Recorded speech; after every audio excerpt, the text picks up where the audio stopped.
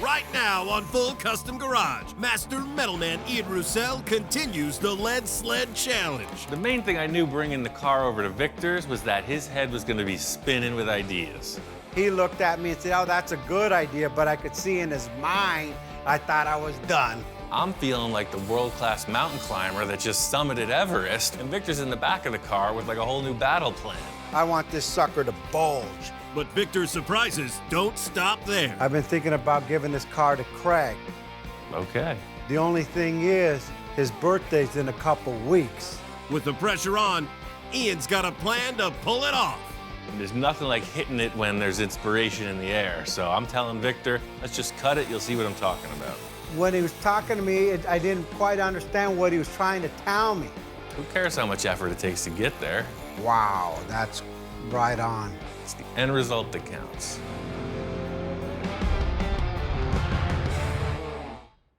A while back, I had this crazy idea. I wanted to take this old Packard and convert it into a lead sled for my friend Tom. Oh, man.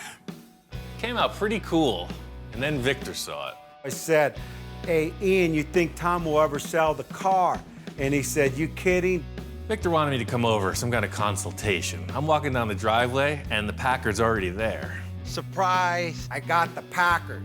I don't want to change that much, but I want to change everything. Victor comes in and just wipes the slate clean. Check it out, I got your clip. They said, that's not gonna work. I said, I know it's not, but Ian will make it work. Took a bit of doing, but I got the body on. That's it, man. I brought you surprise, so come on out and I'll show you what my idea is. Victor says he's got something out in the driveway. 1950 Mercury, it was another project. This nose piece is a game changer, but it's gonna take a little bit of doing though. The modification isn't over yet. Okay. I really want to get this thing to my house. The whole thing with taking the car over to Victor's house is now it's in his ballpark. And I still got some tricks up my sleeve. This thing has the potential to go totally off the rails. This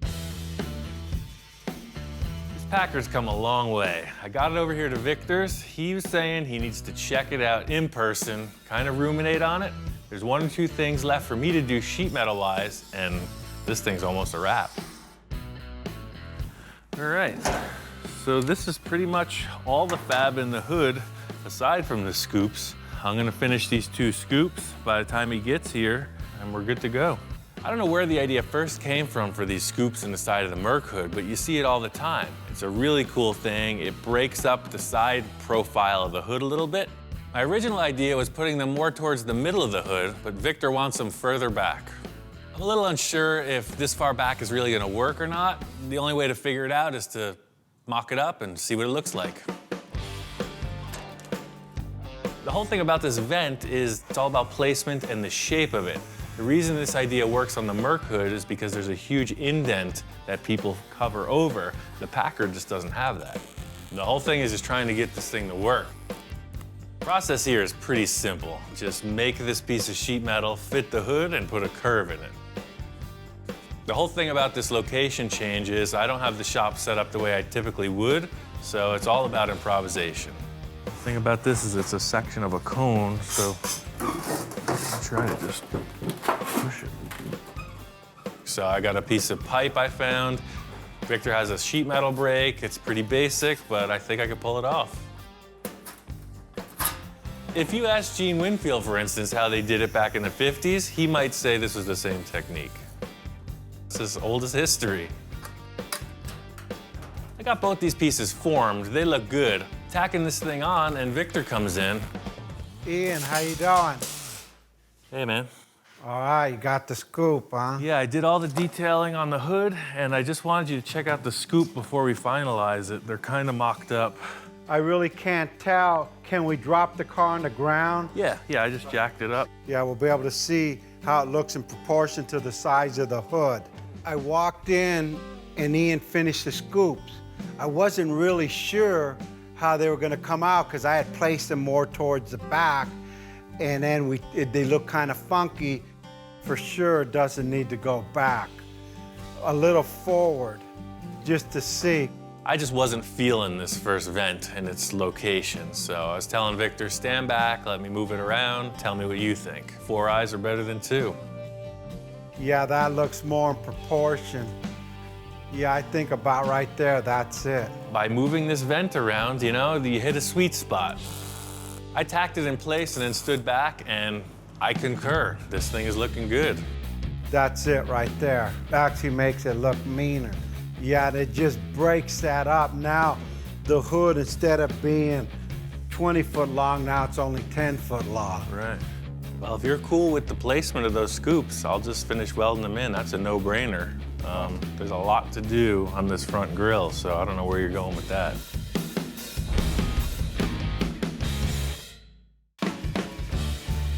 I got these scoops pretty much finished up. The positioning is working for me. Hopefully Victor is in agreement.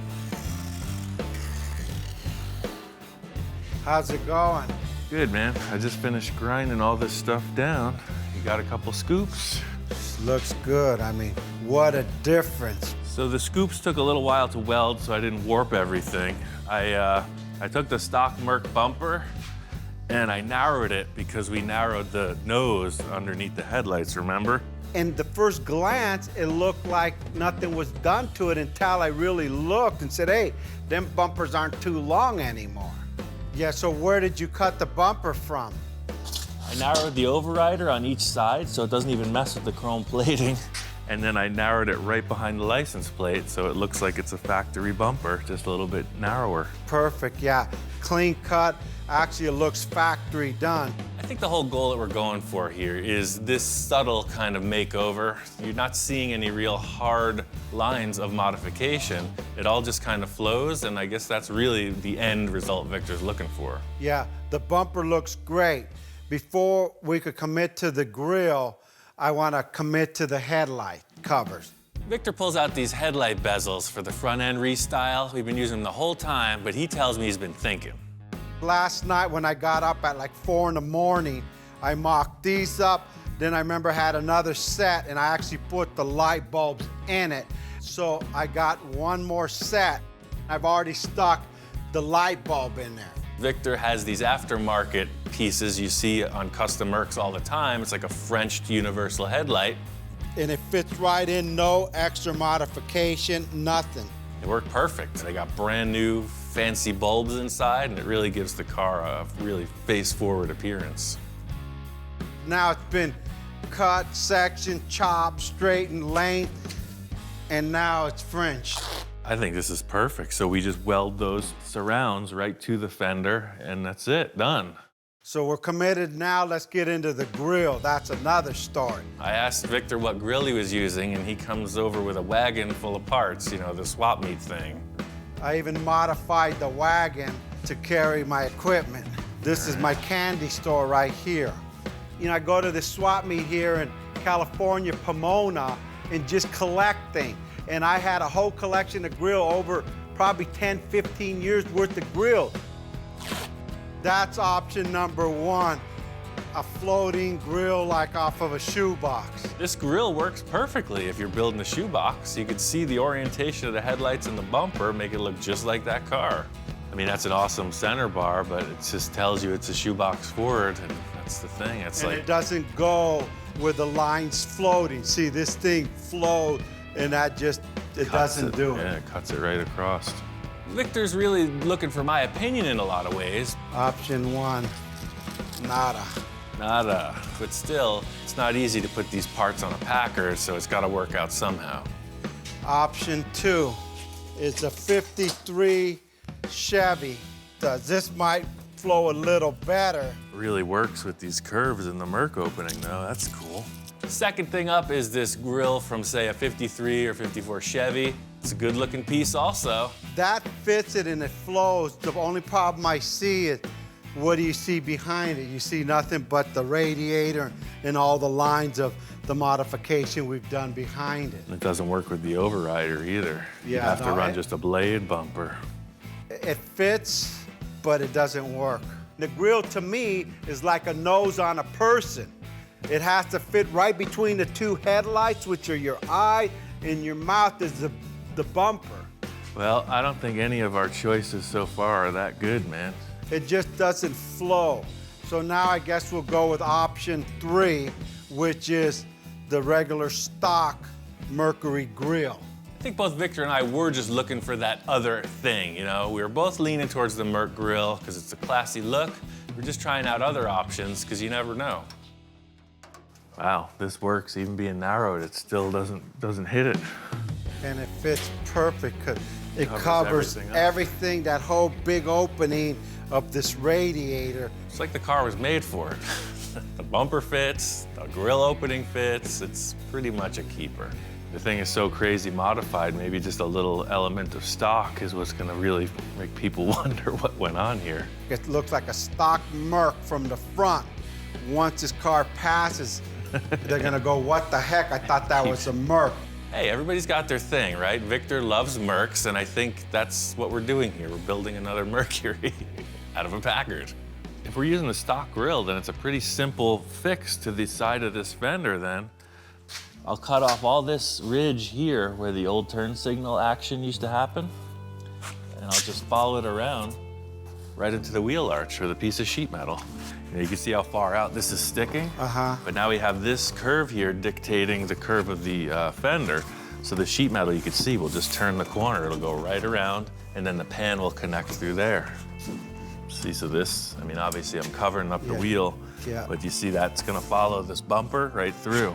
Pull that cardboard back for me. I want to see something. I'm just thinking about, let's finish this whole problem. Let's just get the fender put back together and move forward. Victor's like, hold on, I got a whole new idea. Can we turn the cardboard on the other side? Let's see, I want to see something. So if it's coming in. Yeah, right there. So it's gonna kind of end there, right? Can we open up that whole wheel well with a radius there? Oh yeah, for sure. That way it'll steer when it's low, because it's not gonna steer now. Victor's idea here is to radius the wheel opening. He wants to see the tire, because the car sits so low, the tire totally disappears. He loves the look of the white wall, but more importantly, for me, the idea is that it gives the tires the opportunity to steer. It looks awesome, sure, but to create this very complex shape, as well as filling in a hole, it's a pretty big deal. The problem with these custom cars, and with Victor, is, you know, sky's the limit. There is unlimited potential here.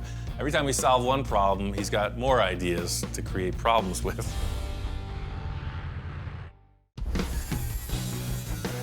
Victor had to take off, and that's kind of his gig. He's the idea guy. Now it's up to me to just make it happen.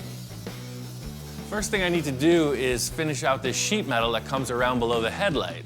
It's just gonna be one panel that wraps right around, mates the Packard fender to the Merc sheet metal. I don't have any of my regular tools here, so I gotta figure out how to form this stuff. The whole thing is, I'm looking around the shop for something with a slightly smaller radius than what I need on the car, because it doesn't actually stay the same shape you roll it into. It always relaxes a bit. You got two options. Roll of tar paper or a copper pipe. So there was like 3 or 4 rolls of tar paper laying around. I picked the one that looked like it matched best. Working out of the shop, you gotta make do. Their equipment's awesome, but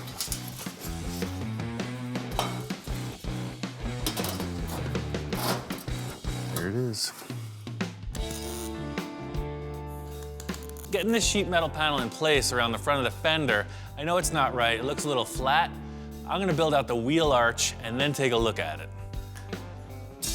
I don't have a bender, so I'm gonna do the old tire trick. I've used this trick a whole bunch of times before I got my fancy equipment, and first thing I can think of is a Volkswagen rim, because you always need some of that, and I know it's gonna be the right radius. Back before all those fancy tools were around, that's how they used to do it. They would take the spare tire off their Model T, and they would curl it up. Takes a little muscle, but I got some to spare.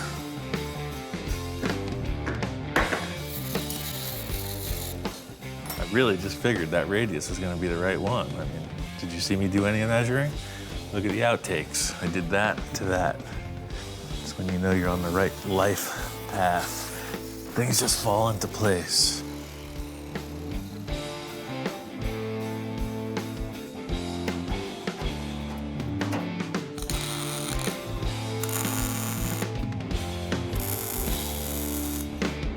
wheel arch is gonna work, but the sheet metal panel ain't happening.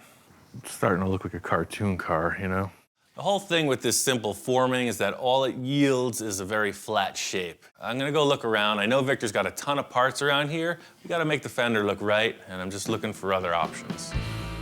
Back here in Victor's storage yard, I know he's had this Merc back here for a while that we've been using as the donor parts car.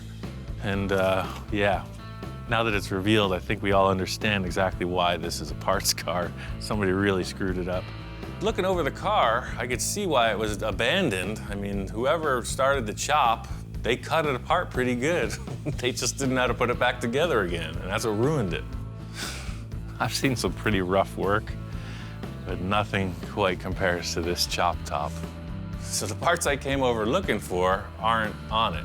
So what I was thinking is I could maybe use this section of the fender, take this and flip it around backwards to the other side. They're both very strong, and the curvature matches the part of the Merc fender we're using. I think maybe these fenders are enough for me.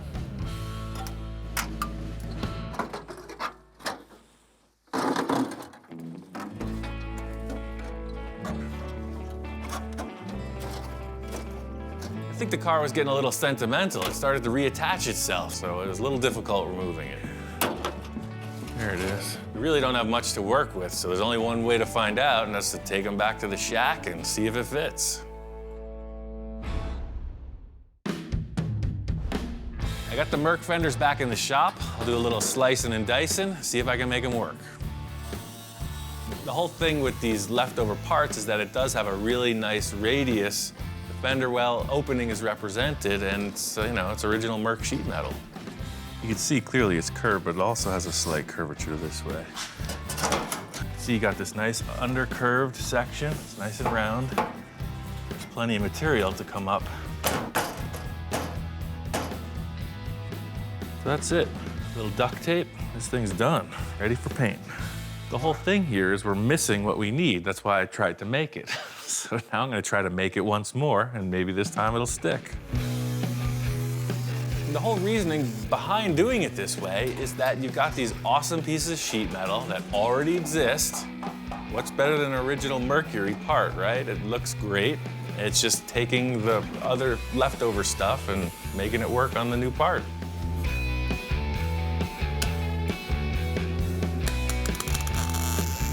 I got the piece of Merc sheet metal fit on the car. It's welded up. It looks like it's gonna work perfect, but I need to cut out the wheel opening so that the tire will steer. I started the fender opening with this round tube, so I need to continue that detail right through to the bumper. So I'm gonna continue with the radius on top and then gradually angle it forward and then turn really sharp right into the bumper. Everything here looks good. I was just finishing cleaning it up, give it a once over with the sander, and Victor walks in. Ian, how's it going? Right on time, man.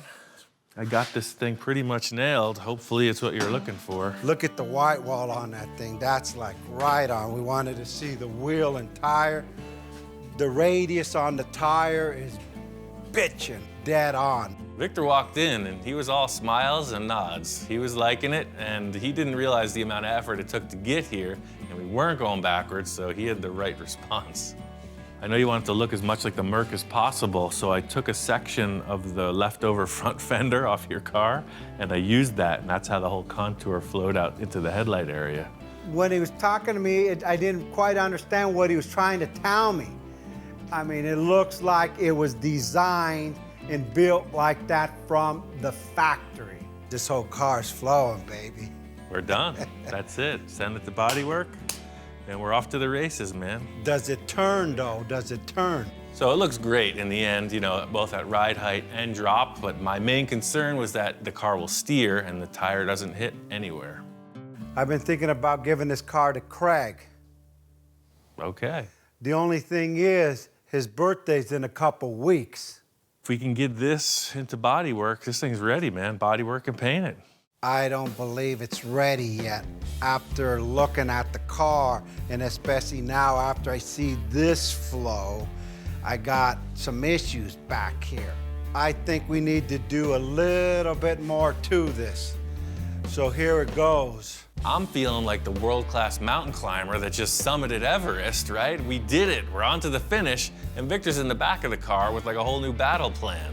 Looking at the side of the car, it's straight. I don't want it straight. I want this sucker to bulge. I'm welling away with my hands like I'm always talking and pointing and stretching, and he's looking at me like, oh, shoot, what am I getting into now? It turns out there is kind of a deadline with this car. Victor's planning on giving it to one of his employees, his right-hand man, Craig.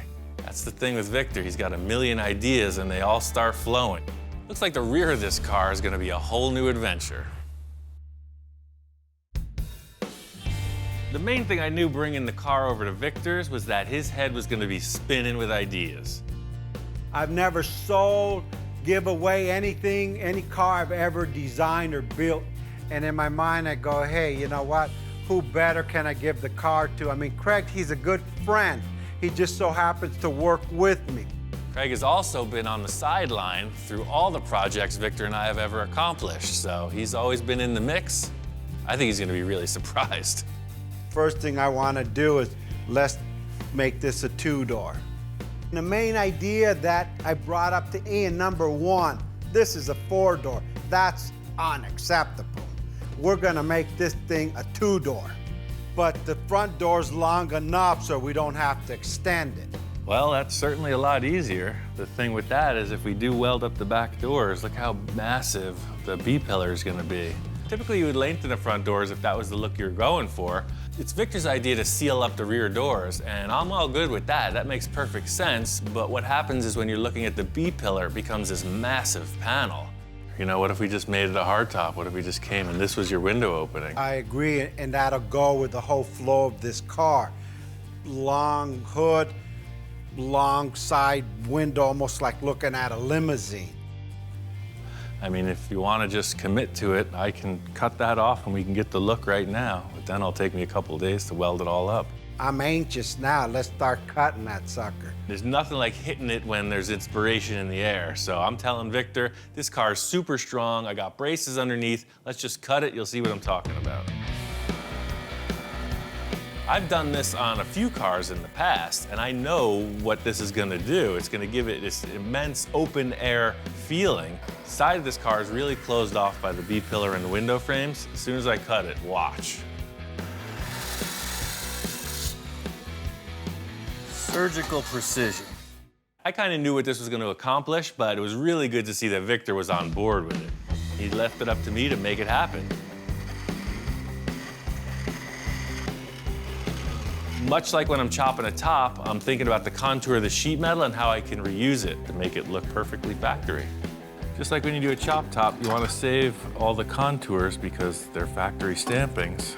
So this deal matches. I'm just gonna put it down there. You'll see, I'm gonna repurpose these old junk and make a custom car out of it.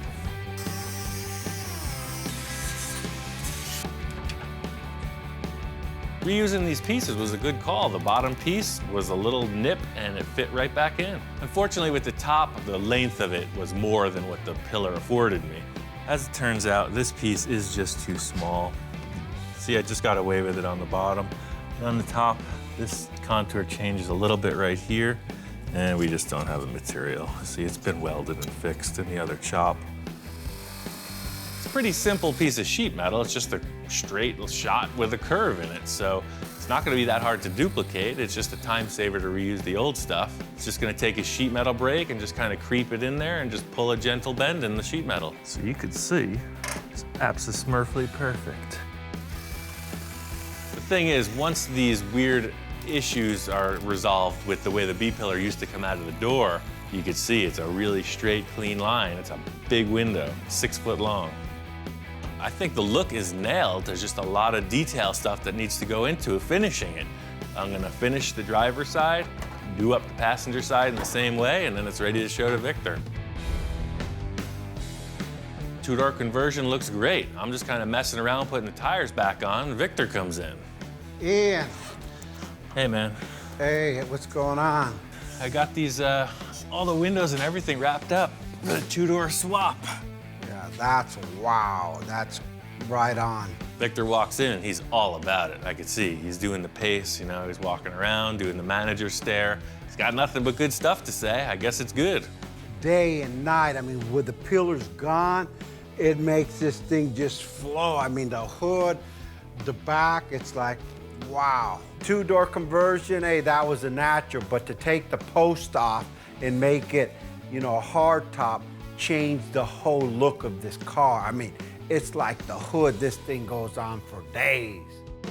I got this two-door conversion nailed. In looking over the rest of the project, I think we got a bigger issue in the rear fender wells. The front we've been working on so diligently, everything's worked out good.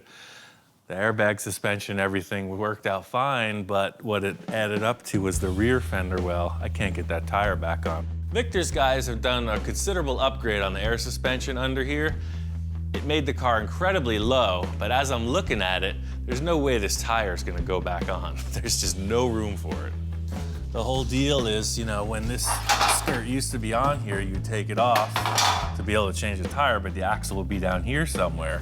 But now, even with this tire, I deflated it. There's no way I can get it through here. It's just... So the tire's deflated now? That's what I'm saying. Why would you change a flat with a flat?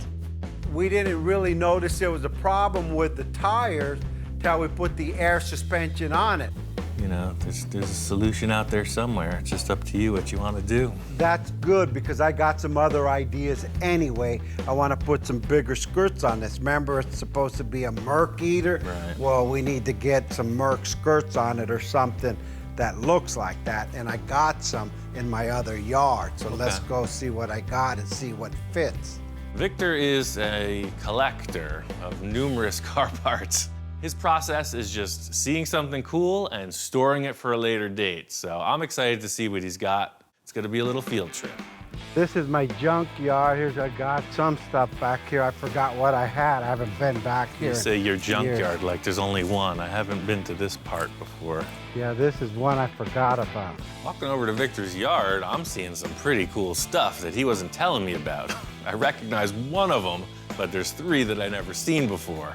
It's like a 65 Lincoln, some kind of cool little Nash Metropolitan, and then some oldie 40-ish Chevrolet. Oh, wow, this is cool. What's this, oldie Chevy? Yeah, something in 40? 30. Yeah, here they are right here. See if this thing even opens. Yeah, here we go. Check cool. that out. Victor's in the back seat of this car, dusting stuff off. He pulls the first set of skirts out. Oh, what did that say there? 51 Merc. And there's a label on it that says 51 Merc. These are pretty raw, man. Somebody's just making these out of fiberglass. Yeah, someone out of Pomona. You know me in Pomona. Here's one that's more completed, I guess. That's what it's supposed to look like. Second, he pulls out this weird-looking pink thing. He's telling me it's a fender skirt, but it looks more like an old surfboard or something. It's something you can modify, right? Sure, and you got a pair of these too. We'll definitely modify the paint first, but... Yeah, no, maybe we'll paint the car that color, who knows? He's pulling out a whole bunch of different shapes. He's got these other ones, kind of like a round teardrop sort of shape. Definitely for a car like the Chevy we're taking them out of. So there's a whole bunch of different ones to choose from, but nothing tells it like putting it on the actual car. The three options you have here look like they'll fit. We just put them on the car and see which one looks best, and I think we're good to go. All right, cool. Let's go put them in my truck. I'm hoping that we could use one of these just to bolt on to save some time, and hopefully it looks cool and we could get on with other parts of this project. What's up with these freaking kiddie rides, man? Yeah, no, I was in the helicopter business like your buddy. Oh, right, yeah, right. You're doing a little helicopter I figure if he work. could build a helicopter, repair it, I could do one too. We got to put a chassis under this and cut this thing out. We're ready to ride, man. I'm always a sucker for the interesting stuff. You know, I've seen a million cars, but he's got these little, you know, coin-operated toys you see in front of the supermarket. He's got a helicopter and an airplane. Like you're 5 years old all over again. Whoa, it's a bucking Bronco.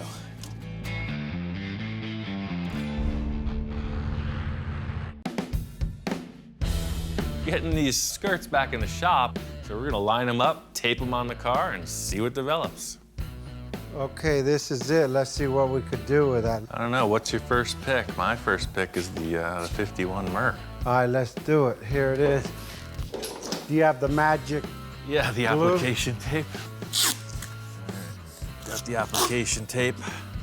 How about right there? It don't have enough bulk to it. It doesn't add that other like element. It's like too flat. The whole issue with the Merc rear quarter is it's very flat, and these skirts represent that. Packard is much more curvy, so there's kind of a misalignment. We need to get something longer. Let's try these other ones. Pair to fast. Next on deck is Big Pink. Proportion-wise, it's there. The shape is just another shape. It's the wrong, see the curves on the car? That doesn't got it, but I love the length of it. It's just out of proportion. I like the way it steps off of the car, but that ain't the one. What I'm thinking about mainly with the second choice is that it's just way too square, you know? Victor's telling me he likes the fact that it's longer, but it's not the right shape. That's it, man. That's strike two. We only got one more. Our third choice was these kind of manufactured-looking skirts. They had no label on them. These are off of a Merc too. The contour of this one fits to the body better than all of them, so this just might be the one. Taping them up on the car, it looked pretty darn close. Look at that, it's great. The size is there, but it doesn't flow. It doesn't match the body. It's still too small. I like the way it bulges here only. From here to here, it's done. You're done here. But this I don't like. I have my Envisioning tape? envisioning tape. Aha. In typical Victor form, simply taping this skirt on the car is not going to be enough. He's got his other roll of tape, his envisioning tape, and he's starting to draw lines on the car.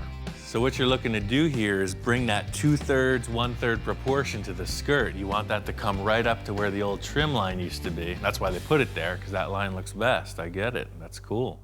While Victor's here, I want to mock up the shape of the fender skirts. Once we figured out the outside line of the skirt, it's just a matter of trimming the metal to fit and fastening it to the fiberglass. Victor's whole plan here is just completely covering up the old rear door. By having the skirt match up with the front door jamb, it's going to give the illusion that the two-door was always that way. Yeah, that's it right there, man. That's it. I think you're onto something. Victor liked the look of the skirts. I'm just going to replicate that in steel and get the car ready for bodywork and paint. This car's getting very close. The last few things are wrapping up. Victor's got his interior guy Lino on it. Yeah, Lino, he's done a lot of interior work for me. He's done 4 or 5 cars for me. Lino, right now we're designing the seat. They're off of a 62 T-Bird, and we've already molded them into the back seat of the Packard, and they fit perfectly. On the interior, I wanted to keep with the theme of something in the 50s, right? We're going Merc Eater, right? Lino, show me how that's gonna look. Okay, you want to do some diamond tuck? Okay, good. Okay.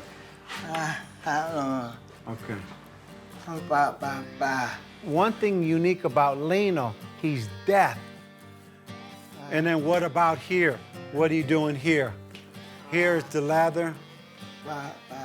I don't know sign language, but I don't know what it is. I understand exactly what he's telling me. In fact, that guy talks more than any guy I know. Okay, so that'll be just pure leather. Okay.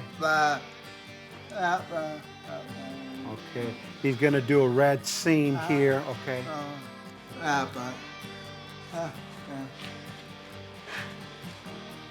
Okay, so it'll all match together, okay. Victor and Lino are kind of like the odd couple. I'm not sure how they communicate, but somehow they make it work. With Lino, he's the type of guys like Ian. The concept he was gonna do with my idea of the diamond tuck, and then he started showing me what he was gonna do on the outside and how he's gonna tuck it in, where the seams are gonna go. The guy goes to the next level. I said, you nailed it, go for it. Good, all right, that's good then, perfect. Now what are we gonna do with the front seats? The typical mode with Victor is use what you have, and he's got these seats. Okay, this seat is out of a 2004 Lexus Coupe. I've been through this before. When you convert a 4-door into a 2-door, you can't use the same seats. In a 2-door, they need to flip forward, otherwise nobody's going back there. This one, when you push the button, the backrest comes forward and the seat goes forward so people could get into the back seat because we closed up the back doors. Now, Lino, what are we gonna do here? Okay, first we're gonna cut off the old headrests because this doesn't go with the nostalgia of the old 50s car, so it's gonna be rounded off. Now, let me see what he's doing here. Okay, same thing in the middle. He's gonna do diamond tuck in the middle, and he made it proportionate to the seat. Most people will do big old diamond tucks. This guy put everything into proportion with the car. Look at how that's gonna look. The guy is good. He's just slow. When is this gonna be finished? I need this finished. We have such time constraints on this project just because it's Craig's birthday and I wanted to give it to him for his birthday, not after. 1 day, 2 day. You hope? He hopes 2.5 days. I hope too, because if not, there won't be seats in the car. All right, good job. Hopefully, he could get this job on time. If not, Craig, he'll be sitting on a 5-gallon bucket.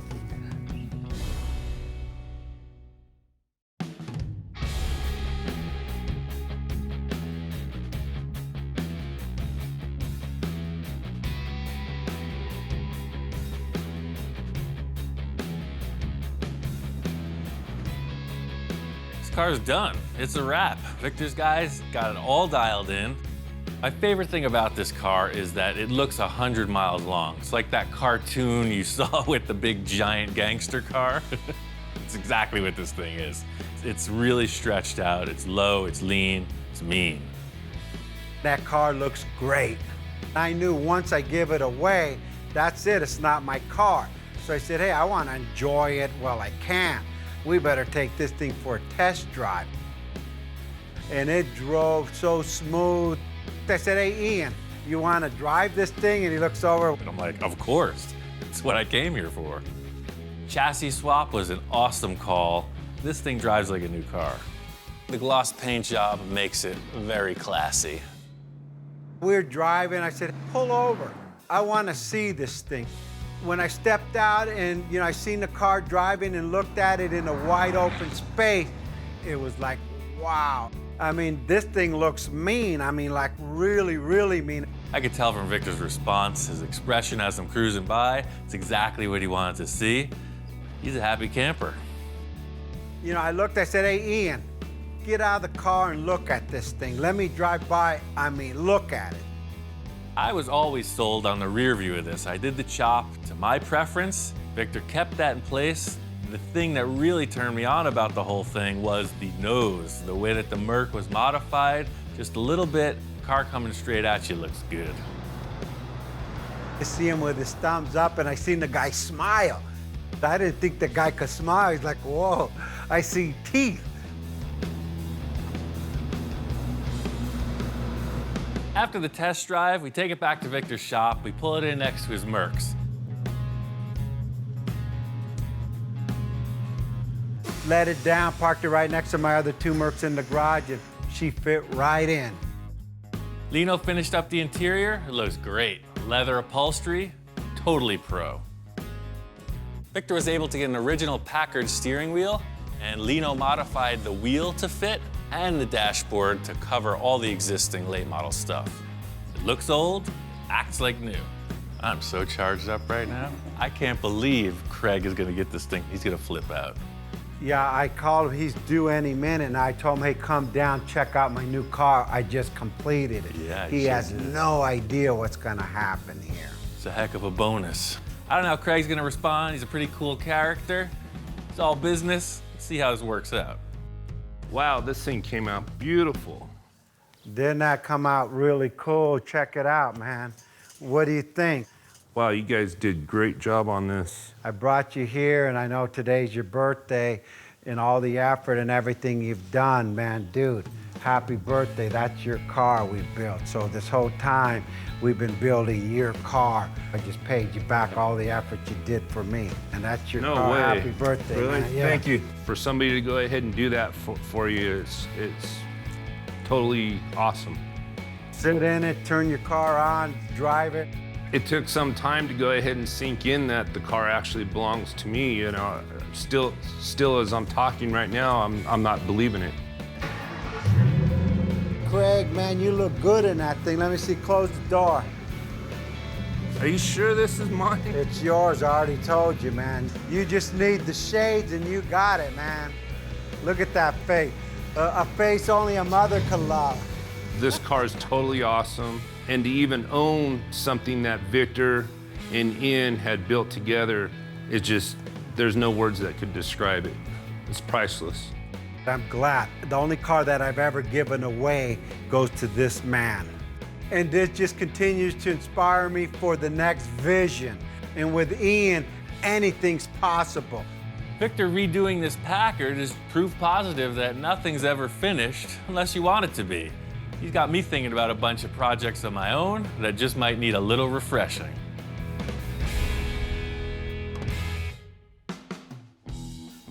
If it's done right, we could give a Merc a run for its money all day long.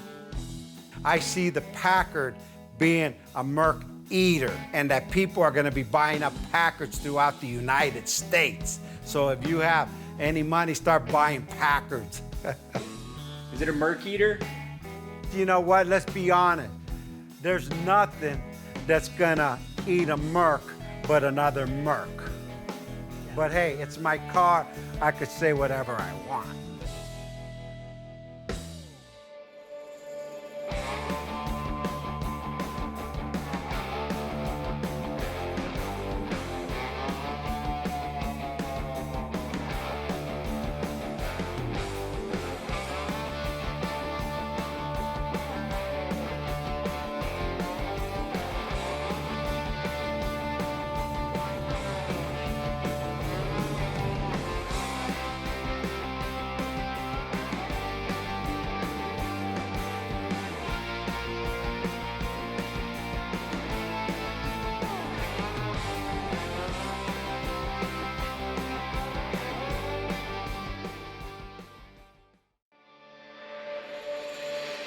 Right now on this special episode of Full Custom Garage, Master Metalman Ian Roussel goes back in time.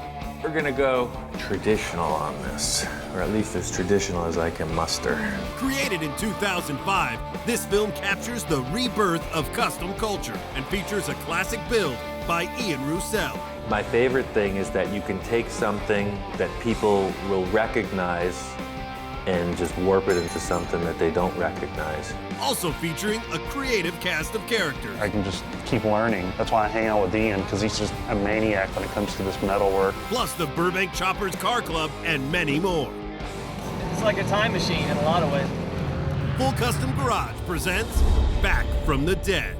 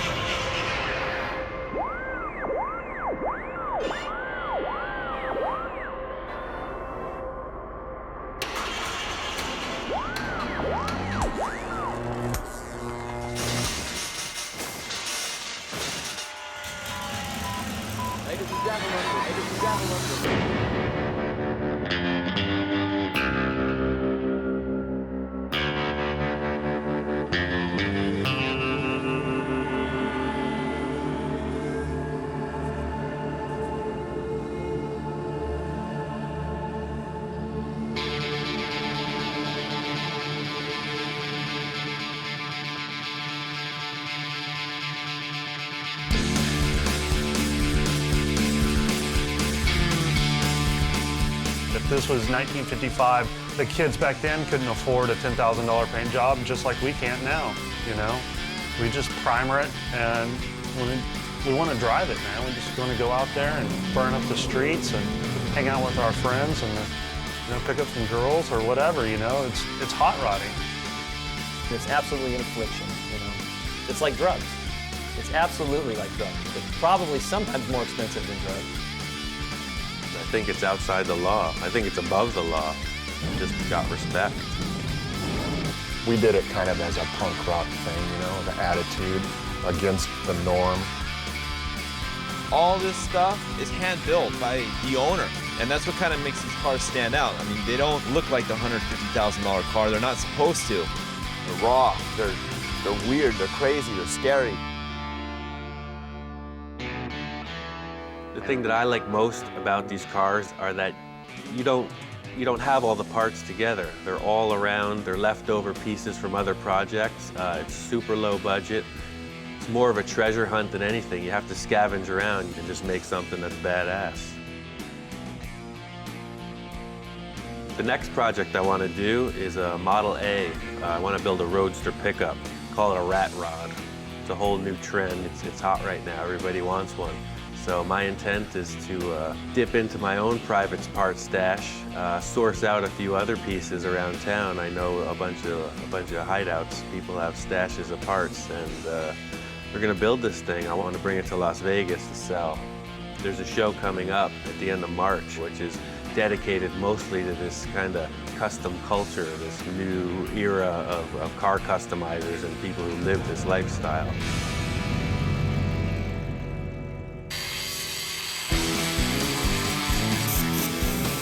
The most important thing for me was to lay down the line of the car, and I want it to be utterly low. I want it to be so low it was almost undrivable, because I think that looks the best. So I just stepped the chassis way up in the back. The rear end, a lot of people run a buggy spring. I didn't have one, so I took these coil springs and made the chassis to fit that.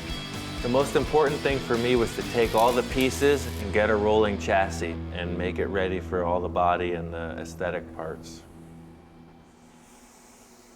I guess for me, fabricating is just sculpting.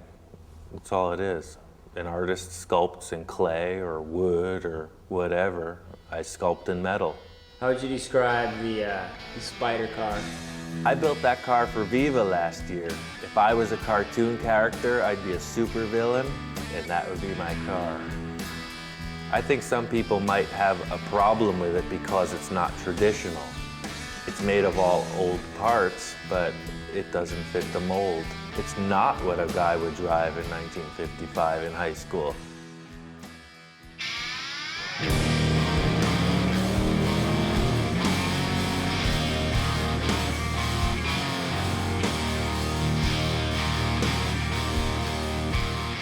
My name is Bill Wishart. I'm an auto tech teacher here at Fremont High School in Sunnyvale, California. So take a look, guys. 2 weeks for the dually deadline, all right? That thing's got to tow a trailer to Vegas in 2 weeks.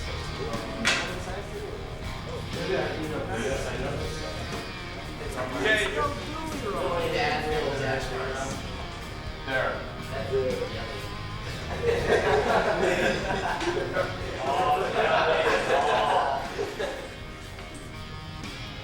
There, happy? The thing about Bill Wishart is he's a no-nonsense guy. I mean, he has very high standards about how you will behave, how you will act as a student in his class, and also what you're expected to do. And Brian, ready? Ready? Yeah, he gets his own category here.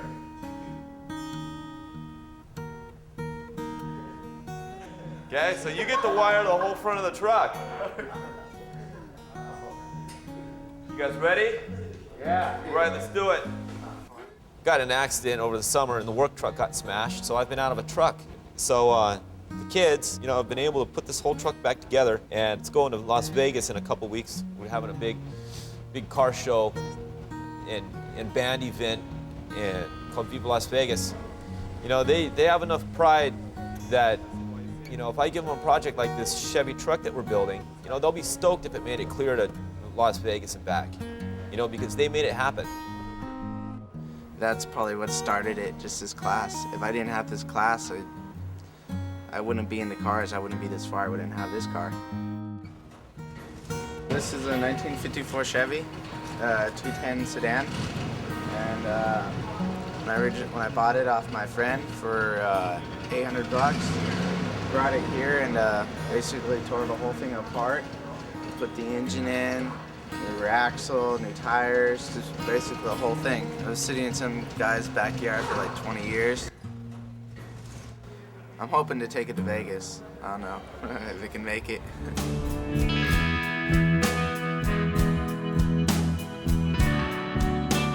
A lot of the guys you see striped, they draw it out, then they stripe it, you know? So I'm not really into doing anything twice. I want to do it once and I want to get paid for it. If I do it twice, I want to get paid for it twice. I'm really into being fast and symmetrical. My dad striped when he was a kid. My mom was an artist, and you know, kind of taught myself.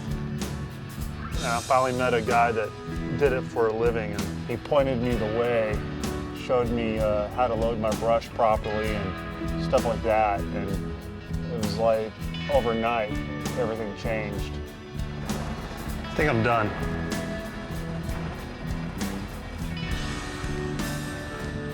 I'm just, you know, I've got to meet all these other people that know how to do everything else that, you know, so I can just keep learning, you know. That's why I hang out with Ian, because he sees stuff that I don't see, because he's an artist like no other. I mean, he's just a maniac when it comes to this metal work. Set up a couple of these gussets. We're gonna run it along the entire length of the arm here. The most important thing to me right now is to make sure that these things don't break.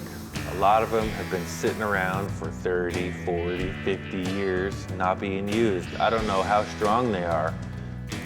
My first idea was to make sure they were strong. As soon as I did that, I realized it has to look good. And I want it to look good and old, like it might have happened back in the day. I hope somebody with a lot of money really likes it. It's a fine pair of headers. I'm gonna ruin them by cutting them apart and putting some silly contraption on that I create.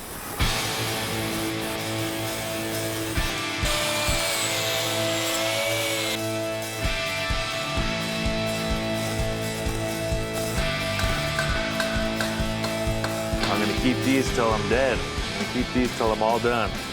So maybe I'll put a little bit of me into this and hopefully it'll stay there. Whoever wants the car can just unbolt them, but I don't think anyone that's traditional would really love what's going on here right now. I think they'd be a little bit upset. Friend Scratch came over and painted my bus. I want to check out what he did.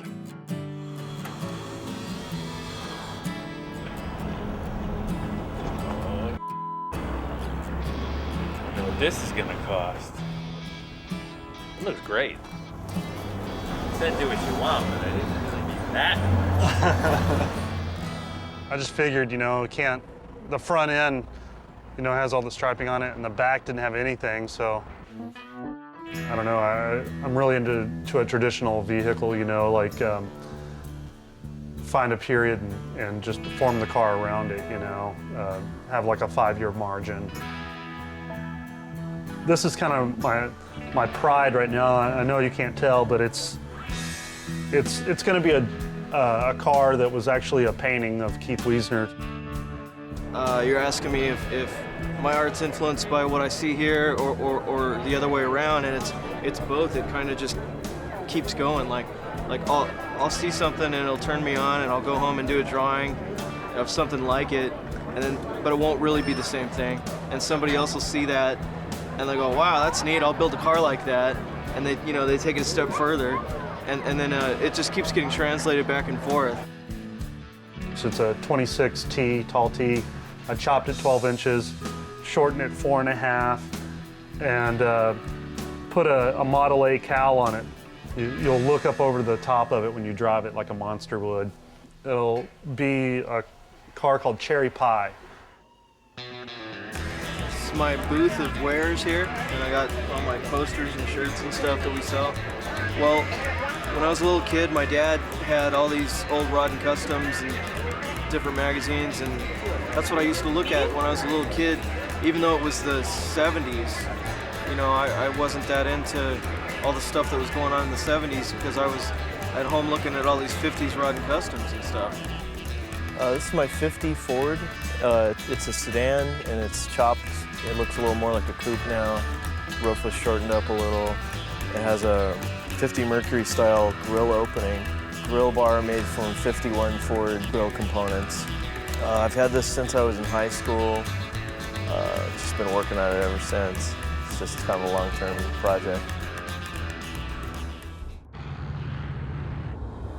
When I built my first custom car, I got the car going, it was pretty much done, and I didn't know what to expect. Drove it down to Paso Robles, and I was surprised to see that there were other people out there doing the same thing that I was.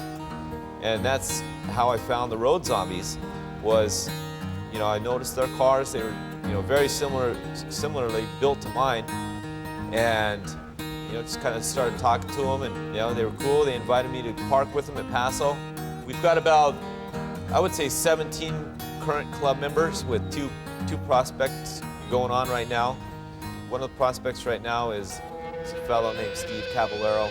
It's a great lifestyle, and it's a great hobby for me, and I'm stoked that I got into it, and I've met a lot of cool people, and it's actually the hot rod stuff has really got me more into art, so I'm starting to do a lot of more painting, and I just love the creative side of all these guys and what they've done.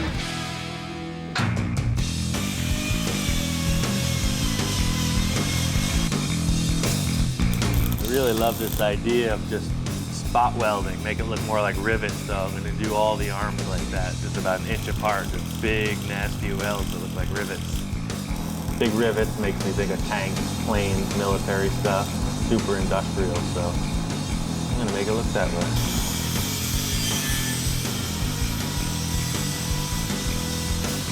I wrapped it up. I think it looks really cool. I want to see it on the ground at ride height. Ladies and gentlemen of the jury, this man is about to desecrate a fantastic bit of Americana.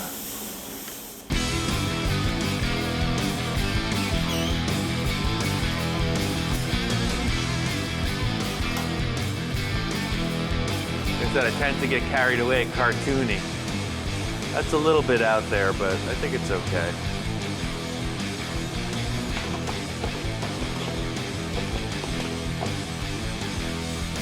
Okay. It's a 302, it's a small block Ford motor. I don't know where it came from, but it's all rebuilt and new. Yeah, this should make the car go at least 700 miles an hour.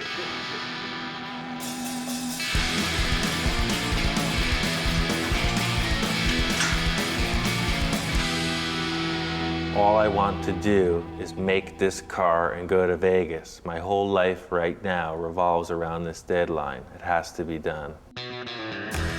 Our whole goal as a car club is all of our cars, we just want them to be dead nuts on, as far as they want to be, it wants to be a time machine. None of these cars are by accident, and I think it's all by design.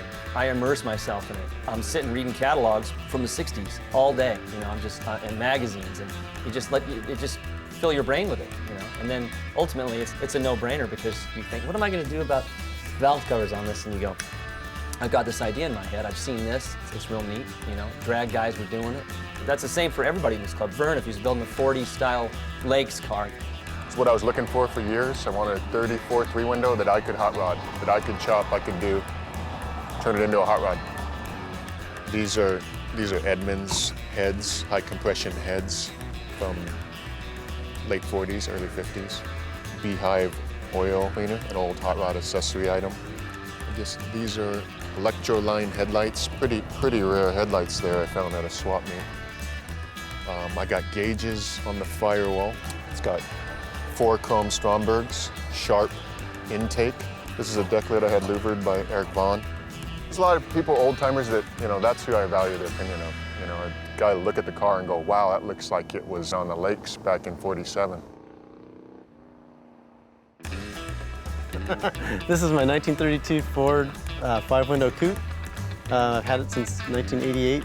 I guess it was rebellious, but at the time I was just doing what I wanted to do. I chopped the car and it was all rough welds. The paint was all melted off of it. It didn't have any windshield or anything in it. And I drove it to Bob's, and I attracted more attention than any car there. But most of it was like, wow, you really wrecked this car. And a lot of people probably had never seen a car in the process of being chopped. And that, you know, it was, you know, sure, I did take a, you know, really pristine 32 Ford and chopped it, but I mean, you know, when I got the car, there was no question that's what I was going to do to it. It has a 54 Buick nailhead motor with a 37 Buick trans and a 39 Columbia rear end, a 2-speed rear end. It has a narrowed 44 dash, a 16-inch Ford wheels. It's chopped 4 inches. I guess what got me involved, you know, I started looking at old photos like from the 40s, late 40s and early 50s. You know, even though it probably wasn't back then, it just seemed so mysterious and romantic and, you know, so cool. Look at these boots, man. These are some working ass toes. And I think they're about ready to retire. So we're gonna do the ritual toe extraction. Everybody thinks that that's part of the boot, but really, if you just grip it just right, it's kind of like pulling a tooth. Look at that thing. It's ripe and ready to go. Just clip that on there. There it is. Look at that thing, man. We can use that in the car somewhere. It's a good piece of metal.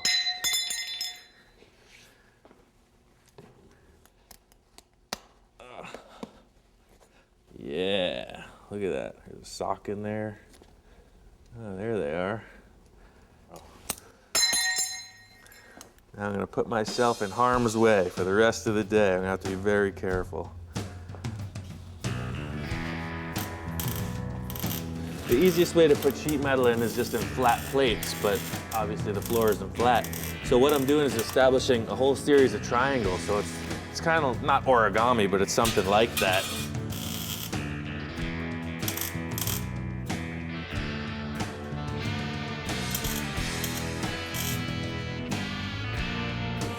Thought I was gonna do this setup with the jagged, burned out stuff, but I don't like it. I'm gonna put it in something a little bit more conservative. So I'm gonna start by making a square tube frame that surrounds this license plate.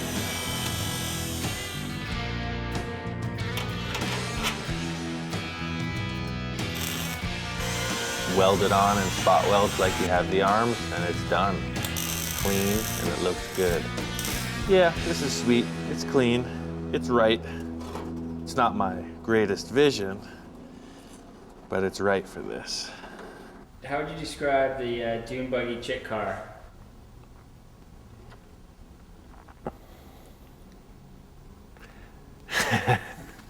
That car is just, that car means so much to me, dude. It's, that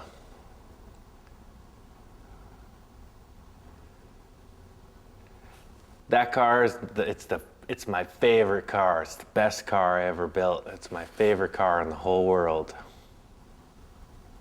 I didn't expect that question.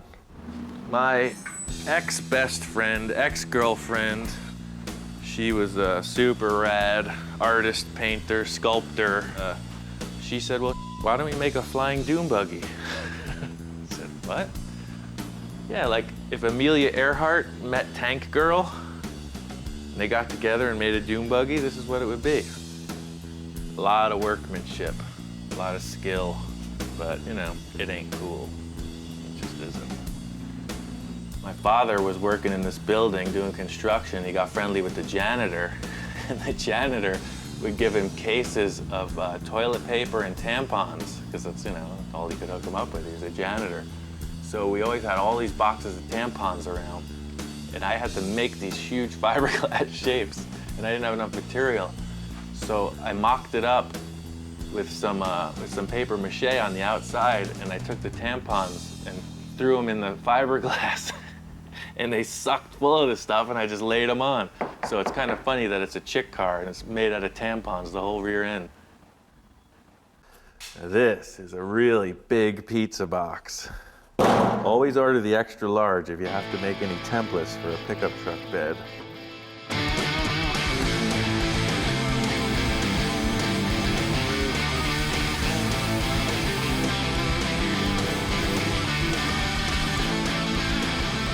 All in all, I think this is good for now. We'll trim it up later after we get all the folds put in it. This type of forming with the metal strengthens it. I'm designing so that it looks cool too, but it's mainly for strength because I want this lid be able to hinge up and support itself. So these will really put a lot of strength in it. I guess again, back to the my car, their car thing. My car would have this.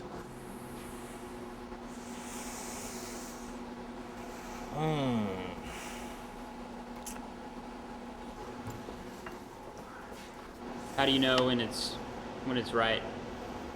I don't know that it's right. Call me in an hour. Maybe I'll just rip this thing and throw it in the garbage. This window frame, I made it from an original '39 Auburn windshield. I modified it to fit this car.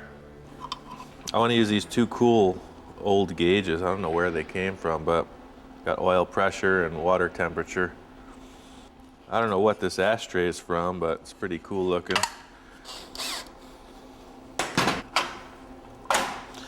All right, that'll help you with your nicotine fix.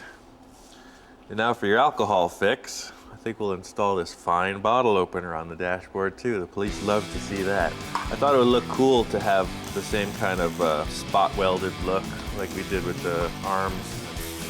A car, like any art piece, is an entity unto itself. You want to have a continuity.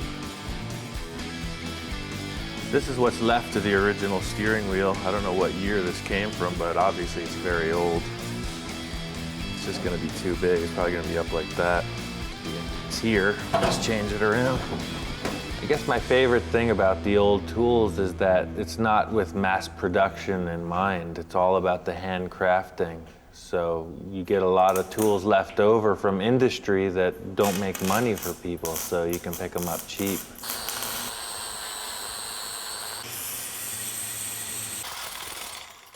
At first, I set up the steering column. I hooked up the original steering wheel, and it was too big. It didn't fit, so I just made a new hoop and made a smaller wheel.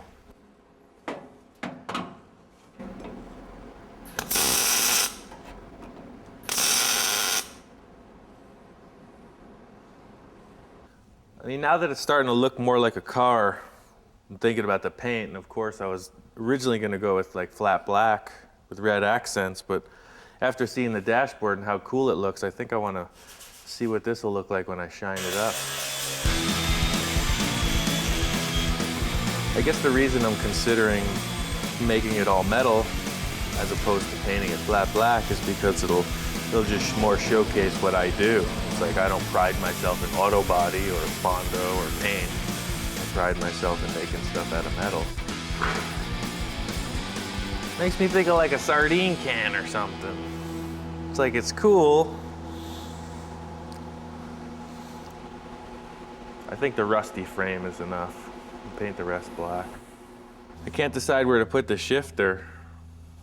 I mean, originally I was going to put it in the middle, big tall shifter. My other car has that. I've seen a lot of other people do it, but there's just no room in here.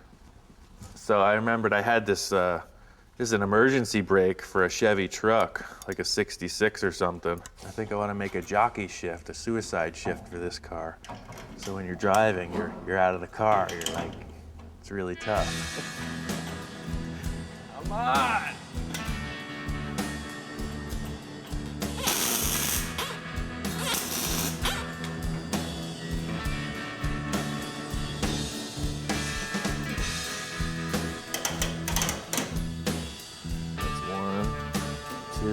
Drive, neutral, reverse, park.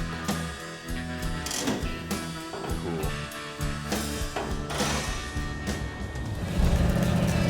If we pick a certain era of a hot rod or a custom and the time frame of when that car might have been built, and then we just basically adhere to that year or group of years and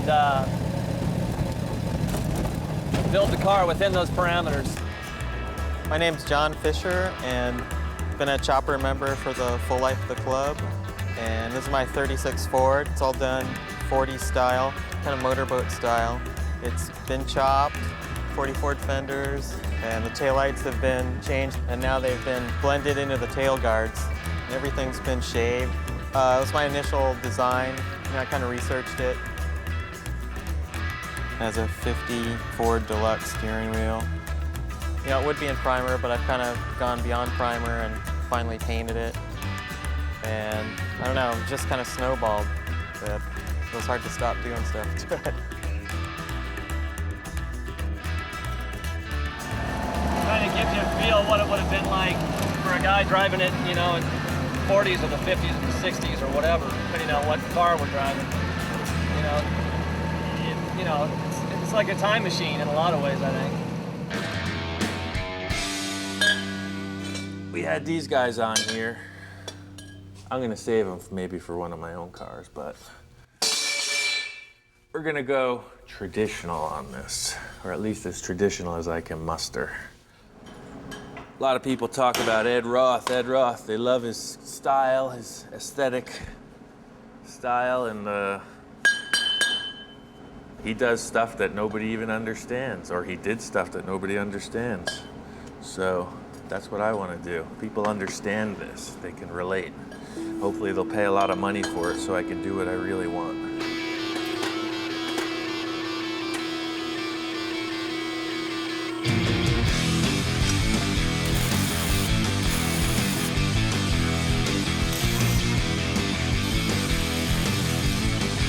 I've seen this car before somewhere. That's all I can say. I'm trying to create something that everyone likes, except me.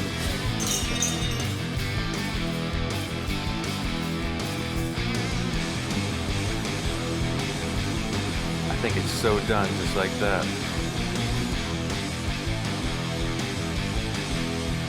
Yeah, I decided that these things suck. Change it.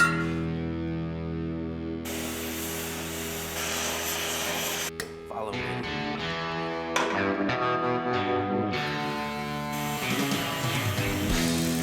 I think aspiring to a traditional build absolutely holds me back.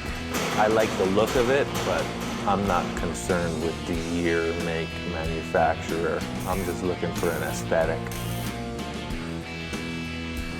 And that's what I love about this kind of approach, is that you're not really bound by $1 million paint job. You can change it every week if you want, and it still looks rad.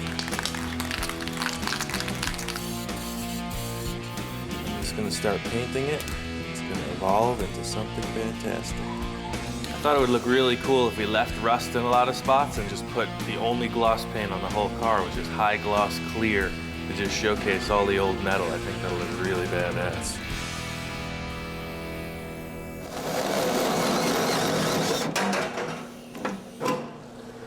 The body was just too nice. I just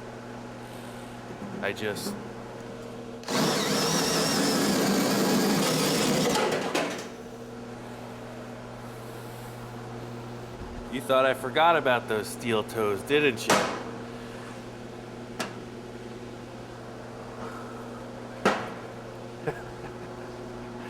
I didn't have a vent for it, you know? You need a little ventilation in there. I think they're perfect. I just knew it would come to me. I knew those toes were gonna be worth something, man. They were too cool to just throw out. My favorite thing is that you can take something that people will recognize and just warp it into something that they don't recognize. That's my super project back there. Probably like in a year or so, I'm gonna start on that. It's a 50 olds. It's my 55. I had that up and running about probably 8 years ago now.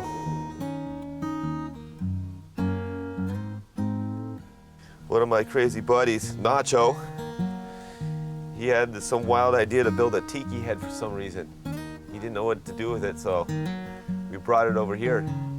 But it was one of those things like, you know, who knows what the hell we're doing here with this thing, you know? So this is the workshop. This is where all the cars get built out of here. Maybe 6 to 10 cars within the last 3 years.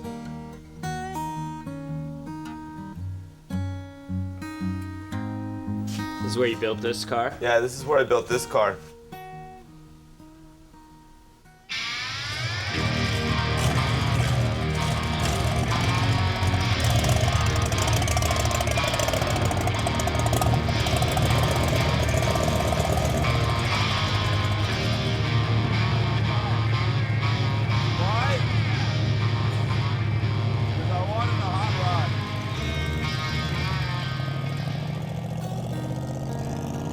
engine's a 57 392.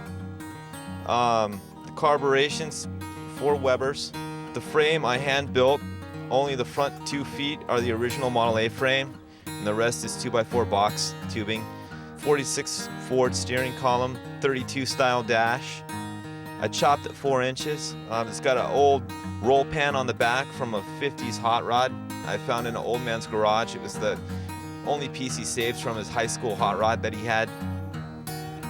We get our kicks off of trying to build it as traditional as we can, rather than just buying parts out of a catalog. We're just kind of bringing it back to the roots where it started.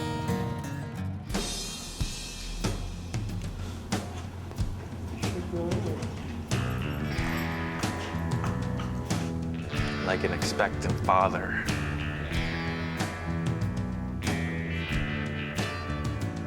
Nervous? Yes, nervous.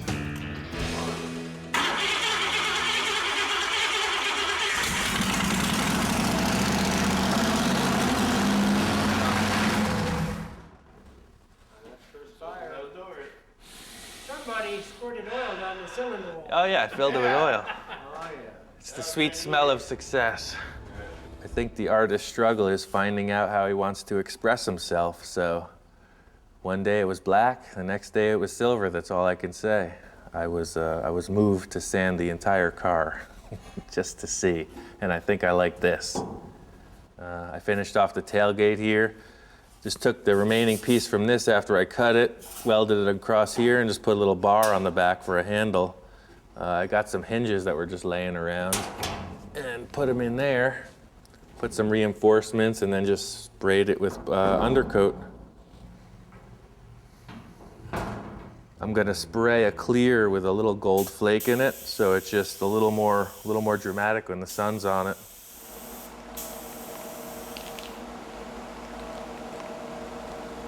Oh, he's the guy with the gold car. Yeah, I saw that car out there. That's the gold one.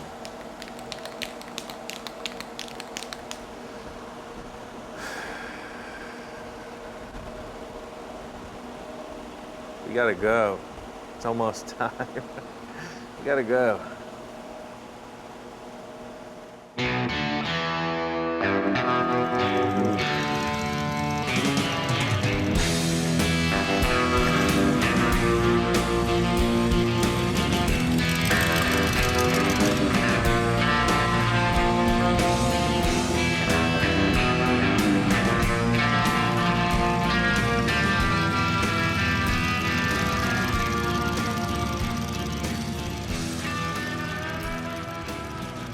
After it was gold, I was horrified, so I sprayed it black in an effort to just make it fit.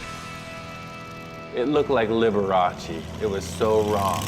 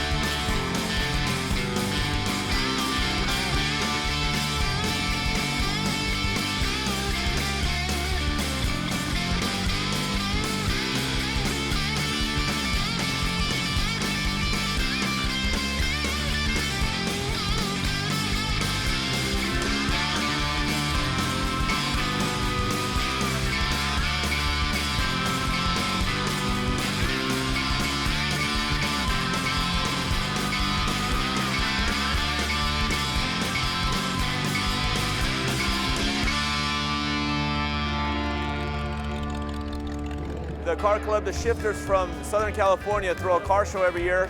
Their whole deal is a pre-63 car show, all traditional built rods and customs. There's thousands of people up here, hundreds of cars, They turned away 200 cars at the gate this morning that didn't fit the criteria. It's all about the traditionally built, custom, and hot rod.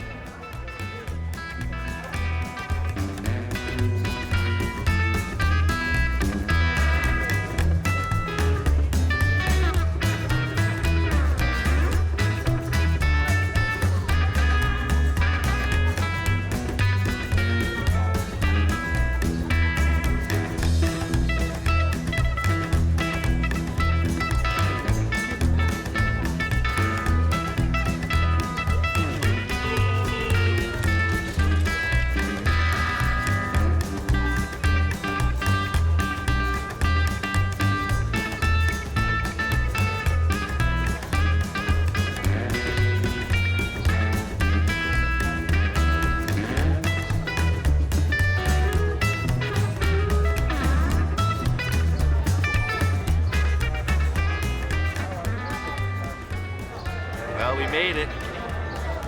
We pulled in last night, and this place was already packed. I couldn't believe it.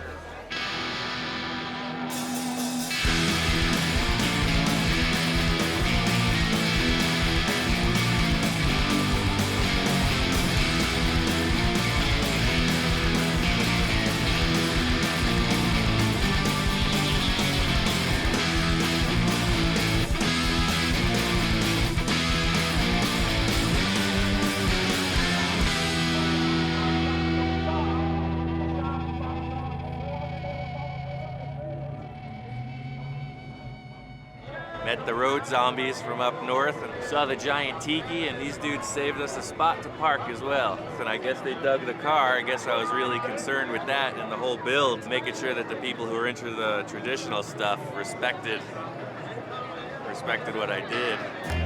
I think Ian's car is real awesome. You know, personally, I'm into the more traditional style cars, and his car is definitely along the lines of very traditional, the way it looks. Very artsy. He's done a lot of classy artwork with it as far as his welding and stuff like that, which is cool. You know, he's personalized it.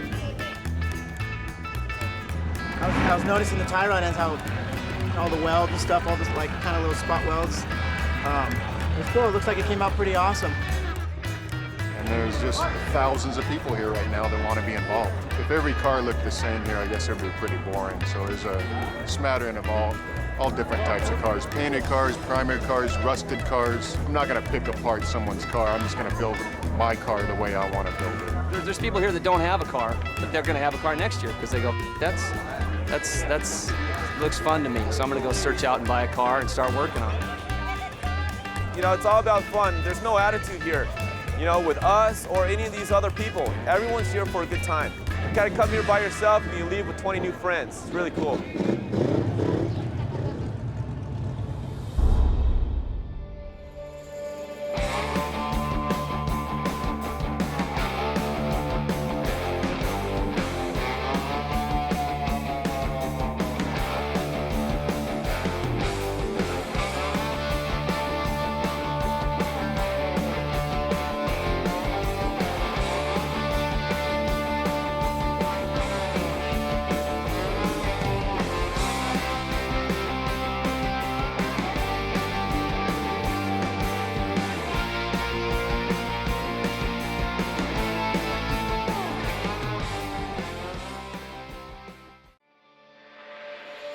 Right now on Full Custom Garage, Master Metalman Ian Roussel continues the transformation of his wild show car. I had a t-shirt when I was like 15 that said normal is boring. This car, it's got to follow suit. Sky's the limit. Ian gets some help from an old friend, and the ideas keep flowing. It started with Johnny Jalopy, continued with Eric, and now Mark's here. So it is all about the collaboration. I brought you some stuff. Cool. Is he gonna like it? Is he not gonna like it? Whoa, that thing is nuts. With the car taking shape, Ian heads out on the hunt for parts. I'm building a Roth-style bubble top. Now that you mentioned that bubble top, let me show you something. It's like, you gotta come inside. This thing is like a snapshot of heaven. Back in the shop, things don't go as planned. Stepping back and looking at the car, it's just not good. There's something terribly wrong. He's got his vision, he's got the drawing to consider, but if it's not aesthetically the way he wants, then it's not gonna happen. There's one final element that's gonna seal the deal. People start to wonder, how the heck did that happen?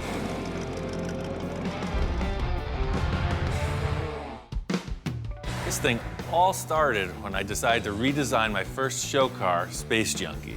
I called in Johnny to help me with the new design. You're not satisfied with I'm not satisfied. It's got to be different. We based the concept off a few of the parts I had, and Johnny came up with a really killer sketch. That's what we're building. Awesome.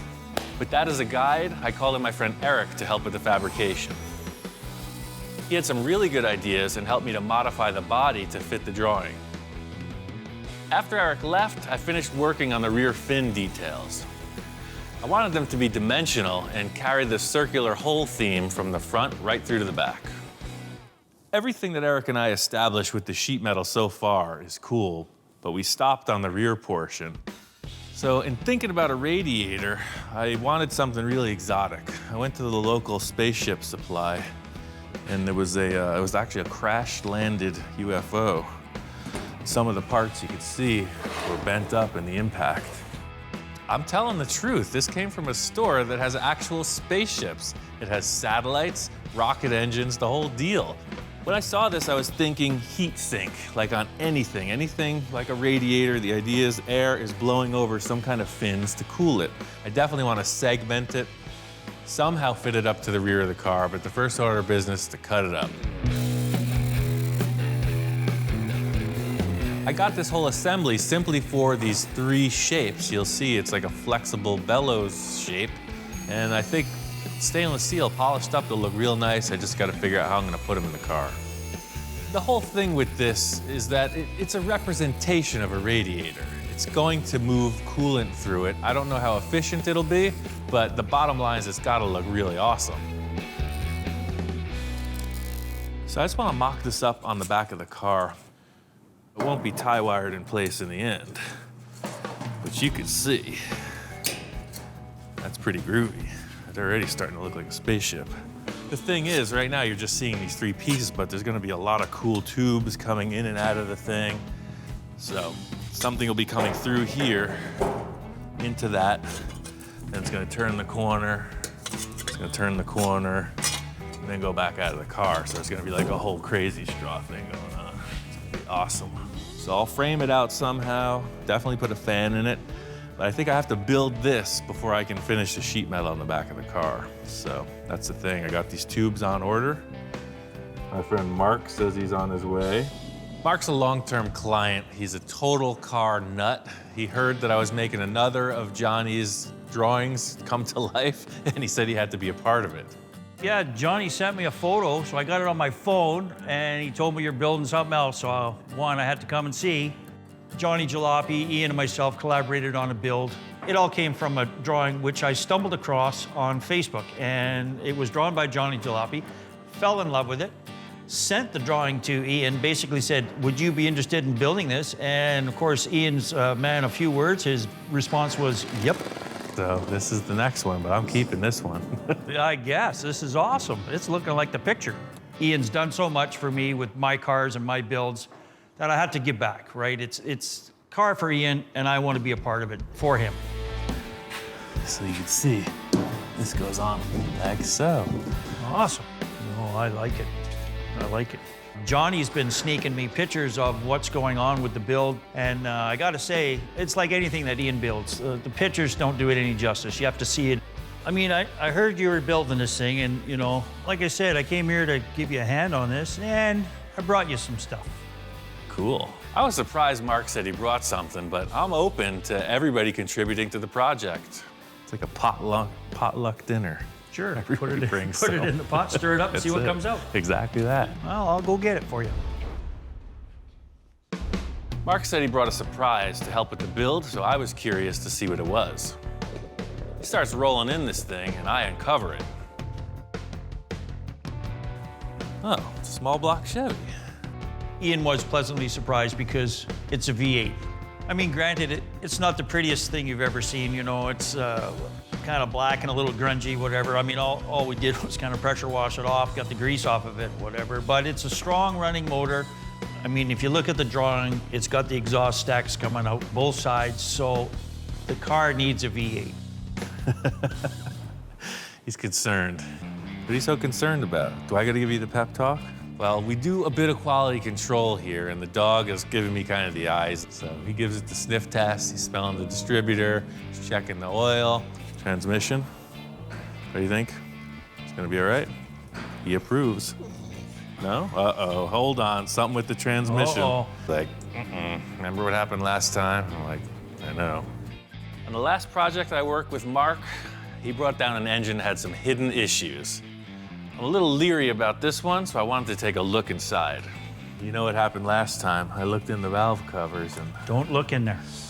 Oh, look, it's nice. And it's super clean, so this was a well cared for engine. Okay, well, I got a new starter on it, so it was a running thing. They told me it was running, so It ran don't great. shoot the messenger. I'm just a delivery I guy. heard that before. I have to prove it to Ian that, yeah, this thing works. Otherwise, you know, I'm never gonna save face with him ever again. So we're gonna mock it up into the Space Junkie. Put it in the car and I could tell this is what it needed. That's the look, man. I think you're all right. You definitely, you got an eye for this, man. Look at that. Huh? That's Oh, yeah, freaking see, you have perfect. to have a V8. Yeah.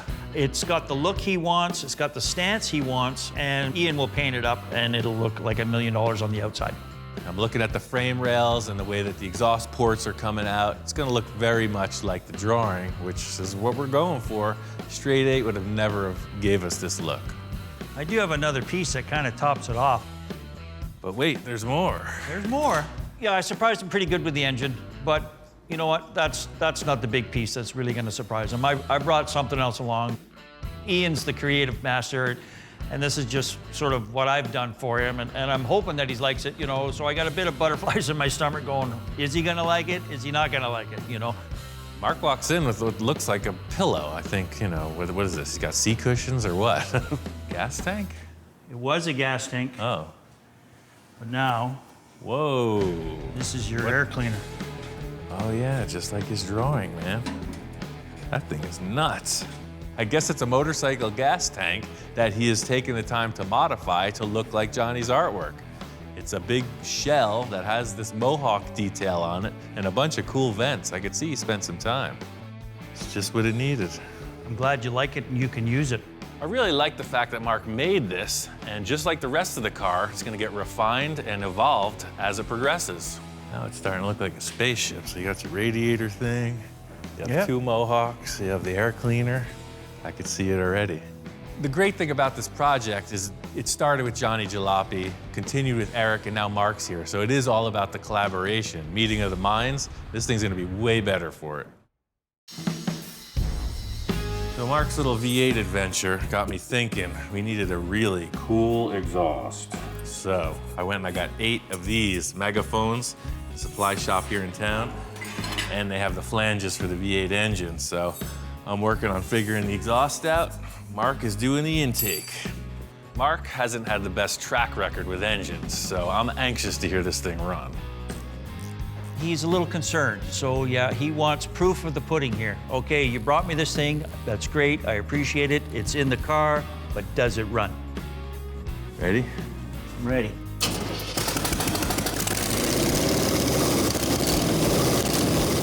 This engine sounded good.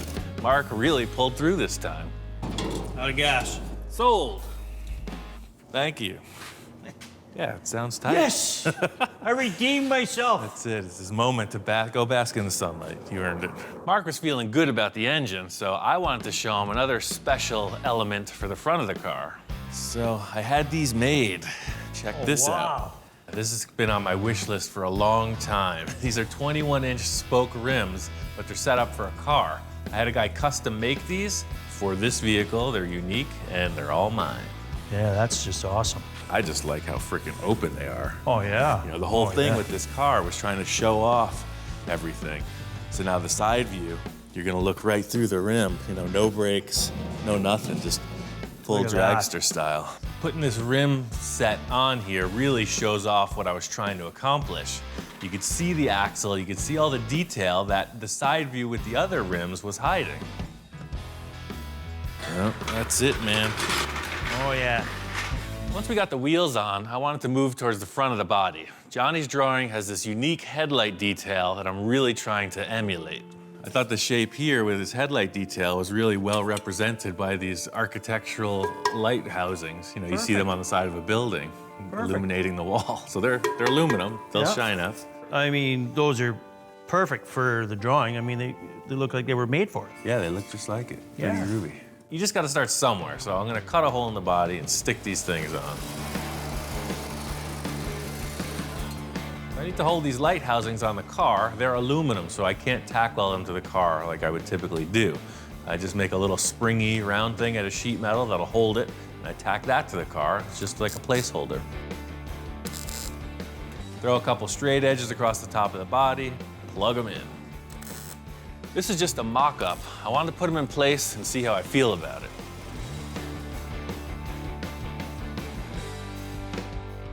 Stepping back and looking at the car, it's just not good. It's not okay. There's something terribly wrong. It's changing the whole look of the car. Once I mocked these up, I knew they were too big. I'd have to redesign the whole body to fit them, but Mark liked it. They're already got a 45-degree angle on them, so they matched the drawing that Johnny did, and I said, wow, what a perfect thing to reuse to get the look that you're after. In order to show Mark the problem, I had to use a different type of envisioning tool. Eric and I created this really nice curved shape, and it will basically delete it. We'll go right over it to blend in this headlight. To make this blend in, I'm gonna have to go entirely over his work and wrap in a headlight like that. See what happens, it's just this giant shelf. It's a big projecting panel coming out of the body. Right. He's got his vision, he's got the drawing to consider, he's got the body that he's already created to consider, but if it's not aesthetically the way he wants it to look, then it's not gonna happen. I'm just gonna ignore it. I'm gonna work on something else. Just like I used to do with my homework in high school. Whenever I hit a wall like this, you know, it's like writer's block. The more you push it, the less you're gonna get. For now, I'm moving on to something else. He's bending some tubes, brings out his big ring roller, and we roll another tube, and I'm still scratching my head going, I don't know what you're building here. I didn't really tell Mark what I was doing. I was just making a shape here. I had a couple ideas, and really I just wanted to flow with the existing components in the chassis.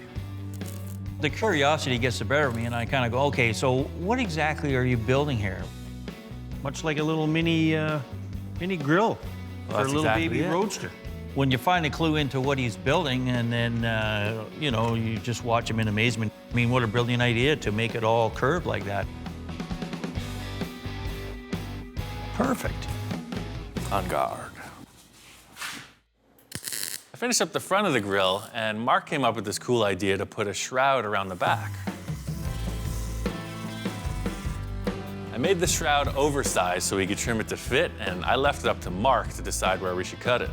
Whatever this dimension is, let's just follow it right from this surface, and then it kind of flows. I'll trim it, we'll bolt it on, we'll call it done. Mark's a little nervous. He didn't want to draw the line, so he left it up to me to make the call. You going straight? Yeah, of course I'm straight, man. That's what I'm saying, you can't be afraid of a marker, man. We're gonna cut somewhere in here, cut somewhere along this line. As usual, someone has a critique of my line drawing process. I want you to swoop in here so that your 6 inches is... Mr. freaking shy, Mr. Gun shy. There you go, fresh slate. Mark is a sincere professional. He needs detail.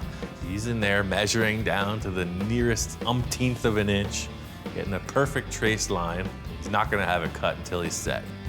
Now, my line, Ian's line. Which one would you follow? So the thing is, just to further complement his efforts, I just duplicated his original line, flipped it over to the other side of the shroud, and traced it.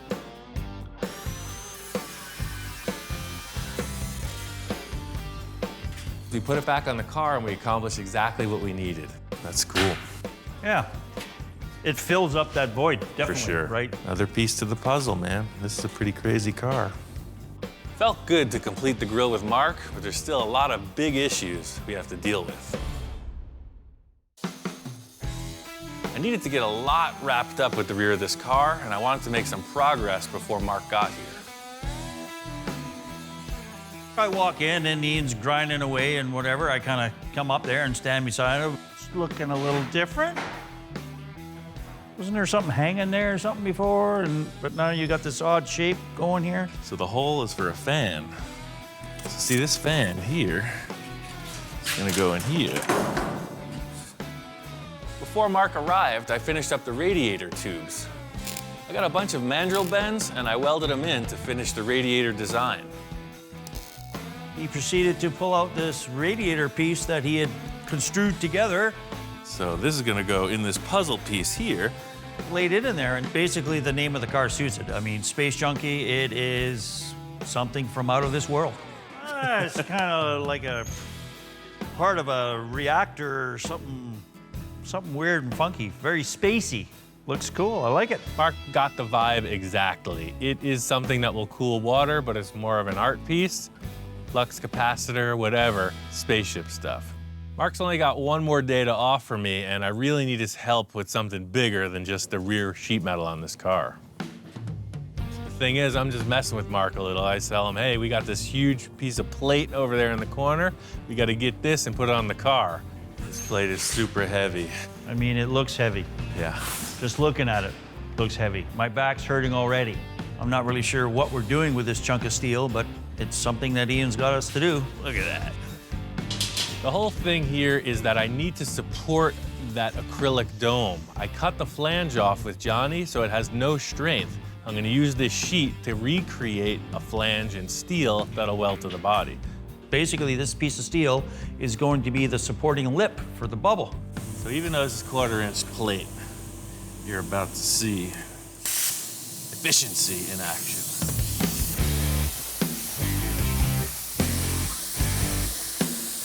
Cutting disc ain't gonna do it this time. I gotta use the plasma cutter. It's a treasured asset, so I only use it when I really need it.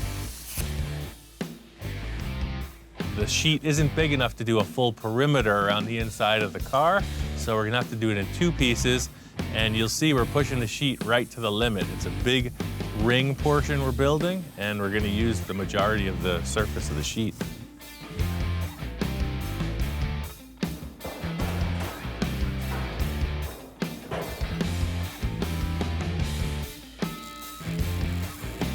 He took a pipe and he just sort of measured it out 1.25 inches, and he felt, okay, this is it. If we cut it wrong and if it's too short, we're starting from scratch again. Get a whole new piece of metal, and nobody's gonna be very happy. I've been kind of amped on this all day. I needed Mark's assistance. You see, it's a lot of heavy moving. We got it in place. I really want to see this bubble on the car. You ready, man? It's time for the test fit. I'm sure we did it perfect. So close. If I drop it, I'm running out the door. Very cool. Now she's looking like something. Yeah. That's cool, man. The whole thing was I haven't been able to see it until this point. It always had some piece of board in there, a couple braces. It's the first look at the vehicle, seeing through the interior. It's exactly what I hoped it would be. You know, it's looking more like the final end result here. Yeah, with the wood in there, you just didn't get the sense of it being such a cool thing. No, and to see through down into it and whatever, you know. Since I'm 15 years old, man, this is what I've been waiting for. The whole reason with splitting up a project into so many different tasks is just what we accomplished today. Is a little victory, charges up the energy, we see a good positive outcome, and it allows you to continue with the struggles you're having. So, buddy, I gotta hit the road. What? Yeah, I'm stoked that I can be part of this build. The collaboration between everybody, ideas that bounce off and whatever, and Ian's creativity holds it all together. Basically, it's like a circus, and Ian's the ringleader, and we're all the clowns that are running around trying to figure out stuff to do for him. You think you just stop in for a little 3-day vacation? And... Yeah, see, there's my phone right there. It's, you know. You're a busy man. Somebody wants me somewhere. His job is done here. Mark's got to hit the road, and so do I. There's an old school shop that might have just what I need to take this to the next level. I'm at Moon Eyes, the makers of spun aluminum wheel discs and a lot of other cool stuff. I called up Chico and asked him if he could set me up with a custom pair of wheel covers.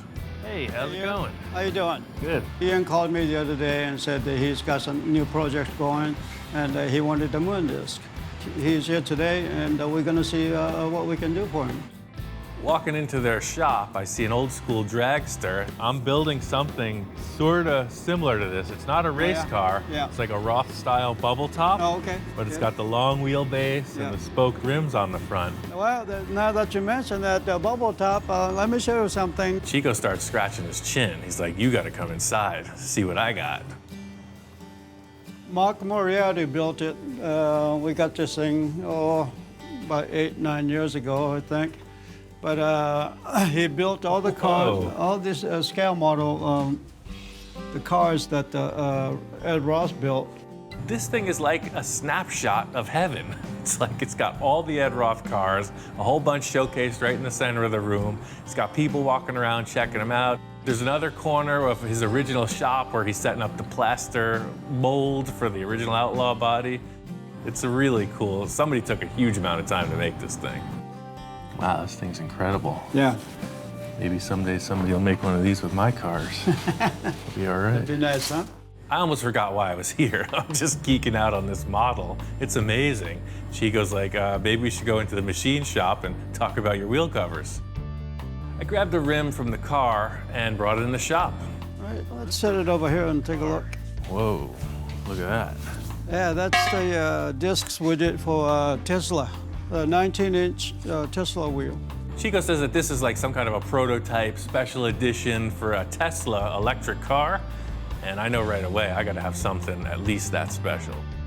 So this is a 19, but those That's are 20s. That's a 19, yeah. These are 20 wheel, and it measures 21 and a half. Right. And let me see what we got. He brought out the standard disc, and that's what I thought I was coming here for, just in a 20-inch diameter. Apparently, just like me, they're always experimenting with different designs and styles. This Off the disc here, we Whoa. did, this one we did for Dodge Magnum, 20-inch wheel. This is a Dodge truck spare tire.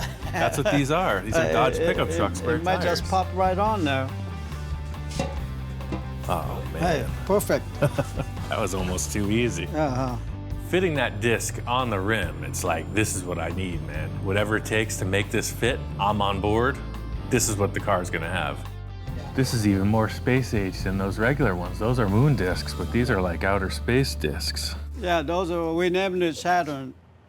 That's what they're called? Yep. Okay, Saturns, perfect. That's it, that's the look of the car, man. Yeah. The coolest thing about the Moon Eyes facility is that they have a full machine shop. Let me show you here. This is Manny here. Cool. He's been working with Hey, us for how's it over going? 10 years now. This is Thanks, Ian. man. I always wondered how they do this. Everything starts out from a flat piece of aluminum. See, that's what it would look like if I made the wheel cover. That's why I came Yeah. here. It was set up on that mold that we have, and it's from the 1940s. Apparently, nothing's changed since they invented this. You take a flat piece of aluminum, clamp it in the lathe, turn it on, and then push it into shape with this paddle.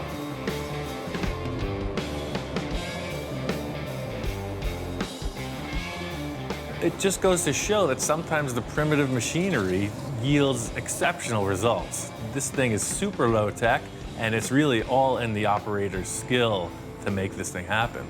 We go from here to a Sunray machine, and then we put our trademark Sunray finish on it. Oh, and that's how it gets all the different facets. I Right, guess. yes, it's a brush to finish. Just like any fabrication process, you rough it out and then you finish it. You pull the disc off of the lathe, put it in some kind of polishing machine, and it's pretty fancy. All right, here's a finished product with a Sunray on it. Wow, crazy. The difference, huh? It's perfect, man. That's the thing, I mean, literally. Yeah. That's the From start, that to and this that. is the finished. That's pro. Seeing the process was pretty cool. It's a highly specialized thing, but mostly it's the old school dude doing something with his hands right there in front of you. Custom work is where I would really like something that's not available out there, and that I want to be able to make them so that we can say, here, we did this. Thanks for coming by. Yeah. And we'll get your wheels disc done next week. Sounds good. Right? Yeah, whenever you get time, just give me a call. All right, Those great. are perfect. Thanks. Very good. Right Thank on. you. Thanks for coming by. So it looks like these wheel discs are a go. He's gonna do a couple things to make a mount. I gotta get back to the shop and finish this car. I think I figured out this headlight issue. The whole thing was I loved those original headlight bucket shapes, so I just kind of modeled the new design after that, just a little bit smaller. I really dug this slash cut opening, but on the outside of the car, it was just too bulky. Took some round rod and I just framed out this opening. Took some sheet, I put a little curved half cylinder in there, and then I took some round tube and just made a recess in the body. I also still like the aesthetics of the original headlights, and I wanted to incorporate them as well. With this in place, there's another idea that I want to try out. I was making a lot of cast aluminum parts in the past. This is one of them. You see, like on lowriders on their fender skirts, a lot of times they'll have this shape. This is handmade. I had a foundry pour it for me, but I took an original trim part off of a car, mocked it up on a board, and then added an extra element of these deals and one more spear. So instead of 2, now you got 3. And it just so works out that we need 3 spears in the front of this car. Like everything else, I see a shape and I'm thinking it can be cut, segmented, modified, whatever, and that's exactly the course of action with these. I made them, I'm gonna cut them apart and remake them again. The whole thing I've been doing from the start is finding parts that I like the shapes of, wherever they may be, and modifying them. And now I'm starting to find the parts that I modified before and remodifying them to make something even weirder. So it's a whole vicious cycle. These pieces are going to be screwed on. I have to drill, tap, a whole bunch of other stuff. I just want to see them on the car. I know I could pull off a temporary tack weld, get these aluminum pieces fit up on the steel body, just enough to look at them and see if it's gonna work. Right off the bat, standing and looking at this, it works. This is exactly the look I was hoping for. Sometimes you just gotta wait a couple days. You know, it just occurred to me that I had those spears, made a good call on not adding that other element with the headlight bucket in there. That's the look. I'm committing to that. The main thing on my mind right now is getting to one of the biggest fabrication elements on the car. Johnny drew this mohawk thing, and I really need to nail it. I think it's gonna set the car apart from all the other bubble tops. The main thing is trying to make it look like it belongs with the car. Well, the first step is figuring out how to draw a line in space so you can stand back and look at it. And got yet another envisioning tool. The bottom line is this is an engine hoist. You use it for lifting engines. I'm gonna use it to lift some tape. Keep your eye just like focusing.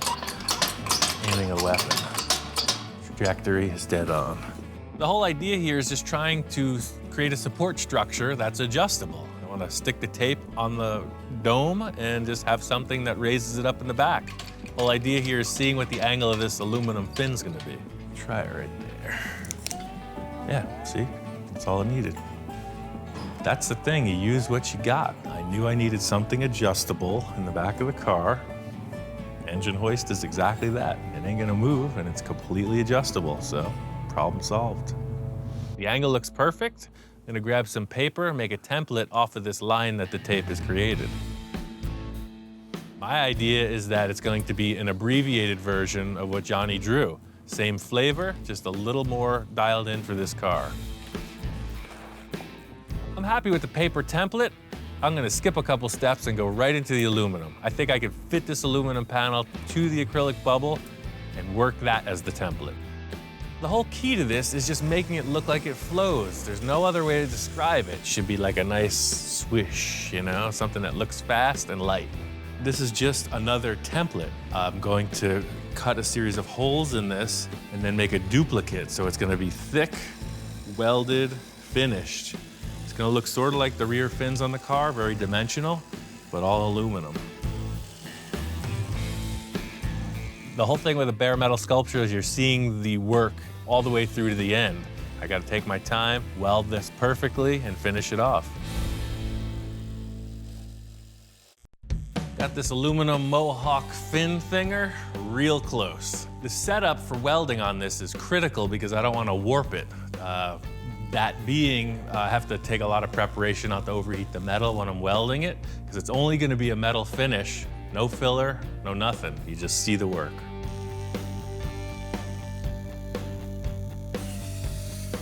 Down to the final bit of sanding.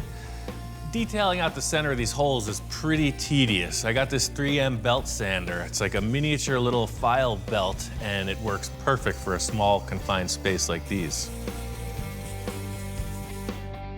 This Mohawk fin thing is the crown jewel. It's right at eye level. It's the main focal point of the car, so it's gotta look perfect.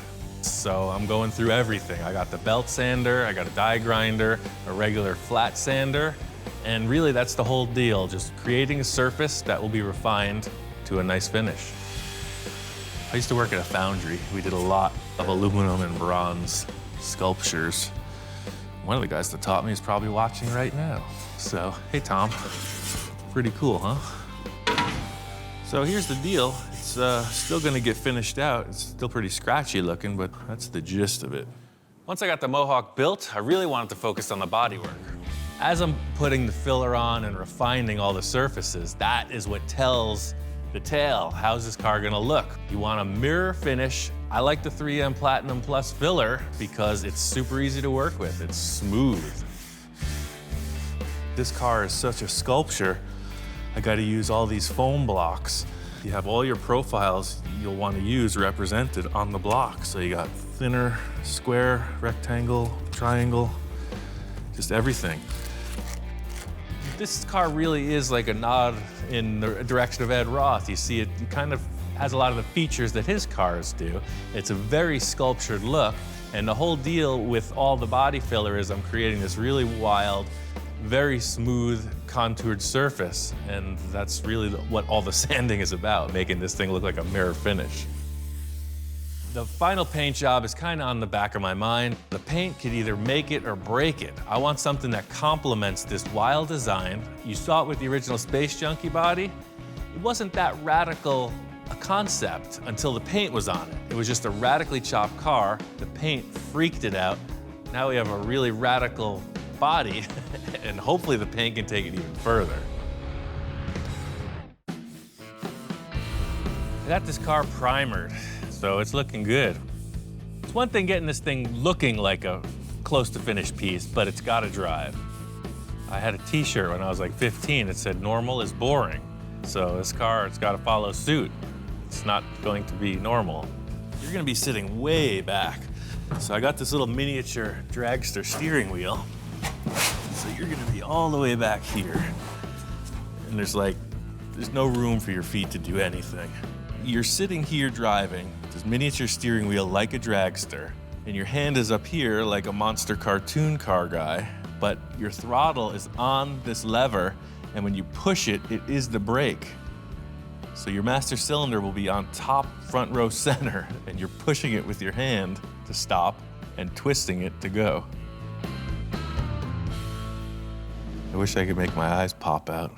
When my friend Eric was here, he kind of threw this concept out as a challenge. This idea is pretty far out there. It has the potential to go way wrong. You don't want the car to get out of control. Choke thinking about it, but I gotta make it work. I want it to look cool, so I started thinking about stuff, and I had this aluminum bowling pin. I started welding some plates to it. I thought it'd be a perfect brake cylinder holder. Ever since Eric left, I've been kind of thinking about it, like how does this happen and be safe? And the answer for me is to use an actual real master cylinder from a truck and a real throttle from a motorcycle. So the master cylinder bolts right into those holes. It's a 1/2-inch aluminum plate. That's very strong, just like you'd see this thing mounted on the firewall or on the frame. So that is kind of started and mocked up. I got this piece of 7/8 solid aluminum rod. I picked 7/8 round because that's what a dirt bike handlebar is, diameter, and I just got a dirt bike throttle grip. And that goes right here.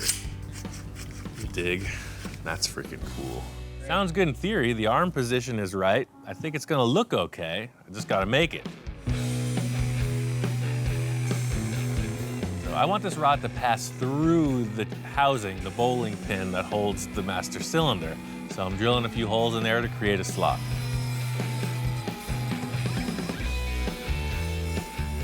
Thinking about the leverage that I'm going to need, I drill a couple holes in the body. The lever will mount below the floor of the car, and then the master cylinder will be bolted to the top panel.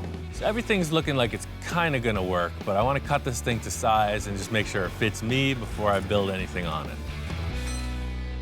Come on, you got to check this out. This is going to be epic. Quality control, I got to just make sure everything is jiving with the higher powers, and I'm just going to show them the idea. You understand? It's pretty simple, but it works. I could see the concern in his eyes. He's got two long drool strings coming out of his cheeks, and that automatically is a cause for concern. And then he's given the shifter in the eye. You're not impressed. You're concerned? It looks unsafe? Don't drool on the primer. Proof is in the pudding. It's seeing a project halfway through. You don't know where it's going, so I'm gonna prove it. Just need a little more time. He's just checking out the block sanding. He's not very impressed. It's gonna get better, man. It's all a process. I got a plan. I'm on a mission. The dog is gonna go do his thing. When he comes back, it's gonna be on. I'm gonna make a little shape here with a hole and a pin. Put it together. It's all about just getting a few tabs in place just to mock this up before I can really go forward with it. The whole thing with this is that it's aluminum. It's gonna be all finished and detailed in, similar to the Mohawk on the bubble. So just using the TIG welder, gonna fill in a lot of aluminum so that I can grind it back and it'll still be strong. Working with a client, there are parameters. There's always a budget concern, a time concern, and then whatever their idea is. I don't have any of those with this project. Sky's the limit. No, this is kind of the theory. It's gonna take a bunch more brackets underneath to make it function, but you see, it's very much like a brake pedal in your car. There'll be a pivot you push, and this rod, which will be adjustable, pushes on the master cylinder. I'm sold on the idea of this thing, but I gotta get underneath, get all the pivots in place, and then give it a test run. Got this brake lever mounted. I pulled the engine and transmission out of the way so I could get underneath and build a structure.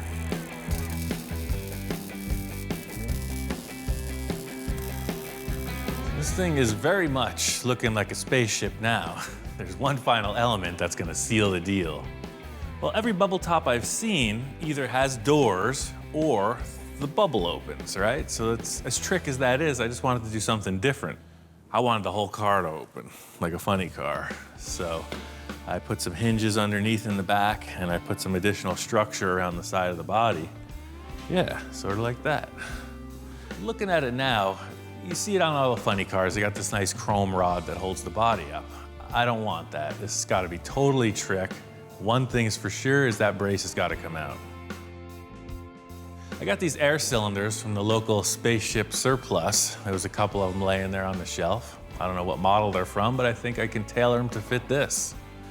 The idea being, when I raise it up, the air pressure will lock it up, and when I put it down, the air pressure will lock it down. It's a dual action cylinder. The reason I went with the air cylinders is because there's already airbag suspension on the car. So there's a compressor, there's a tank. Right now we got a huge air leak in the fitting. All I gotta do is put 2 more valves in there and this thing's operating.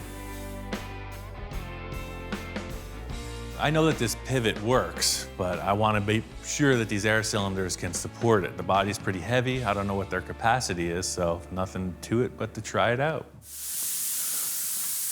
Oh yeah, it totally works.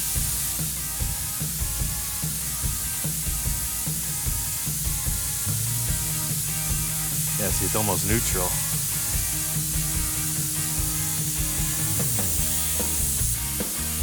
It's all on air. Nobody's gonna get hurt. That's cool. The whole thing here was the open air feel. You know, you're gonna get in and out of the car. There's nothing in your way. It's pretty cool looking.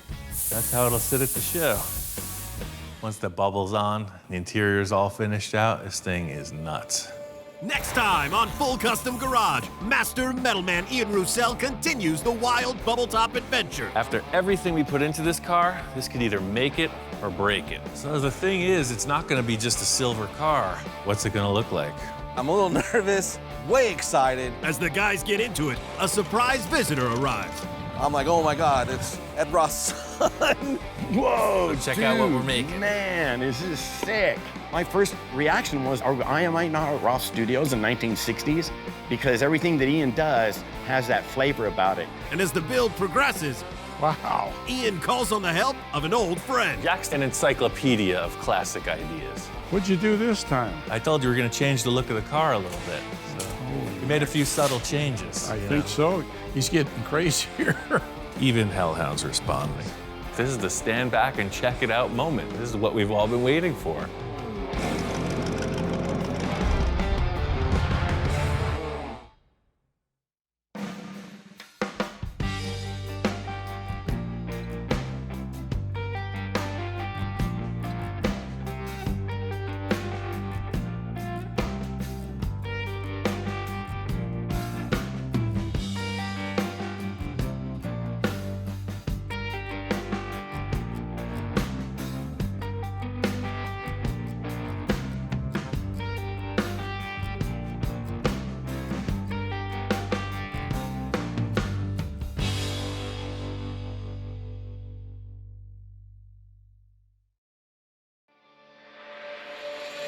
Right now on Full Custom Garage, Master Metalman Ian Roussel looks back on the best builds of Season 2. The second season was all about pushing the builds further.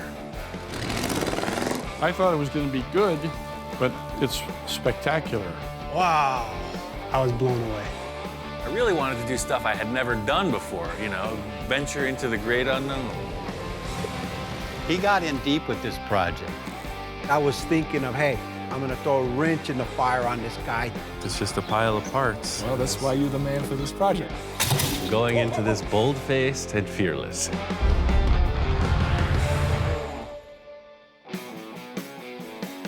First project I wanted to do was a 1948 Packard. It was just sitting around at my friend Don's shop. I wanted to turn it into a custom lead sled for my friend Tom. The biggest challenge in the chop on this Packard was the big bulge in the back of the roof. I took care of that. I wanted to show it to Tom. Uh-oh, there goes the neighborhood. What's up, man? Wow. Got a car. This is the Packard, huh? Yeah. So being excited about seeing this Packard underway, I gave Ian a call and I said, hey, I gotta come down. I gotta take a look at this thing.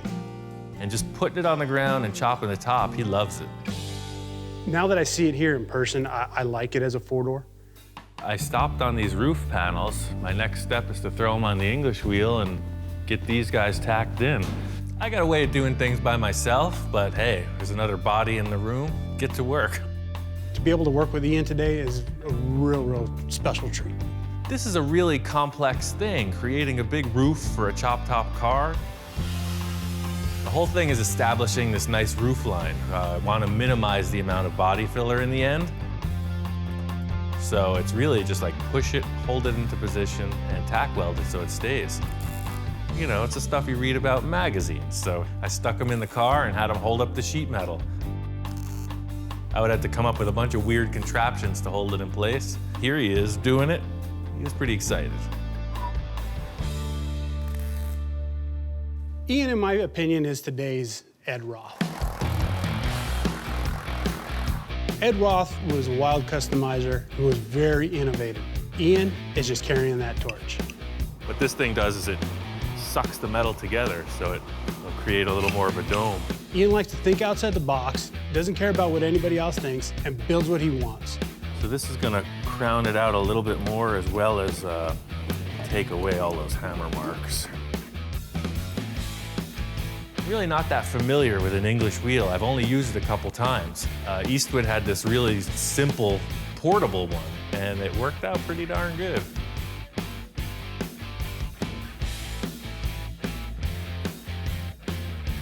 Pretty good. Yeah. Getting the sheet metal tacked in place, that's it. That's the car. line of it's established. It's just a matter of finish work. If you like it, here we go. I'll put it all together and on to the next. It's a killer chop. Once we got the roof dialed in, Tom had to take off. So I got the thing painted and finished because I really wanted to show it to him complete and ready to drive. When I first sat inside the Packard, man, I couldn't help but feel, man, this is cool. I'm ready to cruise, man.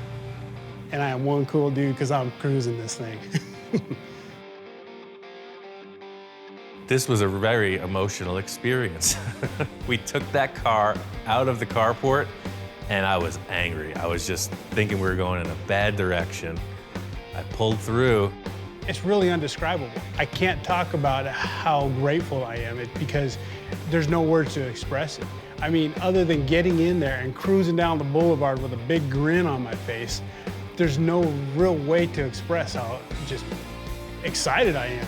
It's a cool car and I cannot wait to show it off. Tom has helped me out with a lot of stuff in the past. So going through all this extra effort made it worthwhile. He's really happy with the end result.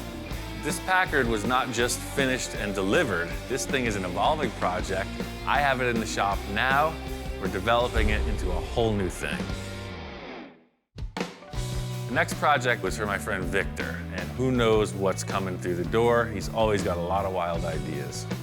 So Victor comes in with a set of blueprints, and he's talking 100 miles an hour. The other night I was thinking of a project that I need. I got a retail plant rental company.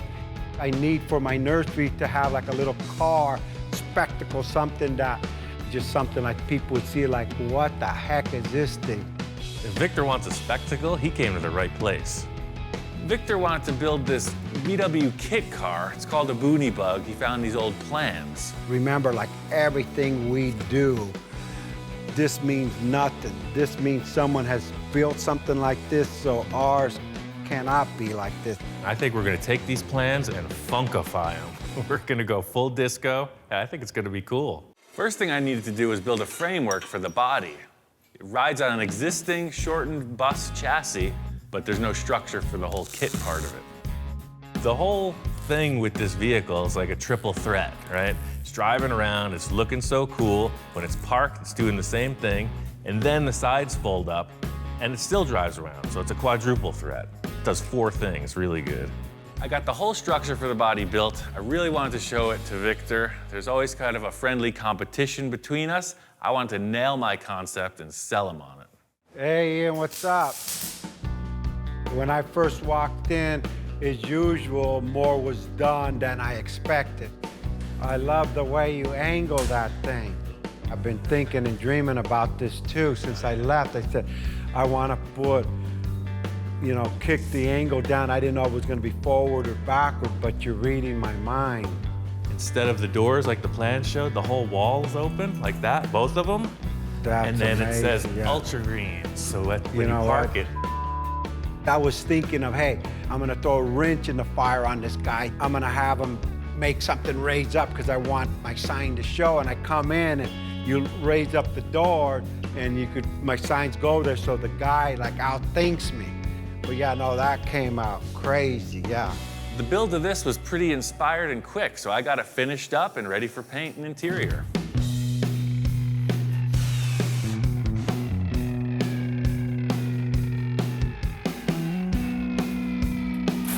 We had no idea what this thing was gonna come out to be. It's beyond my expectations. It's not a show car. The little nursery car took it to the next level. This thing's gonna be all dirty and in the mud. We lucked out with this engine. This thing rips. Everything has held together great. It runs great. I almost wish I didn't have to give it up. I was really getting attached to this thing. Being able to drive it on its inaugural run was really cool. Performed perfect. I think Victor's gonna take this thing more places than the nursery. So in addition to the paint, Victor went all out on the interior. He's got custom vinyl interior, 2-tone, special seat, gold and green. He's got a custom steering wheel. They put AstroTurf inside instead of carpeting. I mean, this thing's looking good. The reason why me and Ian hit it off so good is he's creative. The thing I like most about this was that it is a stand-alone concept. You're not going to take it to a car show and judge it against anything, so there's a certain freedom in that. My friend Jack has had this custom Econoline pickup for years. He's got some really wild ideas. He wants to push it even further. So we're going to have to take about this much out of the middle. I want the top to be about this high. Jack threw a total curveball at this project. I was thinking of wild paint schemes, you know, and he's talking about cutting this thing apart. So you want to section the entire body? Yeah. It's a pretty good looking truck like it is, man. I know. Sure you don't want to just start on another one? This is, No. This has to be the one. Jack showed me these drawings he had, and we went right to work. We had to modify almost every panel.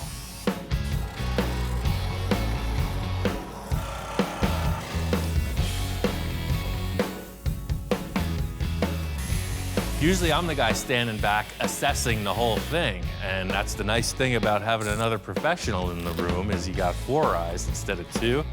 Still has to come down more, just a hair. Well, 1/8 inch. I don't have any hair. That's good, that's better. A great thing about the way Jack thinks on a project is he's not really wishy-washy about things. He says yes or no very efficiently, and that's really what I'm all about.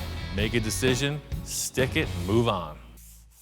Once we got into the back rear window, Jack left the entire thing up to me. Just work through it, make it good. That was a challenge, to say the least.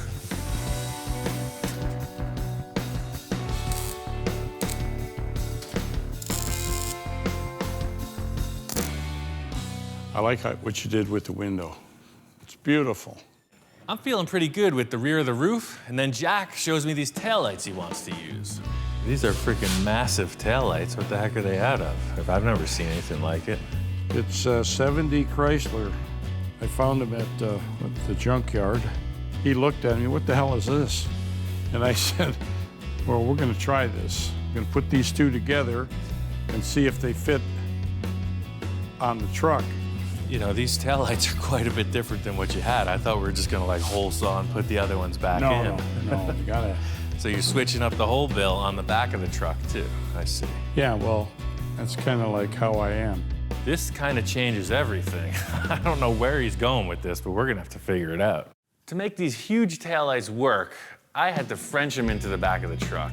It wasn't something Jack and I talked about, so I kind of took a leap. I was hoping he liked it. Whoa. Hey. Whoa. What do you think? Is that gonna work? Wow. So I take off for a day or two and look what happens. This is beautiful. Wow. There's only one thing wrong. What's that? It's upside down. No, I'm just kidding. Okay, I put it in the other way and it was like, wait a second, it looks like a smiley mouth. No, this is perfect, man. Well, when I walked in and looked at them, I was shocked. I thought it was gonna be good, but it's spectacular. I'm elated. I can't believe that in 3 weeks we've gotten this far. Beautiful, Jesus. The camera doesn't come out until Jack's happy with it. Once that digital camera's on the scene, you know we're on the right path. We are both on the same page with all the fabrication elements of this project, but the critical thing is the paint detail. We're doing something really far out, and we both have a difference of opinions on what color it should be. This color here, that's sunset orange. I've got this idea for this color. Looks like a sunset. I went and bought a gallon of that, and that's the color we're gonna use. This got a lot of metallic in it, a lot of fine metallic. I think you're gonna have to add something. It's like almost a production car color. Need something to make it pop. Our difference in opinion on the paint scheme actually turned out to be a really good thing in the end because we had 2 separate elements that came together in a great result.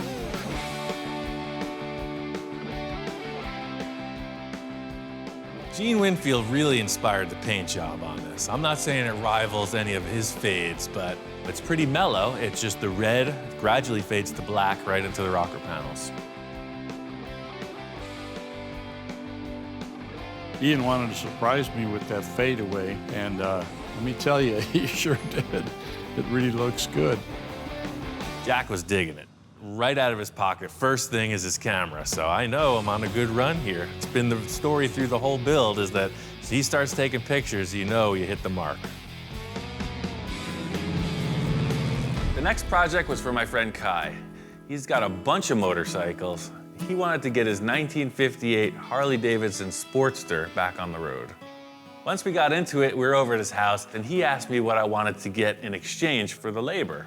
I want that. You want that? Yeah. That. You want that? Yeah. Okay. Naturally, I'm entranced by this early Harley, but just over my shoulder, there's a police motorcycle. KZ1000, that's a hot rod. I've never really ridden it. I've had it for a little while. Apparently Kai got this in a trade or something. I guess his buddy picked up a few of them at the auction. It's a typical scenario. These police bikes get decommissioned after a certain mileage, and somehow Kai ended up with one. This is a KZ1000. Did you ever see Road Warrior or Mad Max? Yeah. Well, that's what's going on underneath here. Right. I'm just not a big Kawasaki guy, you know? I'm not a big Kawasaki guy either. Well, look at that engine. When Ian said that he was also interested in the Kawasaki, I was a little surprised. Yeah, you want it? I see this thing as a stripped-down race bike. This thing is cool. Well, I'll tell you what. You build that Sportster, you can keep that. I'll do that. I'll trade you for labor. Yeah, for sure. Okay. This kind of turned into a battle of the bikes. I was going really radical on the police motorcycle. Kai's bike was pretty straight ahead, but it's exactly what he wanted. Huh. This is pretty damn cool. It's gonna be all right. Yep, I think so. You know, I'd say it's a close runner-up to the motorcycle that I'm building. It's a good-looking machine. You're definitely gonna take second place. You think so? Well, things got heated a little earlier in the day, you know, so I don't hold grudges, but I like to stab it back a little once in a while. So Kai's sitting there admiring the machine, and I'm thinking, you ain't seen nothing yet. Just look at that thing over there. You got your fiberglass drooling off the rear fender. I mean, that's got a look. It's kind of Sigmund and the Sea Monsters right now. It's pretty groovy. Well, the way it looks right now, I don't think it's going to compete anywhere. I have seen nicer bikes, though, in my life. I can't say I've seen uglier ones. Thanks. You're welcome. After Kai kind of jabbed me, I wanted to play a joke on him with his bike. It was a whole parts stash I got from my friend Gary, and there was just so much potential on Gary's shelves, I wanted to see it on this bike. I put him on the bike, and it's on. This is a 70s style deal. Nothing says commitment like all the details. See what I'm talking about? Not everybody is hip to the trip. Just needs like 10-foot long forks. And you're there.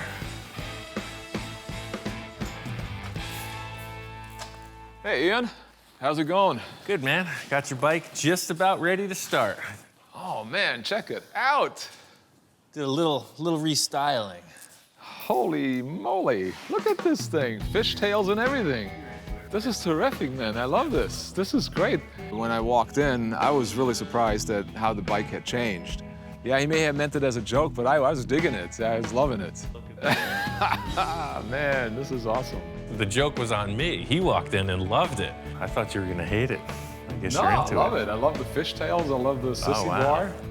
This weird prank actually resulted in a pretty darn good-looking bike. So it was sort of a debate between Kai and I.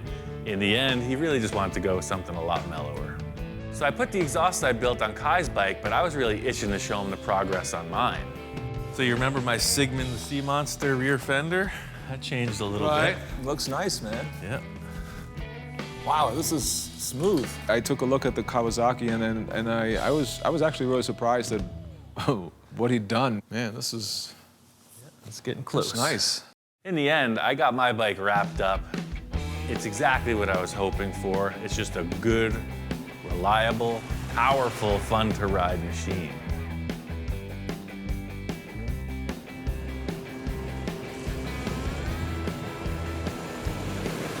The whole deal with this project was the transformation. You saw this kind of very upright police motorcycle, and I just took it all wrong and made it gnarly, a very aggressive machine. I knew what was inside of it, and I just let it out.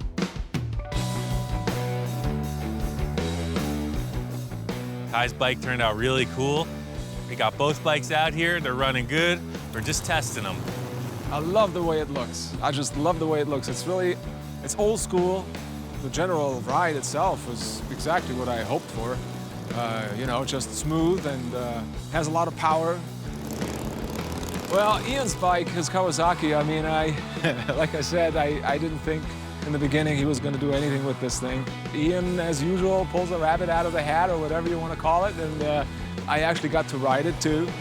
And I was really pleasantly surprised. It's a cool little bike. It's a nice change of pace to build a couple motorcycles. I don't do it often, maybe not often enough, but I really like the cars, so I was ready to get back to them. Next project I did was with my friend Bill. What year is this? This is a 1962, as I recall. That's what I'm talking about. I guess it's an early 60s Ford Falcon window van. It's a short wheelbase. Looks like it was maybe from a utility company or something. It's bare bones inside, but it's a pretty cool looking ride. I talked Bill into working on the van as a concept to sell to fund another of his projects, and it just turned out to be way more work than either of us considered. I got a couple good ideas on how to get this thing back in action. The question is, how bad is it? All right, so I'm gonna start off on the front, because to me, it looks like it's hiding some secrets. Pull off the front bumper, turn signals, you know, trim stuff. Start sanding it. And that's where the story begins. There's a ton of filler in this thing. I'm doing the excavation here, you know, this is down and dirty. I thought I could sand it off, but it just got thicker and thicker. I ended up just cracking it off as brutally as I could. Yeah, it's all pushed in right there.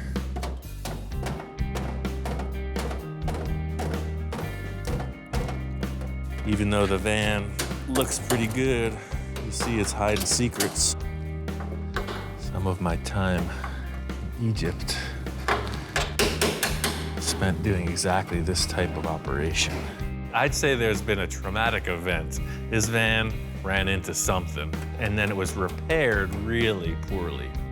The easiest solution would be to get a replacement panel, but I think I can just take this thing, reformulate it, and put it back into place. The cool factor about this is that you're not your typical auto body procedure. I'm gonna fire up this torch and get medieval on it. This metal piece was created in a certain shape. The only thing that changed was the collision made it into a different shape. I want to bring it back to the way it was, and that's just done by a series of heating and hammering.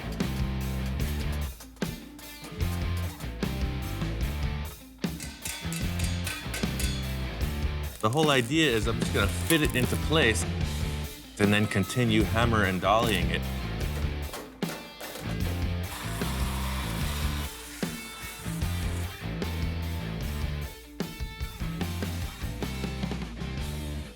The van came out really cool. We got it all finished up, and it was ready to show to a potential client. Bill had somebody interested in buying. Brought up to Bill's, and just as I'm showing Bill the van, Jess shows up. Holy cow. See you again. Yeah, good to see you, Ian. Hey, Bill. When I first walked up and saw the van, I was just kind of blown away. It looked perfect. It looks like a plain white van on the outside, but the interior is all fitted out. It's deluxe. So we put curtain rods in there. Holy cow. Yeah. So this is the Pendleton yeah, the flannel? authentic flannel. So I'm really impressed. I can't wait to take it to the beach. Let's drive it. Good, let's do it. Let's close the doors up and jump in there and fire it up. Oh, and we're off. So looking at the van from the outside and the inside and kind of being a spectator is great. The aesthetic is totally there. It's everything that I want. But it's not the feel of driving it. And so once you drive it, I was sold. When we first started this project, I didn't know how it was going to end up. It got in pretty deep, but in the end, it turned out to be a really nice van. This next build came about in a completely different way. My friend Tom's putting on a charity car show, and I wanted to build something to support the effort. I went up to my friend Bill's house. He's always got a bunch of cool projects, and I knew he had some old trucks. In Bill's endless pile of parts, he's got a fire truck. Holy moly. You know, I love the old fire truck because it's a roadster, and it's one of those keeps getting moved back project. I'm never gonna get around to it. I really need to check this thing out. Pulled it out of the weeds, and it's in very good shape. I know the chassis got the look. And then seeing this body and the bedsides, I'm thinking giant hot rod truck. I'm always excited to watch Ian and see his gears turning in his head and what he does. These are the basic building blocks for my inspired project. I told Tom what I found, and he was up for the adventure. He wanted to give me a hand. So I was thinking, man, it'd be really cool if Ian showed up to my car show, but now he's talking about building something. The whole look of this project is how the body sits on the chassis. It's the look of the whole ride. So getting it in place, I could tell right away, and Tom agreed, this thing is way too tall. Look how freaking massive this body is. Yeah, it looks kind of goofy up tall like that. It is, it's way too tall. My initial thought was this was gonna be kind of a highboy style, real old school look on top of the frame rails. As soon as it was in place, I could tell it was not gonna be okay. That's why I wanted to put this body on. It's just way too big. When the whole truck is up in the air, the body looks kind of small, but now it looks massive. That close to the ground, it changes everything. The firewall looks like a freaking tombstone. It's gigantic. I think we gotta channel it. Yeah, there's no question about that. It'll look so much cooler too. Right, I'm talking about a hot rod, and you know the formula, man. Low, big and little tires, then lean. We gotta strip this thing down. It's looking good, but it ain't there yet. Both Tom and I agree, this big box on the back of the cab is not the look we're going for. First order of business is to chop it off. Channeling means you drop the body down over the frame. It gives the whole vehicle a lower profile. The compromise is the interior room. But I don't care about riding comfort. This is all about the look. We're channeling this sucker. Get it down. I'm just into it, you know. I love this plasma cutter. I'll use it all day long. So I got the shades on, you know, shields are down. I'm in the moment. Tom's yelling. Woo, we got a fire in the fire truck. Fire in the truck. I think he's just into the fire truck. I'm like, yeah. This is these wooden cars, man. Yeah. What are we gonna do about that? Should we call the fire department?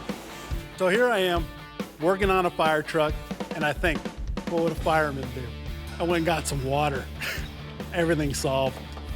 You know, Tom, that's why I keep you around. So we got the fire out, the body lowered down, just as we expected, and it looks great. Now you're talking hot rod. That's perfect. What do you think about that, Captain? Is that gonna work? Yeah, man, now it's looking like a hot rod. It was a ton of work to bring this concept to life. I got this thing wired up and fired up. It's driving around. I'm ready to take it to the car show. Tom hadn't seen this thing in a few days, so when I pulled up this morning, he was really excited to check it out. Oh man, I was blown away. It turned out awesome, man. You know, every time I've worked with Ian, I bring something to the table, but I take something home too. I either learn something when it comes to how to build or artistically. It helps me grow as a hot rodder and a car builder myself. This next project was a build with my friend Stone. It was really unique in the fact that it had very little to do with a car. It was more of a sculptural project. My name is Stone, and I am a metal fabricator and sculptor, and I build big, ridiculous things for festivals. The initial concept is a series of sculptures that Stone did. It's called the One-Eyed Monster. You know, the original state of the One-Eyed Monster was these small little sculptures that I used to hand make out of steel, and they were just little sculptures that I just kept showing in galleries. He says to me he wants to build the most gigantic one-eyed monster sculpture ever, a driving 30-foot tall sculpture. Because I'm gonna tell you right now, I know Ian and I know myself, like if there's any kind of thought in our head and it was like, oh, that would be cool, literally the next morning we will be not drawing it out, we will start building it. So this is below the decks of the One-Eyed Monster, where all the mechanics and engine maintenance guys hang out. This thing's a full mutant. It's a 28 Ford Model A frame that I put a Mercedes-Benz rear clip, independent rear suspension, with the engine and transmission, and then it has a Chevy truck front axle. One of the biggest, craziest reactions that I get, besides what it is, I mean, it's obviously like, wow, what is that? That's weird. But when you tell them that it's an actual car, or you don't even tell them nothing, you just get up in it, you start it, and you start driving through a crowd, and they're like, what the, you know, and you're like, exactly. All the stone sculptures are like a spherical body, and to make it proportional to what he wanted to do, we had to build like a 16 or 18-foot diameter sphere. It's all aluminum flat bar rolled on edge to create a series of like pie pieces that form this huge sphere. Ian's part, like one of his big parts, is like more of the stuff that you don't really, I mean, you see it, but it's inside the car. And that's transferring all of the controls from, you know, a 4-foot range up to 14 feet in the air and actually make it functional. You drive it kind of pirate ship style. It's this huge A-frame, you're 15 feet off the ground, so all the controls and the steering are upstairs. So we made 2 lenses for the eyeball in the same way I was doing the bubble tops and taillights on the other projects. For these, I just made a round oven. We used the same barbecue style thing and just blew these circular ones as to Stone's specs. You know, he knew what the diameter of the eyeball was gonna be, and we just made a ring and a backing plate and inflated them. It is actually kind of complicated because it's colored, but it's translucent. You know, you don't want to paint something because during the day it might look great, right? But at night, that will not look that great 35 feet in the air. You need to light it from behind. So even though this looks like it's all painted, it's actually totally translucent. So any light will penetrate any of this paint. We created our eye socket out of like stuff that we just made here in the shop. Putting this thing together is a lot of effort. It's a full day setup, but the real reward is the sun sets, you get up in the cab and you're cruising around. I mean, just that, it's a really cool vehicle. It's totally fun. It's worked out perfect. It's exactly what it needs to be, and that's a spectacle of this crazy thing that no one else has ever seen. Working with stone was a good change of pace because this was pure art. Most of the clients I work with are more car guys. This was a full mechanized sculpture, and that's cool. The next project was for my friend Don. He had an old 22 Ford C-Cab and a pile of old parts. As old as it is, it's in pretty darn good shape. I've got the frame for it, got some of the fenders. Oh, wow. Yes, this is what started this whole idea. This whole thing started with Don finding this manual hand crank. It's a tow truck winch. It's dated like 1930 or something. Well, that winch has been sitting in storage for 33, 34 years now. I always thought it'd be really cool to have a vintage tow truck, basically to move stuff around here on the compound. Every project has some sort of impetus to things that get you interested in building. This hand crank did it for me. I think if we build the whole truck to reflect this era, I think we come up with something really cool.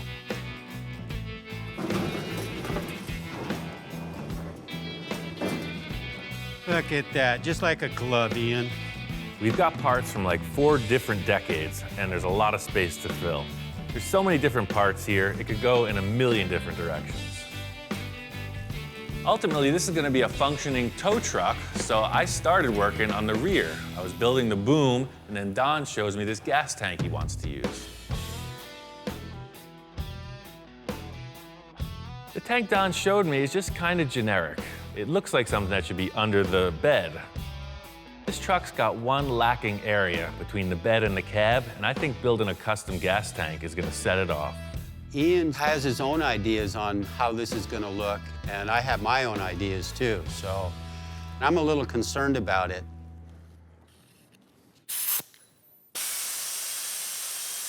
Move it. Go on. Sorry, Charlie. I've built a lot of different gas tanks over the years, but for this truck, I got a really cool idea for like an old school oval gas tank. Let's see what happens.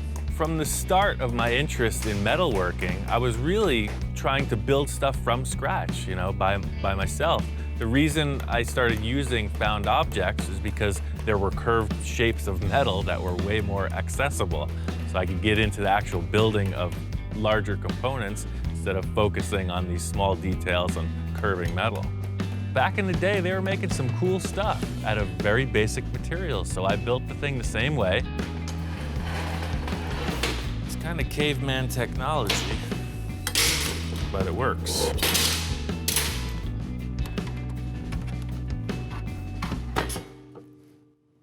It's a stainless steel cap.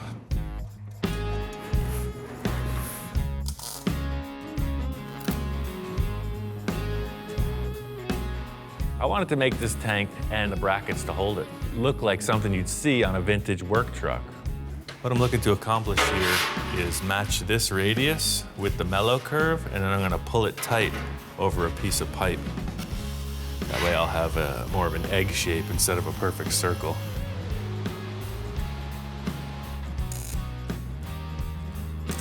It just depends what you have to work with, but it was just easier to start from scratch because we had it custom built in proportion to this vehicle. That's what we got, dog. It's interesting the way that ties in between the cab and the bed of the truck to have that space taken up by a fuel tank. It looks absolutely perfect and vintage for that vehicle, too. It's little steps like this that can convert a man like that to the creative process. It's a small victory in this grand war. And in the end, the truck came together really cool. Ian nailed this thing. It's unbelievable. The stuff that I gave him to work with, he knocked it out of the park. I mean, look at that truck. It is just absolutely beautiful. There's stuff from the 40s. There's stuff from the 30s. There's stuff from the 20s. And then the drivetrain and frame is from the 60s. Working with Ian on this project really opened my mind to a lot of things, and this project came out killer. I mean, it came out way better than I expected it. Next project was for my friend Mark. He shows up with this trailer full of parts, so I wasn't sure what he wanted to do. You know, I'm very fortunate to be one of Ian's clientele. I like Ian just to let his creativity take over the project, because however radical it becomes, the better it is. Love your weather down here, man. This is gorgeous. Came down from Canada, and he's into the wild stuff. Definitely not into the restoration aspect of things, and that's right up my alley. I can show you this before we actually show you the project to be. Originally, this whole idea came about by a drawing, and he's the only one that I can think of that could actually pull this one off. He said it was a Volkswagen. It's a Volkswagen. Shows me this drawing of this pretty wild cartoon hot rod. I'm all on board. So it's like a front-engine Volkswagen bus hot rod thing. Just like the Ed Roth monster cars, this is right in that vein. It's just a new style on it. And I think pushing it forward is always really cool. So I was excited to see what Mark had in the trailer. This isn't like the last thing I brought you. Okay. It's in a little more disrepair. It's a mighty short Volkswagen you got there. It was not what I expected.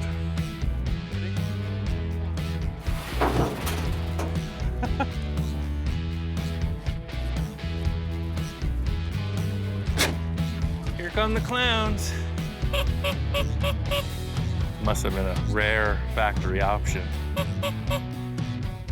Mark pulls out this shortened VW bus and just a ton of other random parts from the trailer. So I thought, well, let's throw AMC running gear in a Plymouth frame, and then now we're gonna put a Volkswagen body on it. You know, let's mix up all of it.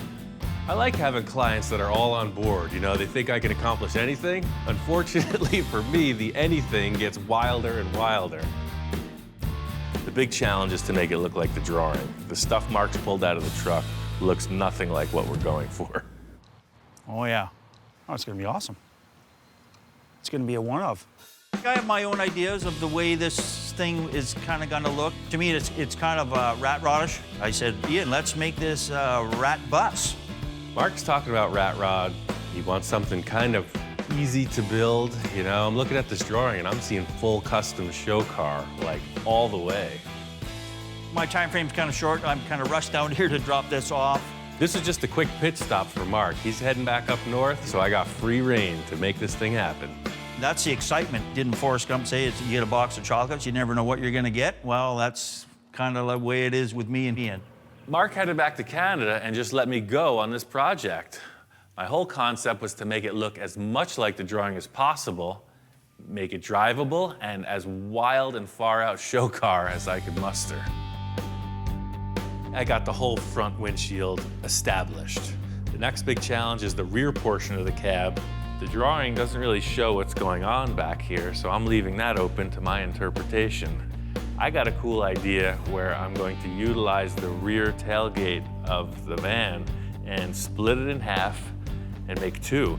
The portion with the rear window will be back here, and then the lower portion with this detail of the body sheet metal will stay here.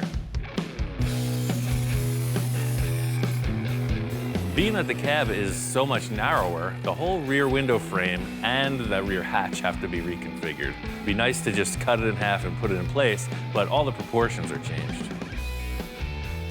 Taking all the leftover pieces of the car and just refitting them in a way that the hinge mechanism will work and the rear hatch will open and close smoothly. It's just way smaller. So, you want to ride this thing, don't you? I know I do. That opens, you got your breeze. There's room to cruise, man. It's gonna totally work. This, hands down, was the biggest build of season 2. It's a huge amount of fabrication for such a little vehicle. This thing's wrapped. This is a toy come to life. Mark is out of his mind. Johnny is totally charged up about this. It's the coolest thing I ever seen. I'm stoked for Pomona. I can't wait for that first reaction from people when they see it.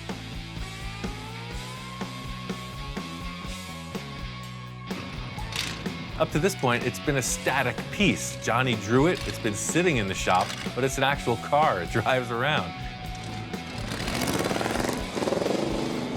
It's time to take it to the car show. We're out here at Pomona. It's a swap meet car show, the biggest one in the world. Shaka, good job. Pomona, man, beautiful swap meet. I've been cruising around there this morning. Reaction on the car is all thumbs up. Probably the coolest car at the swap meet today. Him cool, him way different. You know, I love it. I had never seen it outside the shop until today. So the windows absolutely glow in the sunlight, and it was like a beacon. People were hypnotized, they were drawn to it, and everybody was digging it. Well, I would think that's probably one of the most unique hot rods I've seen out here in the 30 years I've come out here. There's lots of different things out here, but that one's truly unique. It's the cartoon driving experience that, you know, if you own this, you'll have that, you'll achieve that. It's wonderful, man. This is kind of a step in a new direction for me because it's the wildest design I've ever worked on, and it was dictated by an artist. So it really makes me want to do more. Season 2 really expanded the role of my shop inspector. What do you think, Hellhound? Do you have anything to say? You don't even care. This is a breakthrough. It's really involved in the process. Wait a second. I think we're just gonna trade out somebody's water bowl. He's even offered up a few possessions of his own on occasion.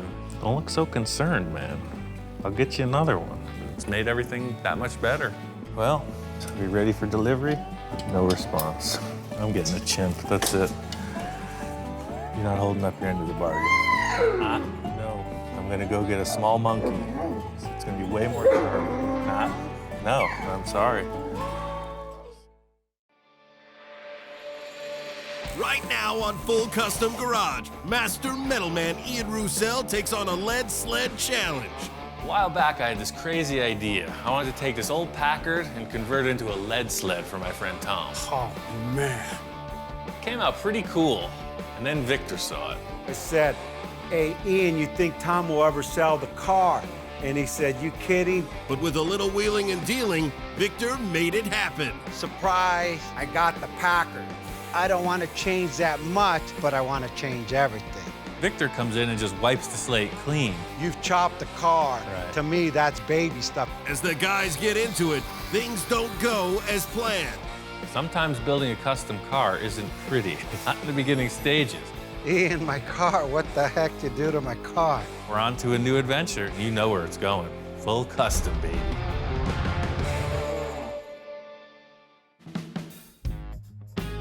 Victor wanted me to come over, some kind of consultation. I'm walking down the driveway, and the Packard's already there. Surprise! Yeah, right.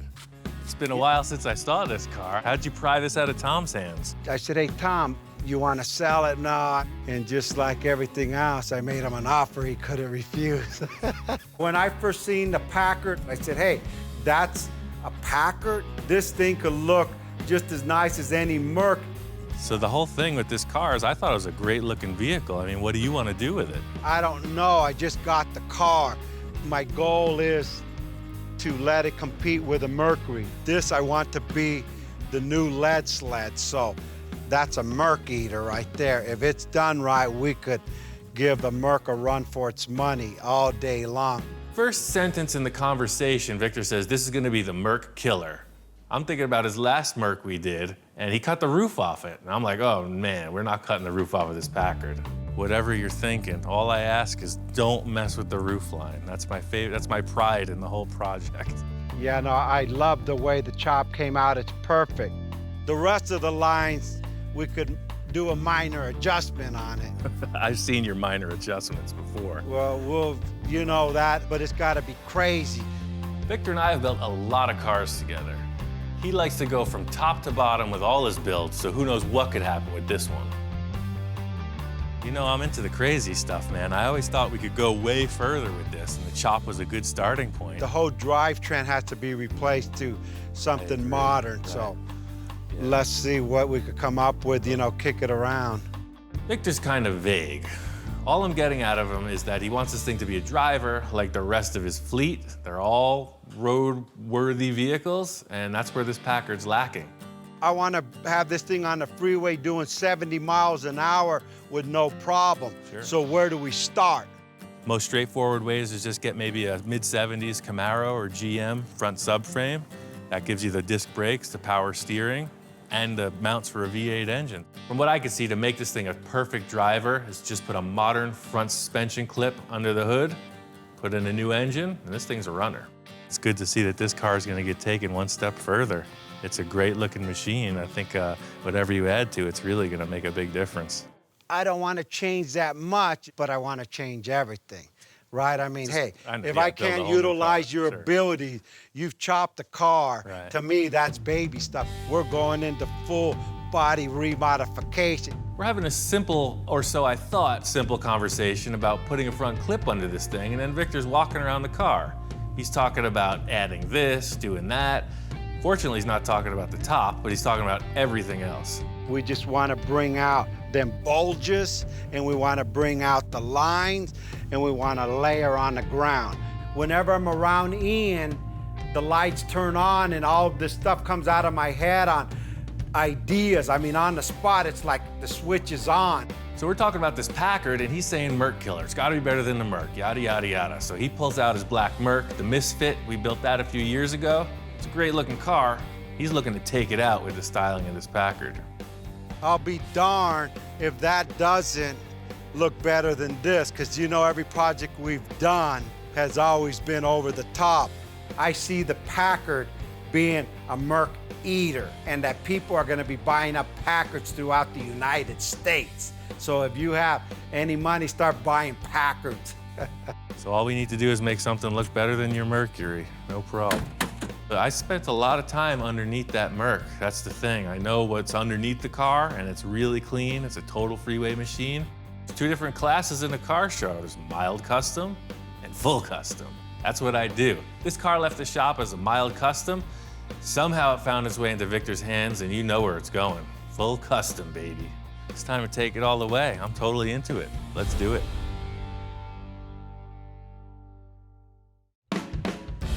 Victor's gonna come by today. He says he's got everything. He's got all the parts we need for the front suspension upgrade, and I'm just gonna work on getting this Packard ready for construction. This is like deja vu, like I'm viewing it all over again. It's amazing. The cool part about this project is the greasy, nasty part is done. Victor has a team of guys at his place, and they took out the engine and trans.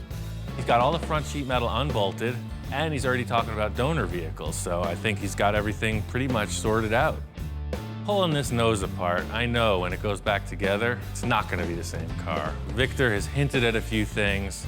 It's kind of an ugly nose on the car, so taking it off, just hopefully when it comes back together, it's way cooler.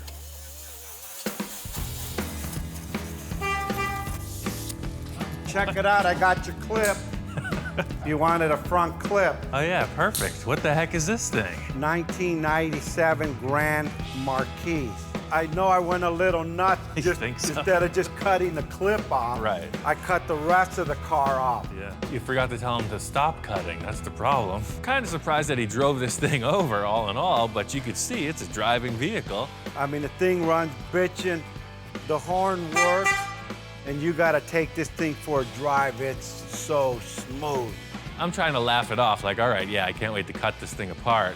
And Victor's like, no, man, you gotta drive it. This car is smooth.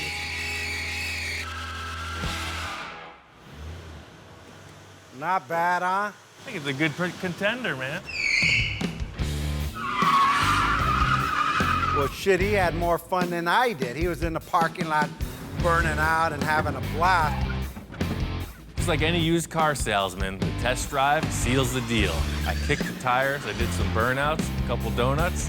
This car's a keeper. When he came back, he said, yeah, that's gonna work. But little does Ian know, I have different plans.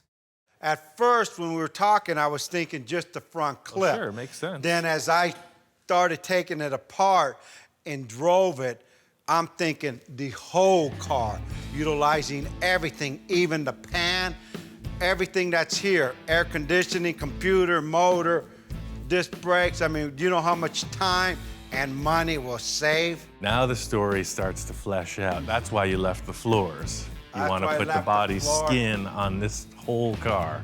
So Victor pulls the old switcheroo, you know? Oh, well, we're not actually going to cut this one apart. We're going to use the whole thing. So the challenge is to put that body on this car. We want that to be a 1997 Grand Marquis. With a Packard on suit a Packard. The old Emperor's New Clothes trick. Bottom line is Victor wants to do a body swap. He wants to cut the top of the Packard body off of the floor pan and put it onto this floor pan from the Grand Marquis. You want to leave this dashboard and everything. We're gonna leave the dashboard because we're gonna do the fiberglass coming down into it and just modify what's existing. It's all gonna get reworked to 50s futuristic instrument panel. Don't ask me what that means, but it sounds damn good. It's a great concept, but they're two way different cars. And I just want to put them side by side to see how it's gonna line up. The wheelbase is definitely off. Did you even measure this? It looks like the proportions are pretty far off. What's the deal? You guys did some preliminary? My thumb, I looked at it like this and like this. No, I'm kidding. We got some measurement. Don't get me wrong, there's a couple inches here and there that need adjusting, but it's pretty close. It's really close. I could see they're less than a foot apart. I know Victor is well thought through in all of his processes, but when we put them together, you can clearly see there's some issues. And I'm like, hey man, did you measure this? Did you take the time to really think this through? I said, well, kind of. And you know me, I'm always ambitious. You know what, my thing is I just see with my eyes. Mechanical stuff, I don't give a shit about you. That's your issue. My thing is that this to go onto that. How, I don't know. That's why I brought it here. I see. Probably my greatest fault to date is to tell you, you know what? No problem. We could do this, no sweat. Victor was just saying, this is gonna happen. He thought about it enough to know that I could pull it off. I guess that's all he needs. Another walk in the park, as usual. Yeah, you said this was gonna be an easy one. For step one, if we achieve this, wait until you see what's coming next. Perfect. It looks like it's gonna be close. Victor left it up to me, and the only way to tell is to cut it all apart.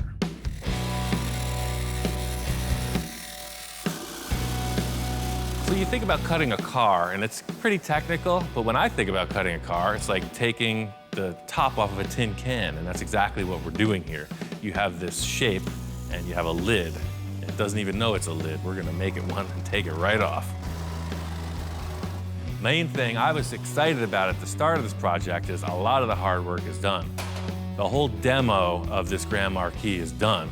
Body's off, the Packard's pretty much stripped out. The big question is, will they fit together? Hey, that's my seat. Passenger side, thank you. Come on, let's take that car body off. Getting all this sheet metal separated was not that big a deal. So the harder part of it with the Packard is gonna be lifting this body so it doesn't distort. Just like everything else I do, simplest possible manner. I could have built a big structure and raised this thing. Instead, I stuck a forklift right through the window openings. This is called the old rag and welding glove trick. Added it so it wouldn't ruin the window channels and lifted it right up.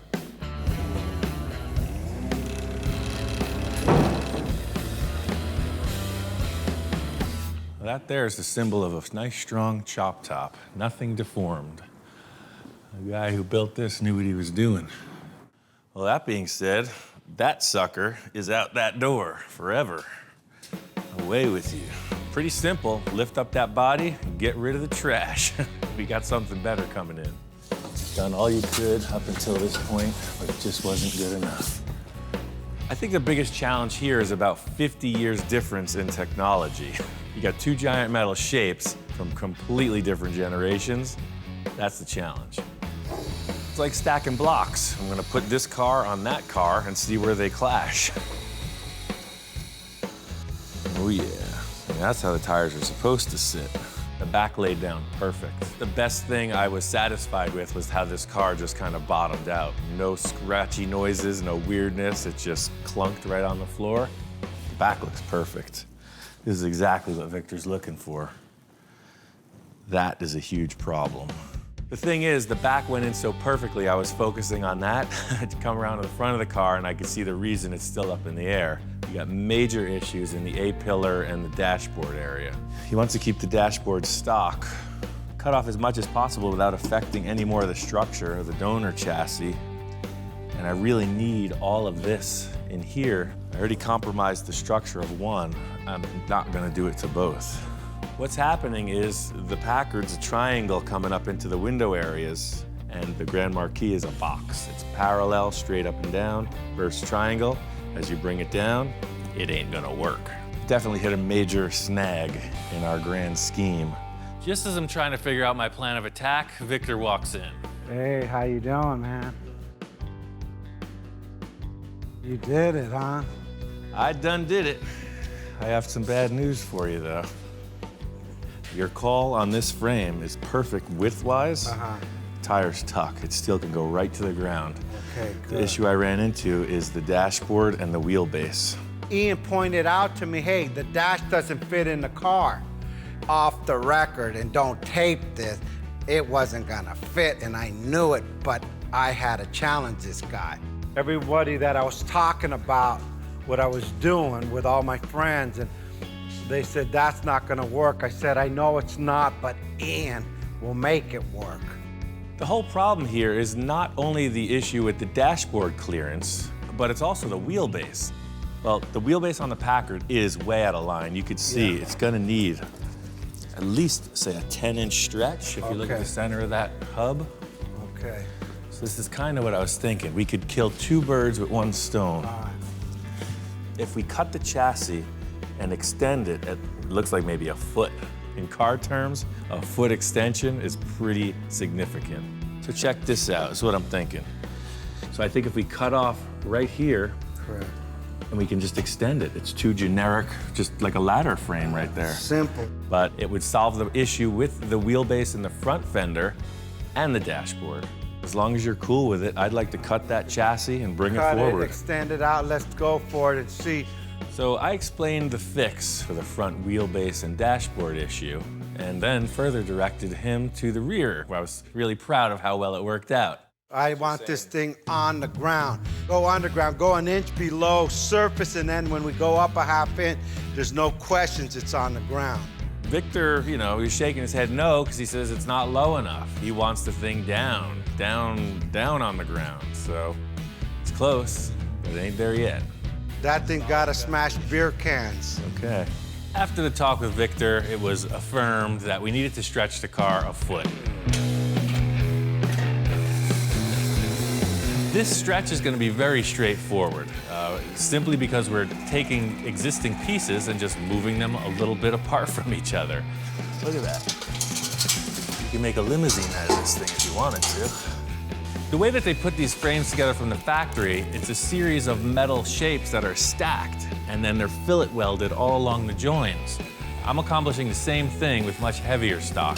I have my rectangle tube mimicking the shape of the original frame, and I'm stacking another piece on top of it, doing a fillet weld everywhere I can reach, then drilling through and plug welding the parts that extend past the original join in the frame extension. So it's a series of stacked metal shapes, all reinforcing each other. This thing is done. It's time to get the body on.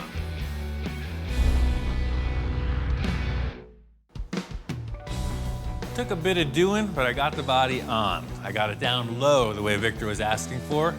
I had to change the tire and rim combo. The other ones were too wide. Right as I got him on, Victor shows up. Hey, Ian, what's going on? What's happening, man? Where'd the white walls come from? To get it to lay down, it needed some skinny, tall tires, so I just went with the 560/15 white walls. That has a stance. You got it down low. It sits evenly. When I walk in, I look at the car, and he nailed it again. He surprised me. Any problem with clearance in the back? Well, that's why I had to put the tires on, because those fat mag wheels were not letting it lay down. So I went with the skinny tires. It dropped right on the floor. How about up front? It looks like you took care of all this stuff here. Well, I had to do a lot of clearancing, and that's where the bad news starts. When you're looking at this car from the rear three-quarter view, it's sitting pretty. It's all good. The front end is a different story, and I gotta break the news. Let me show you how this fender lines up. Okay. It's close. In an effort to try to keep it as intact structurally as possible, I've just been picking away at it a couple inches at a time. And then the front. So what's stopping it from hitting that? Is it this corner? As you see here, it's the headlight bucket is right on that bolt. Okay, with this here, the solution, we're changing that anyway. That's all gonna get cut off, and this will sit up a few inches here where it actually comes up. It's going from here up and back down to flow. Right off the bat, Victor shows me the headlights he's planning on using, and they're a completely different orientation as the Packard units. And at the same time, we're coming off this level, and then we're coming here and up a little, and then back down. So it's got an enhancement. Victor comes in and just wipes the slate clean. He wants to restyle the entire front fender. In fact, the entire nose of the car, as it turns out. So if you're willing to just delete the front of both fenders, then it's a perfect lineup. We'll just build around the underlying structure. It's a 10-minute cut. I'll do that, and we can get this hood and fenders on. Awesome, I'm there, let's do it. I'm just going to eliminate everything that's in the way. I'm going to leave a small area representing the front where it meets the hood, and that's kind of it. The whole headlight and grille area is out of the fender. Well, now you can see you have plenty of clearance. That changes everything. It eliminates the ugly in the front of the Packard, and it helps me mount the fenders without an issue with the headlights at all. Hey, look, it fits. That's going to be all right. Damn, look at that thing. That's one long-ass front end. There's a million ways you can go about restyling a car, and I know Victor's got a plan. He's been thinking about it for a while, and it's not gonna be okay to just mock something up and have him check it out. I need to nail a few of the core lines with him here so that we can get it right. Probably a little bit more to your left. Yeah, the fender, the tire side. Before you do that, I wanna do, like put something up so we got a little high point. Just like an artist is drawing a line, we're gonna do that same thing. We gotta figure out how to suspend a nice graceful arc.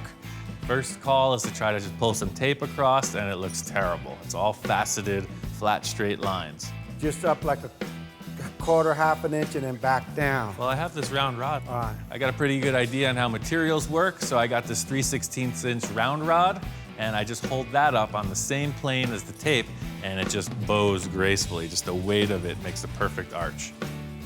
Yeah, that's it right there. Shit, that's it. After he put the rebar on, he handed me a piece of cardboard. So, got the little envisioning board. Yeah, Try well, that check out. this out. 'Cause coming from this point, Yeah, look at that. That's like perfect right there. So I get it, I fold it over gently so I got the contour of the car. I could literally see what I was thinking. As soon as he expresses this upper fender ridge, I can see where he's going with this late 40s Caddy styling. They have a very pronounced upward curve in the fender, and it's just a super deluxe look. It flows right in, right off of this line to that line right there. I'm over here going, yeah, man, that's cool. Ian gets quiet again. That design's great, but that's a lot of metalwork. You got 6 foot on one side, 6 more makes 12 by 3 foot. It's like 30 square feet plus of metalwork. I hope you know somebody who can pull that off. Did I ever say it was gonna work or not? That's a question. He says, yeah, you're not the one cutting the car up. I go, yeah, that's why I come to you. I don't want to say it's above my skill level, but I haven't tried this yet. I've cut up a lot of cars, changed a lot of stuff, but I've never done 2 fenders like this. Victor loves throwing down the gauntlet. All I gotta do is run it. I gotta run through all these tasks he's envisioning, and we're on to a new adventure. Here we go. I knew I could swap this body, no problem. These fenders he's talking about are pretty challenging. I gotta match that wire Victor set up on the fender, and a flat piece of sheet metal just ain't gonna work. It's easy to just piece together parts, but to create something from scratch is a whole different skill set, and that's what he's asking me to do. It needs to look kind of like the shape of a potato chip, if you can envision it. It's going to curve this way, and it's going to curve that way. Something for eating salsa. Gotta start somewhere, and I'm thinking that the main line of the fender is exactly what Victor created with this round rod mock-up. So I'm gonna try to create the biggest piece I can with the tools I got. The first step is to shrink it along each side of the sheet and curve it. Doesn't look like much has happened, but I'll tell you, those molecules are feeling the pressure. Hear that? It's tense. This is potentially a disaster. Victor's asking me for something he conceptualized with a piece of round rod and a lot of hand gestures. I don't have any blueprints, I don't have any sketches, I just have a conversation and I'm trying to build a car around that, so it could go either way. That's pretty darn close to what I need at this end, but you can see it's just a straight shot. So I got some stress in here and I got some stress up here. Now we're gonna put it in that wheelie thing. Let's see what happens. The 2 tools I'm using are really the standards for any kind of metal forming. You need to shrink it or you need to stretch it. If you're ambitious, you could build a whole car out of this if you knew what you're doing. But don't give Victor any ideas. It's pretty labor intensive, and I'm not that ambitious. Coffee break. This piece is the backbone of the design, so anything can happen, but you need a center line, and that's what this is establishing. I don't know what Victor's thinking. I'm just trying to set up this line, this one line he established. Everything for me has been structural and alignment oriented, so this is the first bit of art. Having done this one curved section for the fender top, I think that's gonna be the same process all the way through. As soon as I figured out this backbone ridge top thing, it's on. So the whole thing with this is it's gonna be made in so many pieces. I'm just trying to hold it on the car. I'm just gonna start assembling parts. It's kind of like a puzzle that you're making the pieces out of. But I'll be able to take smaller sections for this reverse dip that he was talking about. Getting this fender line to look proper, I had to just trim back, and once I figured out a line that it's gonna join properly, the challenge is to get them to flow evenly. If you don't want it to look like a bunch of bricks on a wall, you want it to just look like a smooth, slippery surface.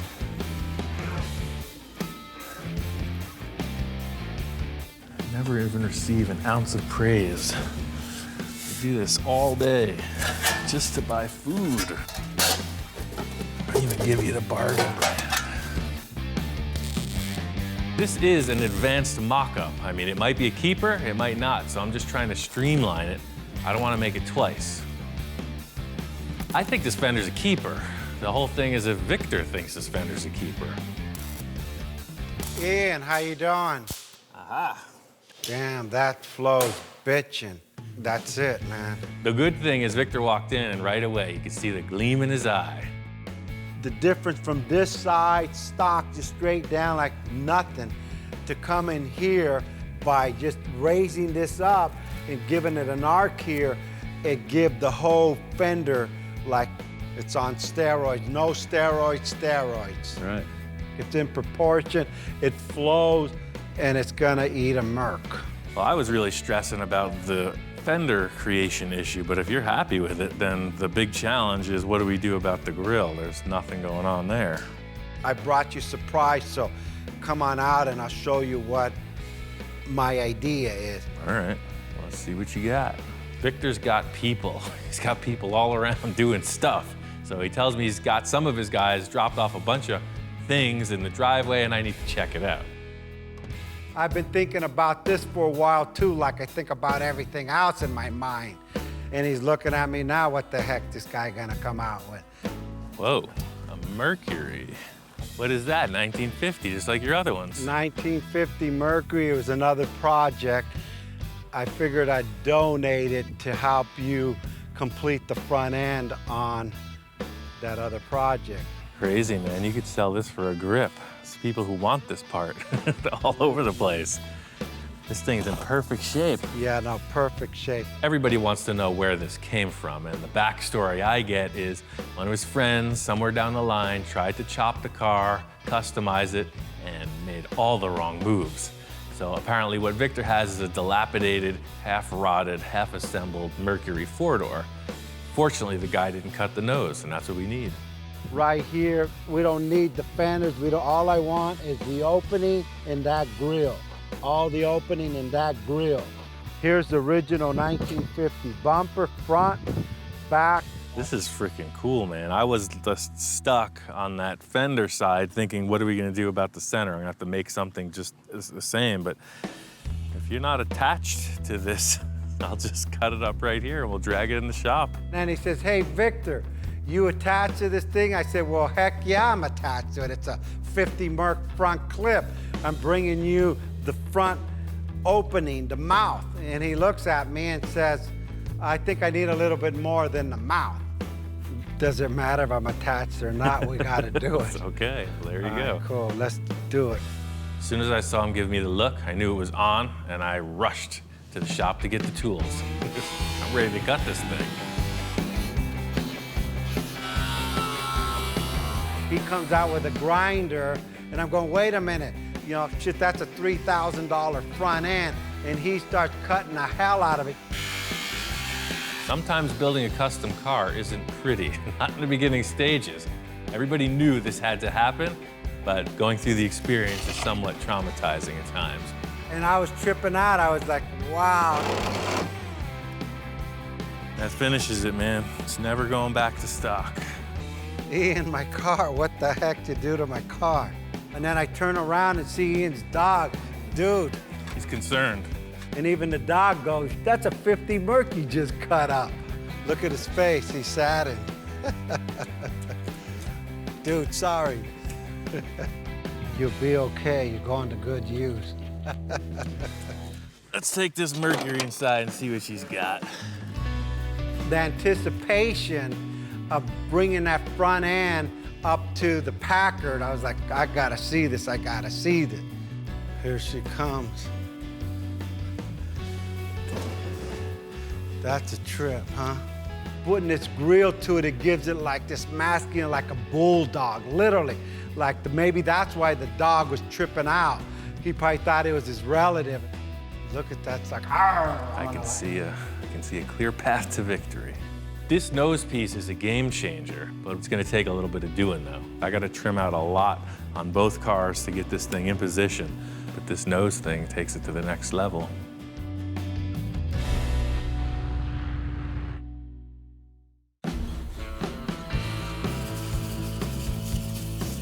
Getting this Merc front end ready for the Packard. It's a rusty old car, it's been sitting around. I'm gonna clean as much of the rust off as possible just so I can start to get an idea of how this will fit on the car. Yeah, let's see. Yesterday this was way out. Now it's way in. See, the look is really good, the way it mates up to the fender, but It's way wide. It looks like this nose is gonna get sectioned into 3 or 4 pieces. The 2 headlight shells I think will mate to the fenders really well, and I'm just gonna cut it apart and fit it up on the car in pieces. Look at that. Right up to the headlight. Mates into the fender, just perfecto. And we don't want it to look crooked or weird, so I'm gonna build a jig so that they're parallel and at the same orientation. So I can weld it right to the headlight bucket. I want them to both be at the same plane, and they'll still be parallel. The big thing is to just get these headlights positioned, and then I can hang the grille and move forward from there with the sheet metal. I have to build the whole passenger fender, which is an exact mirror of what I accomplished on the driver's side, and then I'm gonna sheet in around the headlights. Fenders are a sure thing. The big concern is this nose and the way the hood is gonna come into this grille shape. The Packard nose comes to such a point, if you continued it forward at that trajectory of the 2 sides, it would be like a little triangle shape. We don't want that. We want it to have like a really pronounced hood. So Victor's got another Merc hood I'm gonna have to section in so that the front end's a little more bulbous. So this is the hood from the Merc. It came off of the same car. You can see it's in darn good shape. It looks terrible because it's completely rusty, but it's not cancer rust, it's just surface. It's almost a shame to cut this thing. Victor's got the resources, we're gonna cut it. Somebody will pay a freaking mint for this thing. The decision has already been made, it's out of my hands. Strangely enough, the one piece we're saving is the only place on the hood with a dent. There are a few things that I won't cut up, and this is right on the border. This is gonna be a tough one. Just made every other 49 Merc hood that much more valuable. That's all you gotta remember. What a shame. It would be way easier to just try to graft this little nose section on, but I want this ridge. And it'll actually be a much stronger join if I lap it to the Packard, so it'll be like a big diamond shape. That's why I'm completely ruining this hood, but it'll allow us some artistic window of opportunity.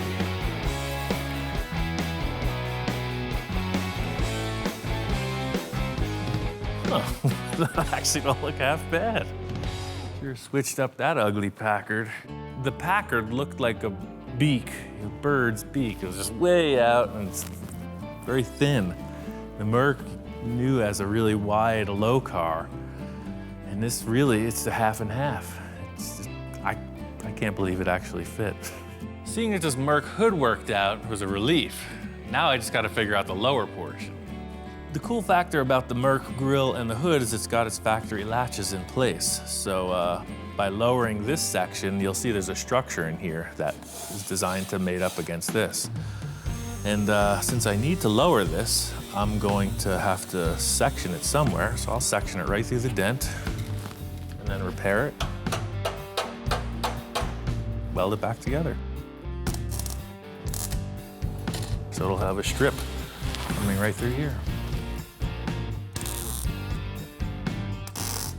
I've got a clear path to finish out this nose, and it's gonna be all right.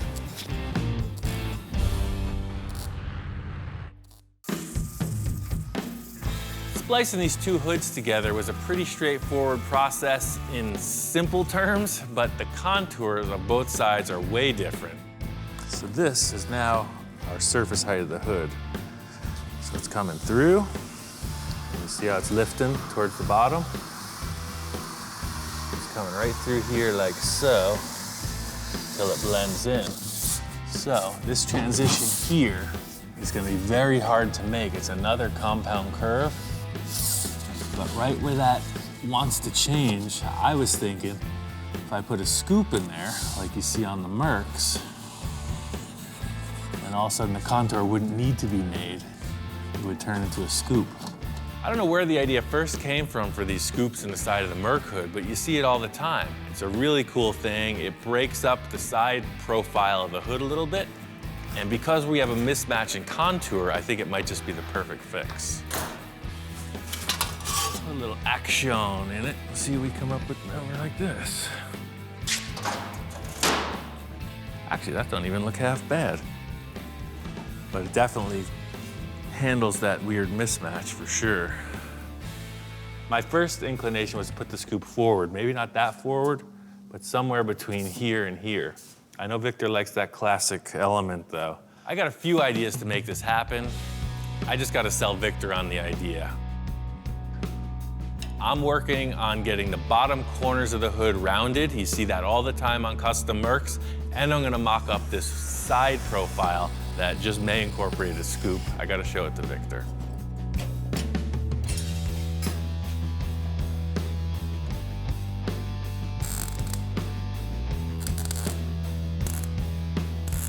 So this is now the new shape of the hood opening, and I'll finish off the shape of the fender surround with the smaller rod. So this will be a nice radius hood edge. You see it on a lot of customs. Victor's got it like that. Ian, what's going on? Hey, man. Just kind of getting this hood together. Oh yeah, what a difference, man. I haven't seen the car in a while. I came by today and that thing looks crazy. It follows the rest of the curves on the car. Curve, curve, curve, curve. The more stuff I give them, the guy still continues to like go beyond my expectation on everything I have them do for me. Cool. That's real good. So what are we gonna do now on the hood here? Well, that's the thing, you know, the transition from the Merc to the Packard is a little weird. But once Victor digested the look of the front of the car, he was really pleased with it, but then I tell him about the problem, and that is in the side contour of the hood. I want to show him the mock-up for the side panels and see what he thinks about this scoop idea. You know, I'm glad that the front worked out for you. I kind of just did that because I know you like the look of the other car, but the placement of the scoop is something I've been struggling with, whether it goes ahead of the axle line or behind. Yeah, so. Looking at it in proportion-wise, I think it should be not quite half, just a little forward here. Let me see. Yeah, Wow. just whatever Just you like. coming in, and it shouldn't really be that drastic. So that's kind of the opening. And then from here, I mean, I'm just gonna draw it. It kind of ends in no more than a 1/4 inch, just to come in, just so there's a scoop line there. Victor loved the idea. It was really just about placement. He wants it in proportion with the hood. He came up with a solution, and I was feeling really good about it, but Victor had other ideas. The modification isn't over yet, so don't do this until the bird sings.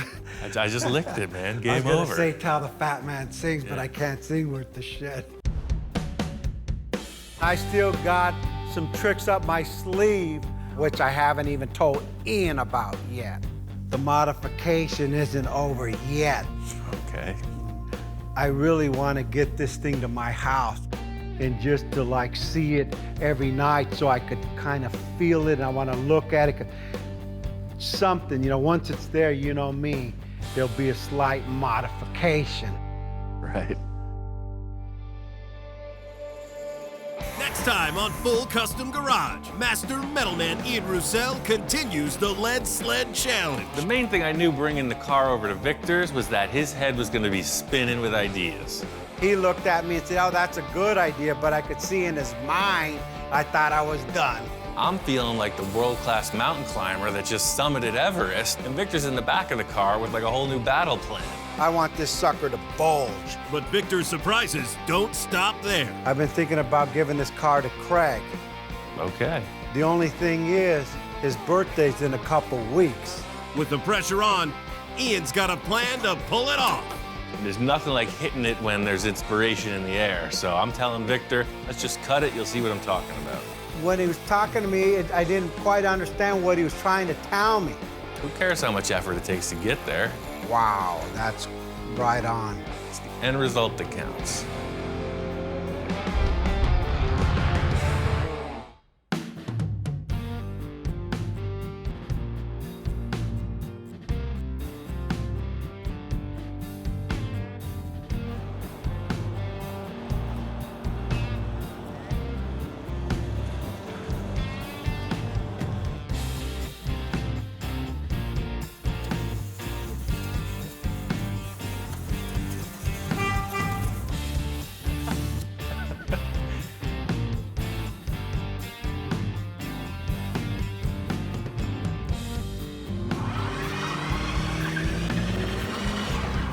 Easy, Ian.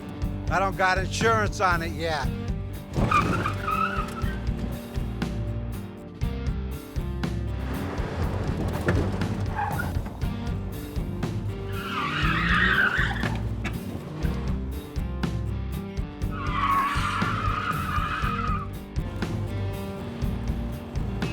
I think this is a keeper, man. Yeah, no, look good, but hey, you didn't have your seat belts on.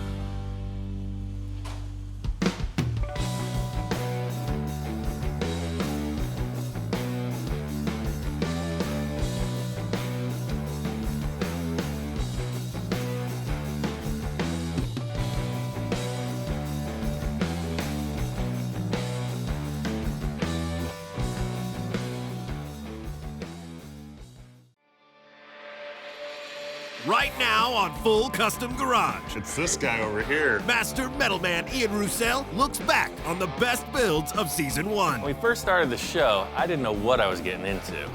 I got to do a ton of different projects, and I met a lot of really great people. He's just a guy that can take nothing and build it into something.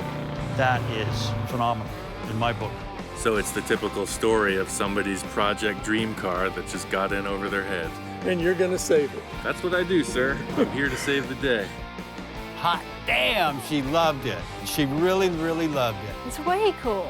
I'm really glad he did this project. I didn't expect to see what I saw. With every project, I'm always trying to do some crazy stuff, you know, really push the envelope. Sometimes that gets me into trouble, but that's the fun part.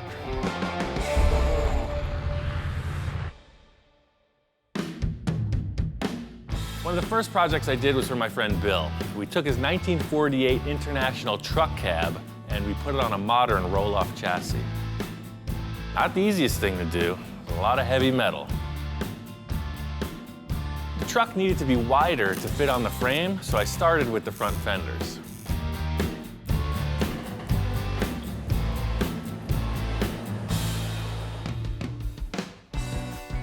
So we get this cab set up on the chassis, and it looks bitchin'. I'm really happy with it. Bill's big concern is getting access to this engine. He really likes the idea of the old school trapdoor style hood. I think we should just go bigger. The whole plan here is the nose of the truck, the hood, the side panels, the fenders, the bumper, the lights, the kitchen sink. The whole deal slides forward and gets out of your way. You want to check the oil? There's nothing stopping you. I helped out on a build of a really cool truck, showed Bill a bunch of pictures of it, and I think we could use the same formula for this, just upsize everything. We need to get this so that it's a sliding mechanism. I'm thinking like trailer hitch stock. It's like, see how you got these two square telescopic tubes? Oh. If we just had some generic material. You know, I have some tube down there on the pipe rack that I want you to take a look at that might work for that. That's the stuff, man. So my idea for the sliding tilt nose, I got this trailer hitch receiver stock, and he has the interior section for that. See, it's different than the standard stuff because it's got rounded edges. So it slides on there pretty nice. I thought I'd take the rust off, but that seems like it acts as sort of a bearing. So this will be incorporated to the truck frame, two of them parallel, and then I'll cut two sections of this off, and the whole nose will slide forward, and then there'll be pivots here. So it slides off of the front of the truck and then pivots up. It's a telescopic square steel tube. It's super strong. I have a feeling it's gonna work out perfect. Everything's simple in concept. That's the realm I thrive in. Making it happen's a different story. This concept needed a lot of fabrication on the understructure just to get to the mock-up. I never built a tilt nose on a truck this big, so I needed to see it in action. Damn heavy. Look at that thing. Par for the course. All of this work, I finally get the thing ready to tilt, and it's stuck. Bill's standing right there. It's just perfect. It wouldn't move. It wouldn't move. And I went back to the damn, it's so heavy, we can't do it. And I'm thinking, oh my gosh, now what? When you got 5 million welds, your percentage of some attaching themselves to the cab is increased, so in the end, that's what happened. The thing would not hinge open because it was welded shut. Like that. And it'll pivot up. Like that.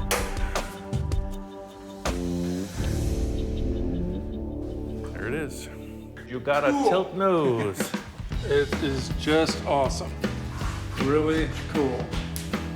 Everything I hoped it would be. I was going for the KO, but I hung in there. I was bobbing, I was weaving, I was ducking. Pulled it off. A lot of blood, sweat, and tears by that young man right there. In the end, the truck worked out great. The thing I like most about it is the front view. Obviously, we know the fenders are widened, but you don't think that when you look at it. You just think, what a frickin' big truck. There's not one thing I would change on this truck. I love everything about it. A lot of that is due to Ian and his persistence and his fabrication. It's a multi-functioning truck. It'll function as a flatbed truck, a dump truck, a van, does everything. Bill's truck turned out to be one of my favorite builds. The biggest satisfaction comes from the fact that it's a real working vehicle, and that's cool. Another project I did was a super custom 1964 Bug. It was based off a toy car someone gave me. One of the coolest custom pieces was the headlights and mounting brackets. These headlights are pretty crazy. They're actually pieces of spun aluminum that I found in the scrapyard. So I really made this whole unit. I had some glass lenses and I made everything else. They're seal beam bulbs that I glued in behind these antique lenses. So they're 12-volt high-low beams. They look like vintage car parts, but they're handmade. Really badass. The other cool feature is the way they mount on the car. So it's a round tube, so they're adjustable up and down. You can move them in and out because you'll see when you steer, it's very close, like so. And when the hood shuts, these strange little shapes clear the hood. You could really see the difference when we pulled it next to a stock Bug. I really loved the stance and the radically chopped roofline. The thing I like most about the chop in the roof is just the radical nose-down look of the whole thing. At first, I was building the car for myself, but I listed it for sale, and that's how I met Mark. He became a good friend and a long-term client. Wow. That's crazy. Just crazy, man. My name is Mark Hayward. I'm from a little town outside of Vancouver, British Columbia, Canada. Thought we'd come all the way down to California and meet Ian and pick up that beautiful little gem we got sitting over there. Oh, man. But I fit. You're about 6'2", right? Yeah. Oh, yeah. This is gonna be all right, man. So this car here, I mean, I basically bought it sight unseen. It was just spur of the moment type of thing. Like I say, we corresponded on email, and he said, well, maybe you're interested in this Volkswagen I got. I mean, how could you not? Just taking one look at that thing. It's phenomenal. Not only did Mark buy the Bug, but he brought another project for me to work on. Oh, yeah, I got something for you. I brought you something. Okay, I heard that there was a little treasure in the trailer. I got a little treasure in the trailer, all the way down from the frozen north. Whoa, what the heck is that thing? That's a 51 Henry J. Holy moly. Yeah. I don't think I've ever seen one. That's crazy, and it has no trunk. What kind of car doesn't have a trunk? We have lots of projects, both Viv and I, and I'll never get to them all, so it's like, okay, let's give one to Ian and see what he comes up with. And if it's anything like that Volkswagen over there, we're gonna get a pretty nice hot rod out of this. Seeing his work, you know, through the video, seeing the car now in person, yeah, I mean, I trust him 100%. I think it's just his creativity, and it gets down to his hands. and that's what he can fabricate and do. So, yeah, I have full faith in him to turn that project we just left him here into something. He's just a guy that can take nothing and build it into something. That is phenomenal in my book. When I first met Mark, little did I know I would be working on some of the craziest projects, and this Henry J was just the tip of the iceberg. Next, I got started on Mark's Henry J, and it was all about chopping the top. It got pretty technical, but I knew I wanted to retain as much of the rear roof as possible, so I started in the front and worked my way back.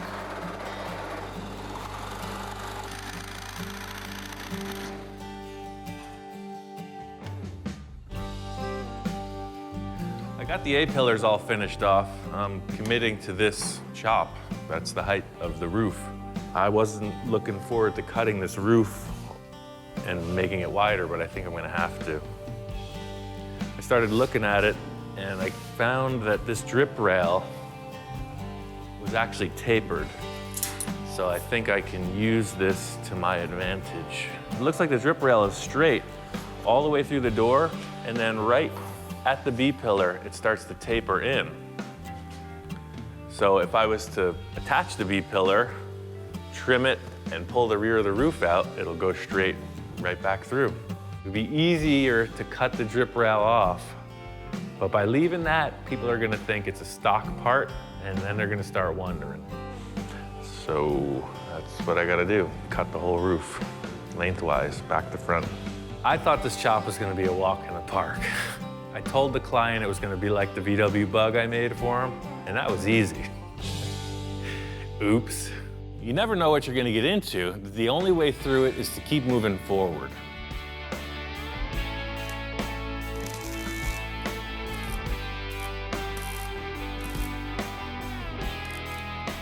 So I'm just gonna cut up to the B-pillar.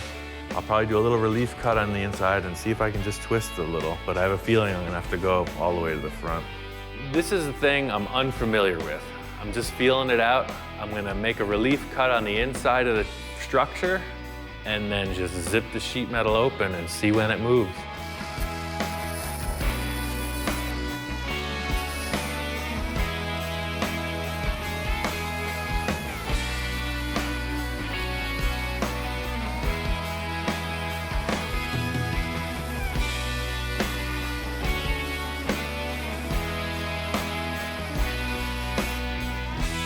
This is really delicate because in pulling this panel out, it could buckle the drip rail, and I'm really trying to make it look right. That's the hard part.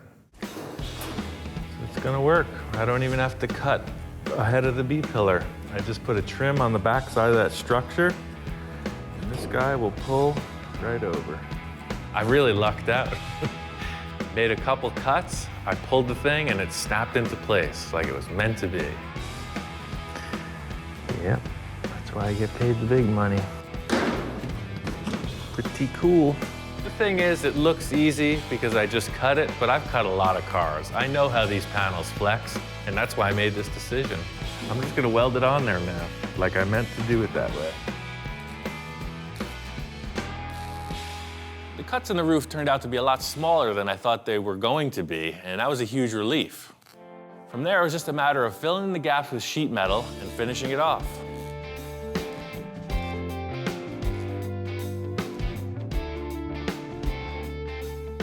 This kind of work is really tedious, but it's the end results that really show what the effort was from the start. I think the end result with this chop was that it's very subtle. It could have gone really radical. It looks good from every angle, and that's what I was really trying to accomplish.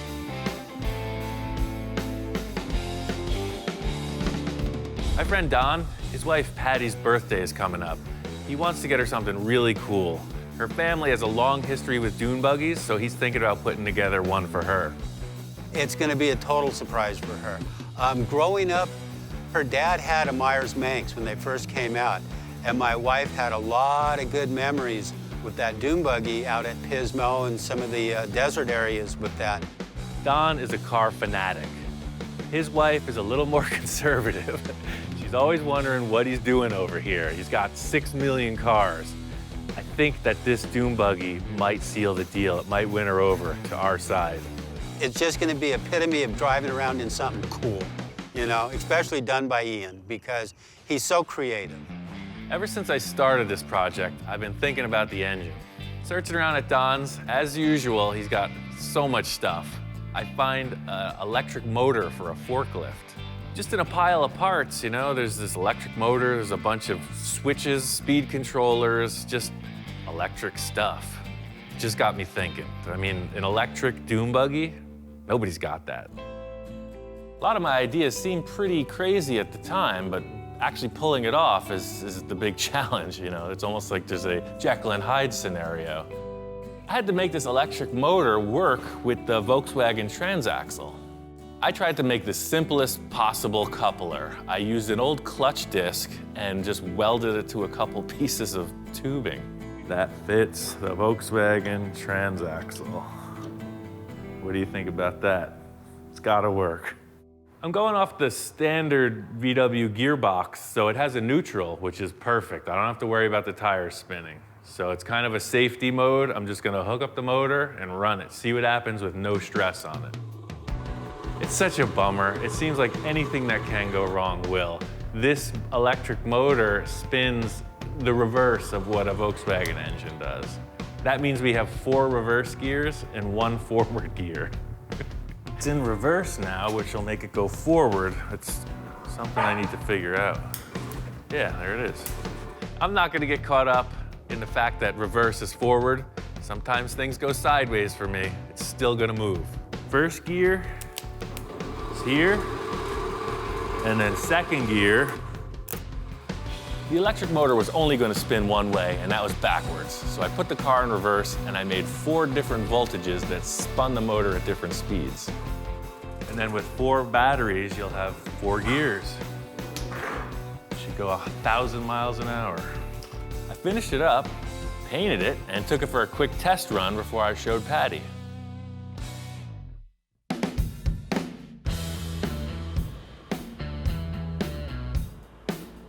And it cruised great. I think it came out pretty cool. I couldn't wait to bring it to Patty and see her reaction. And here is your birthday present. Oh, I like the red. Hot damn, she loved it. She really, really loved it. It's way cool. I like that it's sparkly, and I like the red. The pinstripes and everything on it is really cool, draws a lot of attention. It's way cool, I like it. I think my favorite thing that Ian did with the car is going electric with it. I think that is just way cool, and it shows how talented he is. It's really cool to drive. It's a lot of fun. I love it! The cool factor about this whole build was that Patty's family was into dune buggies. I mean, for years, like old school when the thing first happened. So to restore this original survivor and give it back to her, it's like it came full circle.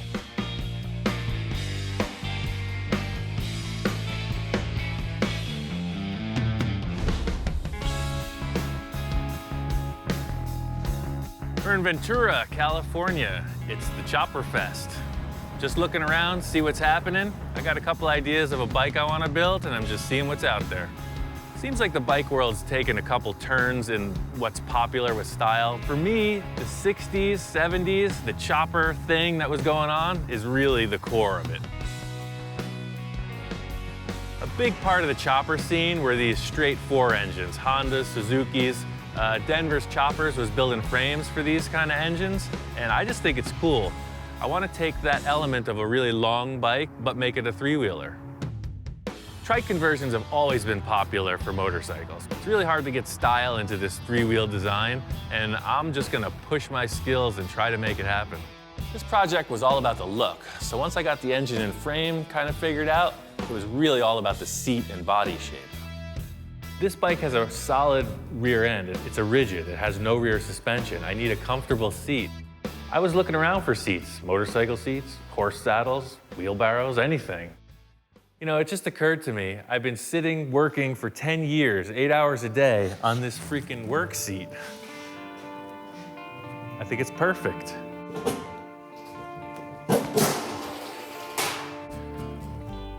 So I want want the seat to be right on the axle. As soon as I put it in place, I was like, wow, it's low back, really wide.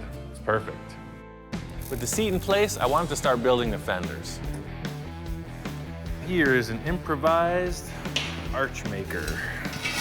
I need to create a radius around those tires. There's a lot of ways to bend tubing. Sometimes I just do it primitive. It works for me.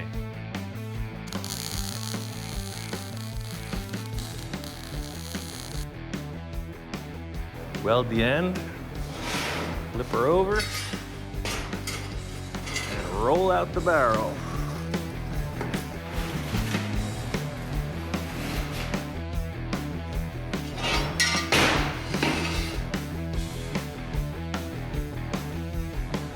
This rim made the ring too small, so I'm just gonna stretch it out on this tire. It's always easier to open the arch up than to try to shrink it down. So the idea here is to get this to be about just a ½ inch or an inch off of the surface all the way around the tire, kind of like here. So all you do is just start to beat on it.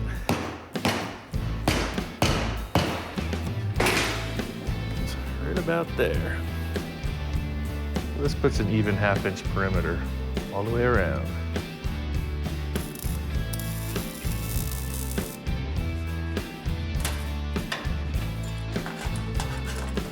You can see it swings down and then out and then back around, and it's all one panel.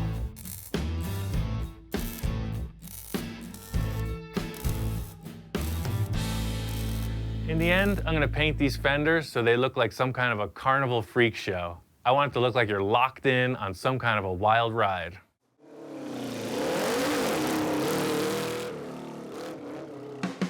The whole thing with this is to look like a giant toy. It looks like a big wheel. It's one thing to think about a project, but to see it right there, it's great. It's what I live for. It was fun to take it to the Born Free show and see that other people were digging it too. Hot rods are a purely American thing. They started with early Fords mostly, 20s and 30s Fords.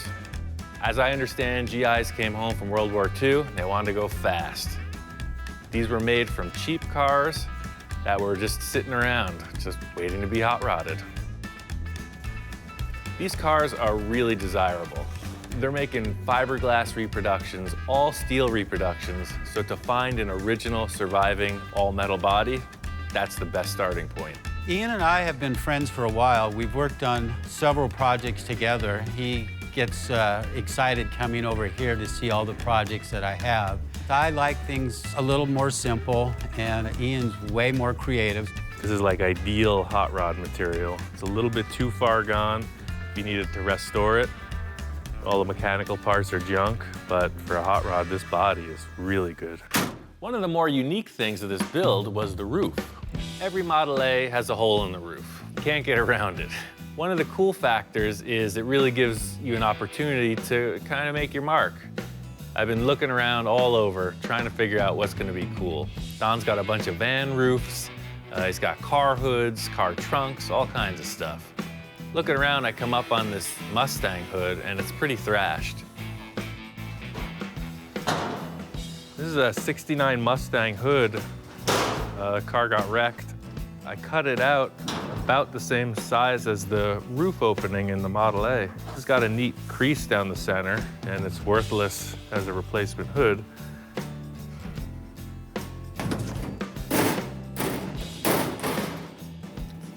The contour fits.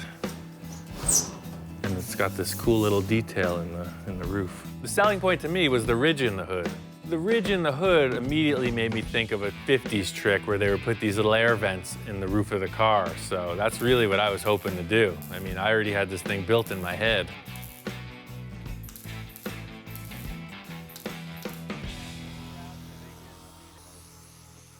When Ian was gone, I went ahead and I got some LED lights. In my absence, the hood scoop, this great styling element, has become a third brake light. Very interesting. I like the practicality of the safety part of it because the car sits fairly low, that I think that's going to work out really good. He wired some wires up through the body, and he put these LEDs inside. In the end, it's all about craftsmanship. You know, that is a very custom third brake light. Oh, look at that. Boy, somebody will see me for miles away. Perfect. At the end of the day, Don was really happy. He's got a cool hot rod, and he loves to drive it. I'm really happy with the way this whole build went because the car is easy to get in and out of. It's a nice car to drive. It handles well, it corners well, it stops well, and the wife can get in and out of it well. I'm just so tickled. I mean, I couldn't have asked for anything more, or a person of Ian's caliber to help me with my own personal project.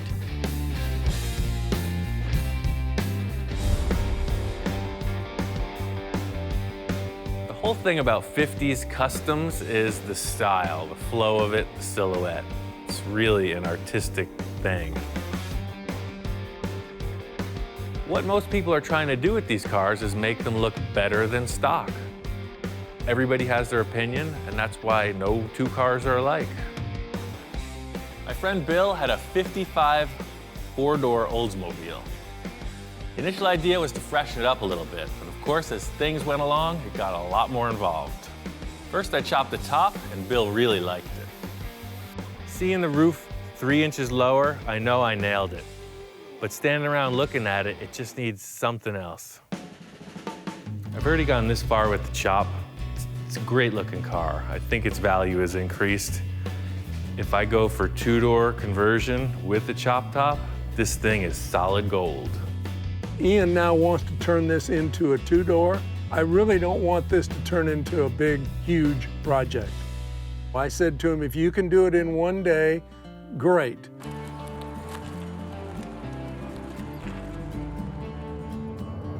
We're on our way out to Riverside, California. Found a guy who's got a 55 Olds. It'll be perfect for this four-door to two-door conversion I'm working on. Hopefully he's got the parts we need. Right on, I think that'll work. He had all the parts we need. We were able to cut off the backside of the door pillar and get the two doors, and also scored a new bumper. These doors were a lot longer than the original front doors, so I needed to see what it would take to make them work. Four-door to two-door conversion, it ain't easy, but I gotta do it like right now. I just gotta prove to Bill that this is gonna work. Fortunately, I got the door jamb from the parts car that matches these doors. I know some of the dimensions are a little bit different, but I think I can pull it off. A couple bolts and the door fit. If this door didn't fit, I think we're going back to a four-door. I just assumed it would fit, and we lucked out.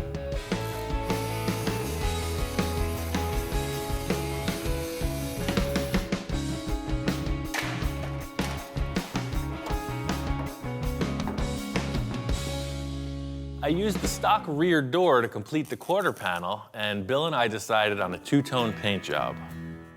This car just needs something to put it over the top. I called my friend Scratch in. He's the best pinstriper I know. I think he's just gonna finish this car to perfection. You know what? When I first saw the Oldsmobile, I'm walking up the hill to the shop, and the Oldsmobile's sitting there in the middle of the shop space, and it just kind of brings me back. It's very nostalgic for me. I like that they hadn't changed the grill or anything just yet, and then they chopped the roof, so it already it has that look of, it's kind of fast, but it's elegant. Don't mess with me. Scratch really likes Oldsmobiles and traditional customs. I knew it'd be perfect to pinstripe this thing, but Bill was a little skeptical. What's your thoughts? I'm thinking kind of conservative, probably by your standards. Well, I'm super conservative. I know that's hard to believe. It is. It's actually really hard to believe, but it's this guy over here. He's the wild man. Scratch just explained what he had in mind, and Bill was totally on board. Oh, a lot of people don't know this, but pinstriping actually was an art form that was made up to cover up bad bodywork. So striping's always in the same places, in the front of the hood, in the middle of the deck lid, and that's where the emblems and stuff had been shaved off. And then over the headlights and over the taillights, because that's where they would French the headlights or French the taillights. But later on, custom bodywork was taking so long. People would have their cars at their shops for so long that they're like, let's just get a stock car, lower it, and do a panel paint job on it. Like, has a stock original paint around it, we'll just tape it all off and spray another color, or we'll tape it all off and just do striping around it. And that's basically what we're doing. I really like the pinstriping. It's subtle, but it came out great. Got the car finished up and on the road, and Bill was super happy. You know, with Ian, every time I get him on board, none of these projects are simple. This was a huge, big undertaking. This thing was really rough, and he did a marvelous job on it. Just take a look at it. He really walked the last mile on it. I love the way this Oldsmobile looked when it was finished. It was pretty classy, nothing too crazy. Always cool to see a nice old car on the road. This next project was one of my own. It's a 1949 International Harvester Metro van. It's a delivery truck that I put on a modern pickup truck chassis. This episode was all about the interior. I've done a whole ton of work on this van, but for any cool custom van, it's all about the interior. And if you want to have a party in here, this stuff ain't gonna fly. I gotta fix it. The thing I like most about this, it's just funky. You don't see them. I've had VW buses since I was 15. I've always loved them, and this is like a big brother to a VW bus. It's like the next bigger size. It's able to tow. It has a good V6 engine with a manual transmission. It's the same idea as a VW bus, but rarer and cooler. My whole concept with this is like a dual-purpose vehicle. During the week, it's a work truck, and on the weekends, it's a play vehicle. I want it to be able to convert from work truck to camper pretty easily. I called my friend Bob to give me a hand. Ian's working on a project, and he said he could use my help, and so I thought he'd come out and work with him again. Every time I get the opportunity, I'd love to come out. This is the start of the rear deck. The whole idea is these panels are gonna fold up and become the walls of the van when you're in work mode. And then if you go camping or whatever, this is actually a big mat. It's a big bed you could sleep on. I'm gonna work on fabbing up the structure out of angle iron. I came up with some material that could act as hinges, so Bob's gonna build the hinges and I'm gonna build a frame. This is a really simple barrel hinge design. It's just a solid shaft that fits inside of a collar. Bob's just cutting a bunch of blank pieces and making sure they pivot right. Since we're fabricators and body men, we don't like to go to the store and buy hinges when we can make them.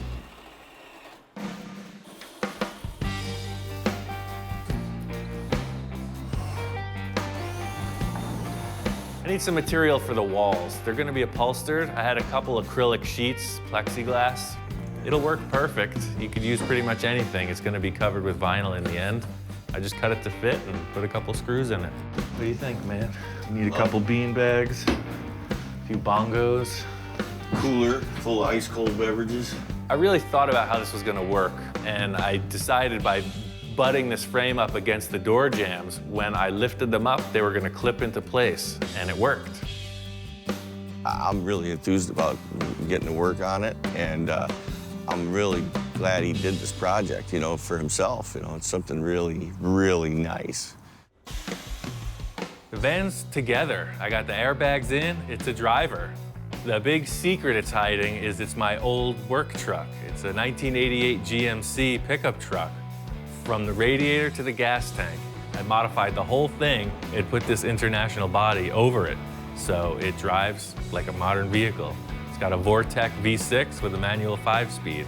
Airbags all around, it's a bitchin' ride. I chose this kind of oxblood color vinyl for the interior because I just thought it would look rich. You know, the exterior of the van is pretty mellow, but when you look inside, it's pretty special. I spent a lot of time on the structure of the fold-down walls. I wanted them to be very usable, so this whole hinge and steel mechanism I came up with has proven to work well.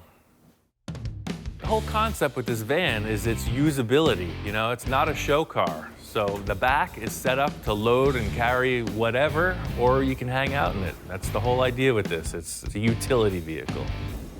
I still have this van. I'm kind of glad I didn't get rid of it because my friend Rich Evans is going to use it for his vintage flats paint company as a display vehicle. One of the craziest projects I did in season 1 was for my friend Victor. He wanted to make a custom bubble top for his 1962 Thunderbird. I'd never done it before, and creating a bubble that big turned out to be really difficult. In order to do it, I needed to build a massive oven in order to heat the plastic. Big challenge trying to figure out how to heat this thing up. I'm just hitting walls with it. I'm talking with Victor about it. And he said, well, we need some igniters or elements. I said, I got some perfect elements. Let me just finish cooking my steaks. I guess his family barbecues a lot. You know, they have big family events, go on vacation. They do a lot of motorhome camping. And they got these 2 huge commercial barbecue grills, and he thinks that it's gonna make it happen. Victor and I share a lot of the same characteristics. I think this barbecue thing might just be too much. He's convinced it's gonna work. All I have to do is prove it. Each grill has 2 propane tanks, so we'll have 4 5-gallon propane tanks, which should be plenty of capacity. As long as these guys get that volume of air warmed up, it should work. All you can do is try. We're either gonna have the right amount of heat or not enough. We'll see. They make some heat. Let's put the lid on. In keeping with the low-tech approach, I've got some plumbing pipe, a simple gauge, and some air fittings. The idea is to just create a controlled air source to inflate this thing. Target temperature for this is 375 degrees to get the plastic that hot. I had the idea that this laser thermometer would be a perfect way to check out the temperature, and yeah, the readings are consistent. It's heating up, and it seems like it's gonna happen. Pretty weird. This huge sheet of plastic, as it heats up, is starting to deform. It's getting like all wobbly looking, and just putting a little bit of air pressure in it. Ian just strategically putting the air in and heating it up, and I walk up out of coming from a project that I was on, and I said, Ian, crank it up. Let's take it to the limit. Yes, Captain. Taking it to the limit. Take it all as requested.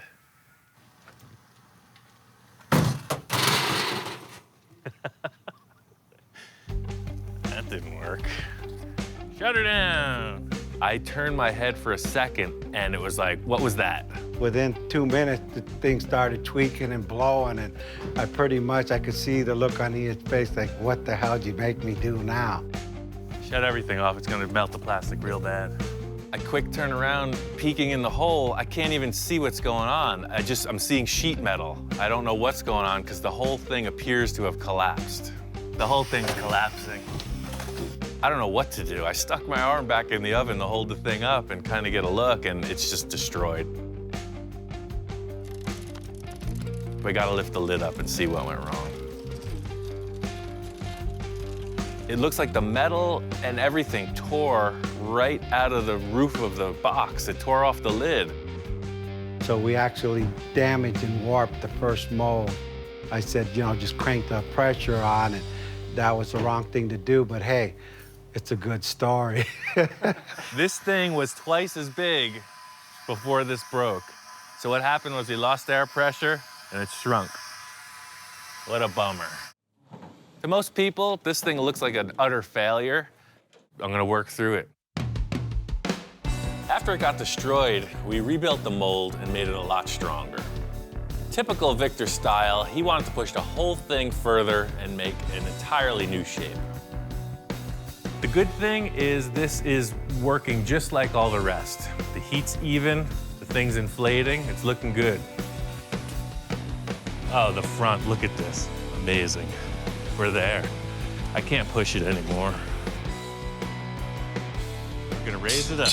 It's the moment of truth.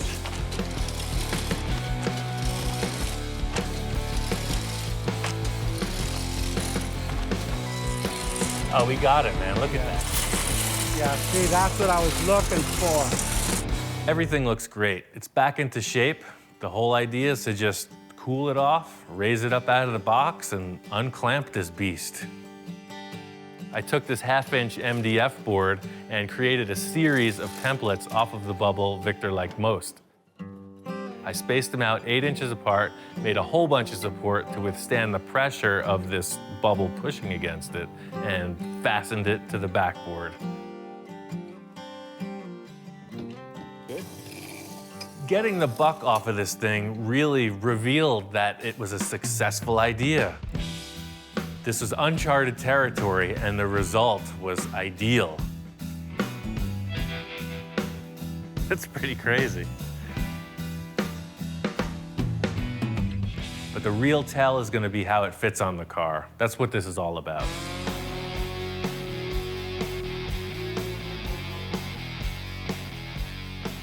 This car has been in the works for a long time. It is a concept car. It's gone through so many phases of development, and now to have it finally wrapped, I'm stoked. The car came out amazingly, beyond my expectation. On the bubble top, the interior, this is a total custom build. The bubble top is next level. The car is, like I said, a piece of art. I mean, the car is a masterpiece. I saw Victor pull in the driveway with this thing. It's like, get out of the way, mister. I want this car. Well, Ian, when he came in and seen it, all of the ideas all came together, and he was impressed. The thing drives up, and it looks like a spaceship. I wish it didn't have tires. You open the bubble top, and the interior is just going off. There's all kinds of crazy stuff going on in there. I'm ecstatic. He's ecstatic with it. Everything flows just perfect. The first season was a ton of work, but I'm used to that. The thing was the great unknown. We just threw it out there to whatever might come in the door, and it really was a great time. A little behind the scenes thing in season 1 was that I got my shop inspector, got my #1 dog. Think you can have a snack and then just mosey on out on your own accord? I was super nervous about having some kind of responsibility, and it's turned out to be a really fun time. The coolest factor about having the dog on the show is that that's the reality. It's really just him and I hanging out in the shop. Hey, you're not the center of attention. This is my show. It's like baby pictures, right? You can sit here and boast about your accomplishments forever. But, you know, it is what it is. He's pretty damn charming. Right now on Full Custom Garage, Master Metalman Ian Roussel does the unthinkable. I got a show car, and it's just not up to par. Ian's got a plan and brings together the A-team to make it happen. I think this is gonna really get taken to the next level. What other level are we talking about? You don't get this at your local auto parts store. Yes! Everything inside me just freaks out. A bubble top. Are you kidding me? This is really how I want to work, working with an artist, trying to translate his drawing into 3-dimensional reality. That's what we're building.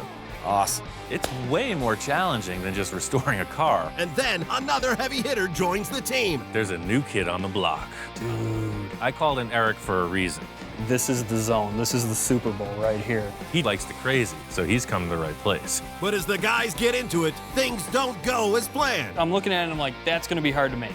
And now I see this little bit of fear in his eyes, and I'm like, oh man, now what do we get ourselves into? I am here. This is my car. We are going forward. You'll hear all this banging and clanging and bending and like, and then he comes back over. All right, we're good. We got it. We're raising the bar now. I'm seeing this as probably the biggest challenge in my career.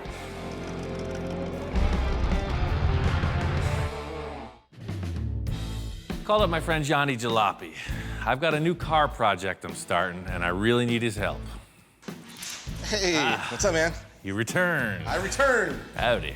I don't really know what the heck I'm doing here, but I'm expecting to walk in and see some old car or some sort of parts laying on the ground, kind of the way he always starts a build, and there's nothing there. So I'm like, okay, what's going on? Been a while. Yeah, what's up? Well, you know, after that crazy car we finished last time, right? I was thinking, I gotta have you on board. Thank you. was thinking I gotta have you on board for another project. Okay. Man. I really want Johnny to come back to the shop. We collaborated on a project about a year ago. Johnny drew this really radical cartoon hot rod Volkswagen thing, and I knew I could build it. I got a plan, but I'm gonna need Johnny's artistic talent to move forward on this new project. What's up? Well, I got something under that cover, and I want to talk to you about it. Ah, what's under the cover? This car's been sitting here in the corner of the shop for a while now. So as he starts to slowly pull the tarp off, there sits the Space Junkie. This iconic, badass car that Ian has created. I've seen it in pictures. So, exactly. Holy cow, man. So it's kind of in deep, cold storage. It hasn't gone anywhere in years. And you want to change it. What could you possibly want to do to it? Well, let's pull it out and give it the once-over. This car is a 1931 Chevy. It's a radical departure from your restoration and even more from your typical show car. This was a really intense build for me. It was really a workout on my skill level regarding bodywork and fabrication. And I'm ready to change it up. Like anything else, you get used to looking at it, and that's why I wanted some fresh inspiration. Because I think you got what it takes to bring it to the next level. You're talking, obviously you can't, it's definitely chopped as much as you could chop something, and it's stretched as much as I could think you'd want to stretch something. So what are you thinking, like new wheels or another paint job on it? Or? I want it to be completely revamped, not just a simple paint job. I mean, all the way. You're not satisfied with I'm not satisfied. It's got to be different. That's exactly it. And he's like, yeah, no, I'm done with the whole thing. There's some cool things about it I like, but for the most part, I'm kind of over it. And I'm still like, how can you be over? I'm not over it. I'm still kind of in shock, like, I don't know where we're going with this. I can't imagine what we could do to make it cooler than it already is, but I'm in. I've got Johnny here, and I'm slowly easing him into the idea of redoing Space Junkie. My background is in VWs, and the way that car is put together is it's like a rolling chassis with a body capped on it. So I built this car in that same vein. The nose detaches independently from the body, but they both lift off the chassis that is completely drivable without either. I mean, first of all, let's just take the spinners off. The spinners from the start were a gimmick. It was something to make people laugh. It was kind of cheesy. It was a direct reflection of the whole trend of the spinners at the time. It didn't start the trend I thought it would, so. You thought it was gonna really take off and you were gonna start taking some orders? I mean, come on. It's a 100-year-old wood spinner. It's like, it's wood, you hear that? It's freaking awesome. Spinners are just the tip of the iceberg. So this nose is undone. It kind of shifts up and forward. Let's take it off. The nose of the car is very easy to remove. 4 bolts, and that really reveals the work that's gone into the chassis and suspension. So see, look what's going on under there. There's a Even that looks cool. That's what I'm saying, there's a whole different story. I mean, now look at the engine. What a friggin' wild setup. Holy cow. You don't get it with the hood on. Dude, look at all this detail that was really kind of hidden. I get what you're saying now, that it really kind of hit some coolness in it. He spent time and made these really cool body panels for this car, but the true talent of Ian is all the stuff that was covered, the whole chassis work and the way the front suspension's set up and all these really cool, intricate details that he had done were all hidden underneath his body. You know, I'm thinking, and he obviously was thinking when he built it, is here's the cool part of the car. So how much time did you have in this, Ian? I mean, I've worked on this car for over 5 years. Not full time, but every minute I could give it. So that's why it's so developed. It's a pretty good accomplishment. I can't wait to take it apart. So it makes all the sense. 5 years of your labor of love. Let's just toss it. Toss it, man.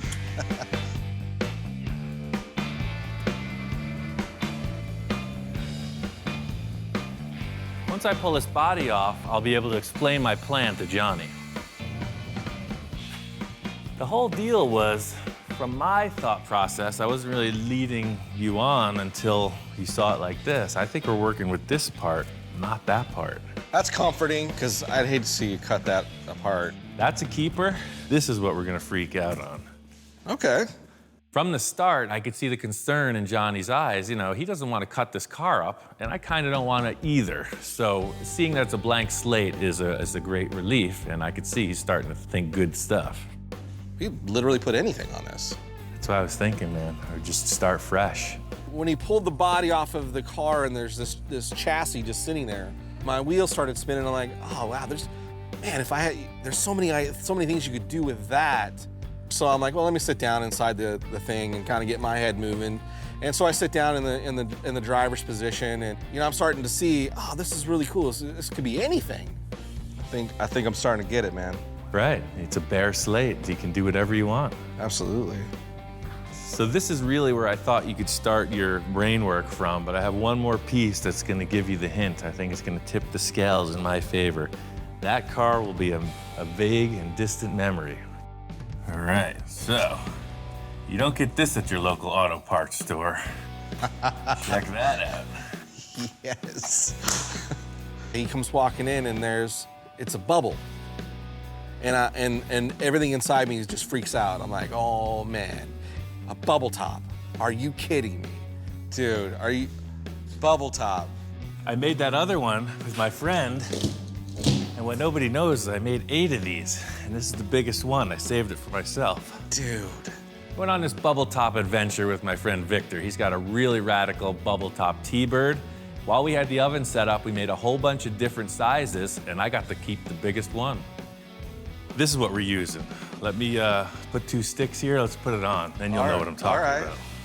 Yes. Okay, we're raising the bar now.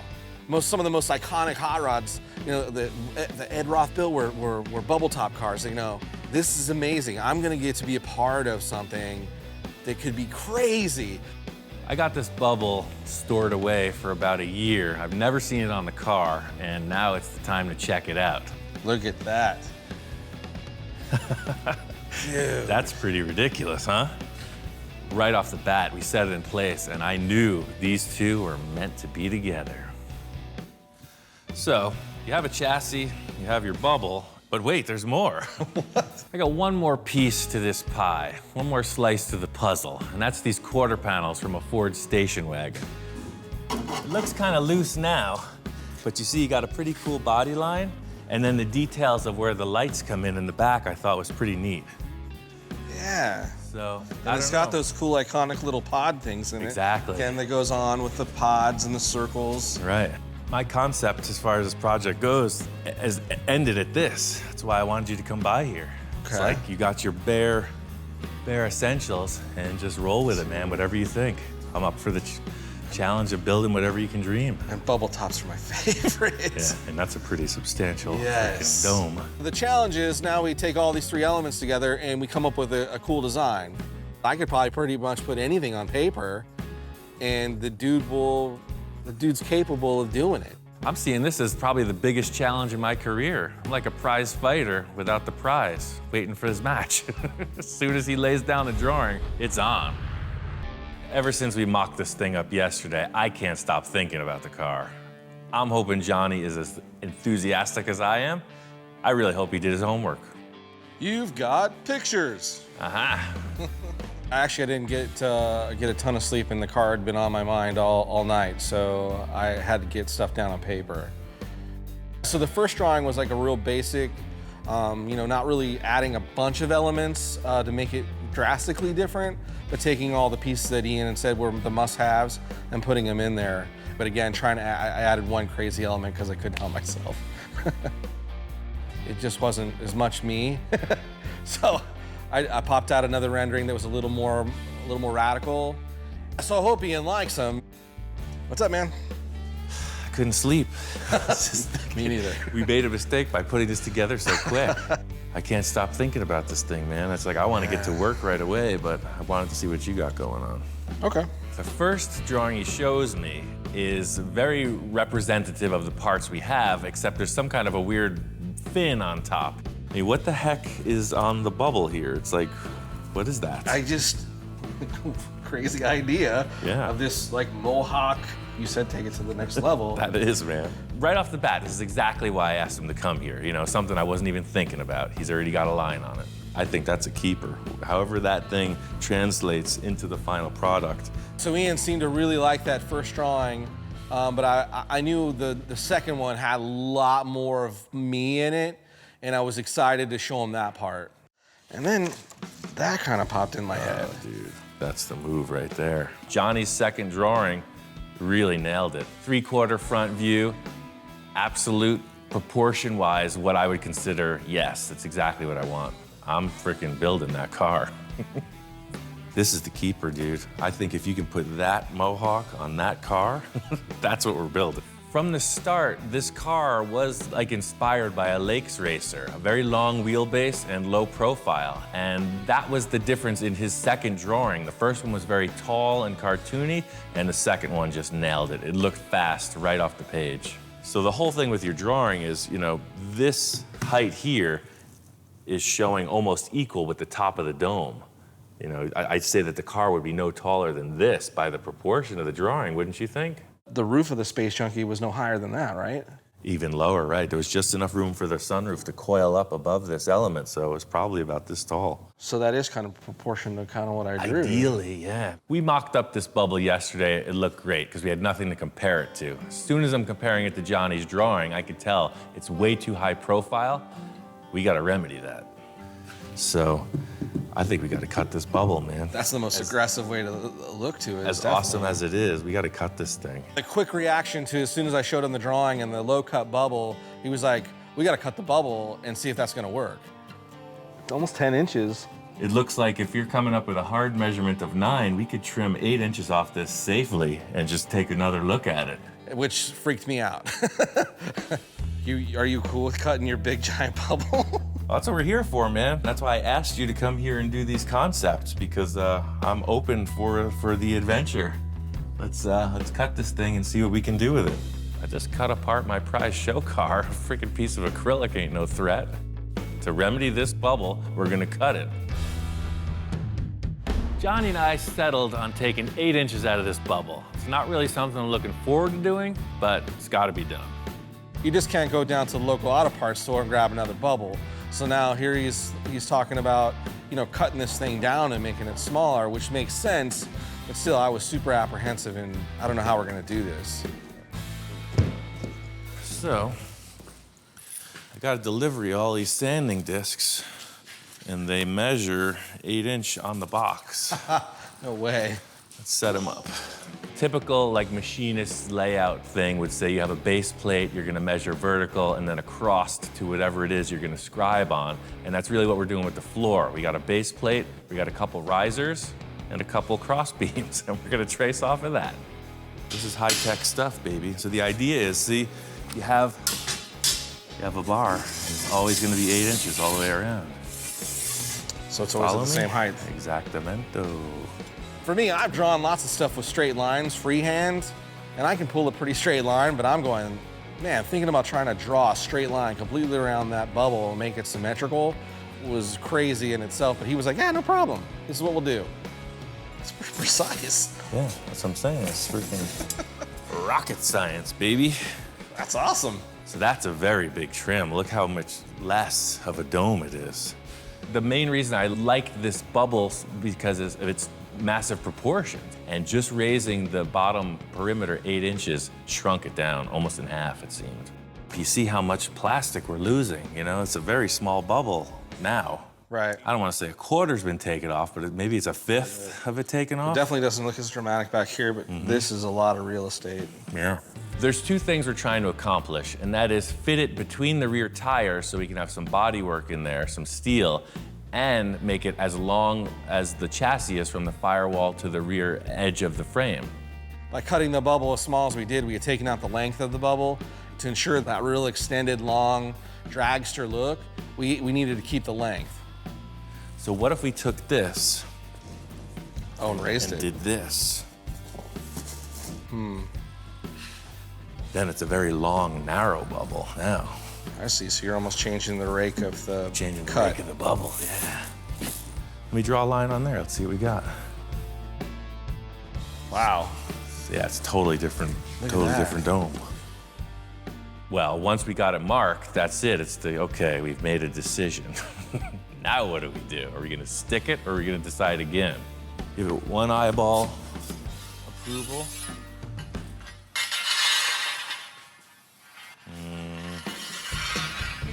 If we mark it wrong and commit to a cut, you can't uncut it. It's very delicate. It's a one-time deal. And now I see this little bit of fear in his eyes, and I'm like, oh man, now what did we get ourselves into? The only way to figure it out is if we do it, right? So yeah, it's like getting I'm in. married. Let's do it. You can't fake it. At that point, I was like, you know what? I could either sit back and be afraid of it, or I'll follow along. You know, put all my faith in Ian. He knows what the heck he's doing. And I was like, yeah, I'm in. Let's do this. Let's cut it. I got your back. So he starts going right into the bubble, and those first couple noises into the bubble, I'm like cringing. Oh man. I was super focused on my work. A lot could go wrong, but I could feel there was tension in the air. It's nice to let your teammates know that you got this, that it's a sure thing, but that's not the case here. I told them we're gonna cut this thing, and I really have not done it this way, so hopefully it works. He just kind of proceeds to pierce his way every couple inches. I was surprised to see how easily this thing cut. I was all the way around, and it's like, hey, it's showtime. The clincher. I felt a disturbance in the force. So let's try this. Grab under. Raise up. That's it, we're up. Lift up. Are you still attached there? And we can't put any torsional twist. Boom. That's perfect. Sure enough, he grabs one side, I grab the other side, and it pops right off. Super clean cut. It was crazy. There it is, a smaller, better bubble.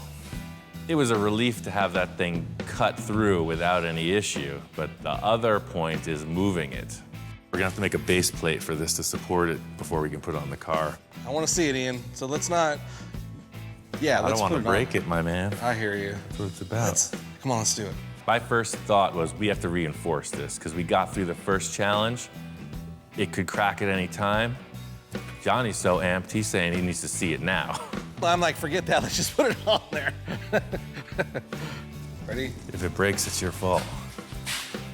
If he dies, he dies. I'm jonesing at this point. You know, we've gone this far, he's cut the bubble. I just want to see it on top of that chassis and see if we've made the right decision. It's gonna be okay. Look at that, it's still too tall. We're getting there. We put it on and it was good, but I'm looking for great or even greaterer. So, looks good. We're gonna try one more thing. So I think the front of that bubble needs to come down right to the bell housing. That's just a simple little firewall I made. It's just sheet metal. It doesn't do anything structurally. This deal here. Okay. I think we can just cut this right off and we'll lay the bubble on the bell housing for now just to take a look at it. So, cutting some more of the space junkie. See, that's Get it out of here, it's old. That's part of what I was leading you into too. We're actually never going back, Johnny. I gotta tell you, that car will never see this frame again. That's been the Grandmaster plan from the start. Well, Johnny's thinking we're still trying to salvage the opportunity to put that other body back on here. And I'm only thinking it's going forwards. And I'm like, okay, now we're cutting up more of this iconic car, and he's got no problem with it. All right. It's my car, and I can do that if I want to. That's pretty ridiculous. Yeah, look at that now. Yeah. Dude. That's pretty Sets silly. it all backwards, too. Oh, my goodness. I think those are our proportions. Getting this thing on the chassis, you can see it fits now. It doesn't look like a big high bubble top thing. It's very slick. Even better than I thought it was gonna be. It's all about the feel of the ride, right? And that's the thing, I gotta get back in here and see if it's working. If your head's banging against the bubble, it ain't gonna be okay. If it's too close, if it feels claustrophobic, it ain't gonna work. Oh, yeah. It's no less room than the other ones. It's a yes or no thing. I am here, this is my car, we are going forward. I think I finally arrived, Johnny. We're in a good position. That's pretty sick. I don't even look at that car anymore. That car's nothing to me. put a cover on it. Since we cut that ring off the bottom of the acrylic dome, it's very flimsy. So I just want to be sure it doesn't flex out of shape and crack. I got this wooden backboard that'll support it while it's on the car. So according to the schematics, I think we nailed this bubble thing. Yeah, I agree. I even think the height that we have up on the bubble area too, it works. Compared to that it's damn close. You know, the real world parameters of the arch on the top of this bubble are obviously taller than your drawing. Right. But the attitude line of that rake coming Definitely in, there. it's aiming right at the front spindle, and that's the attitude of the car. Yep. I think we nailed it. Let's do some metal work.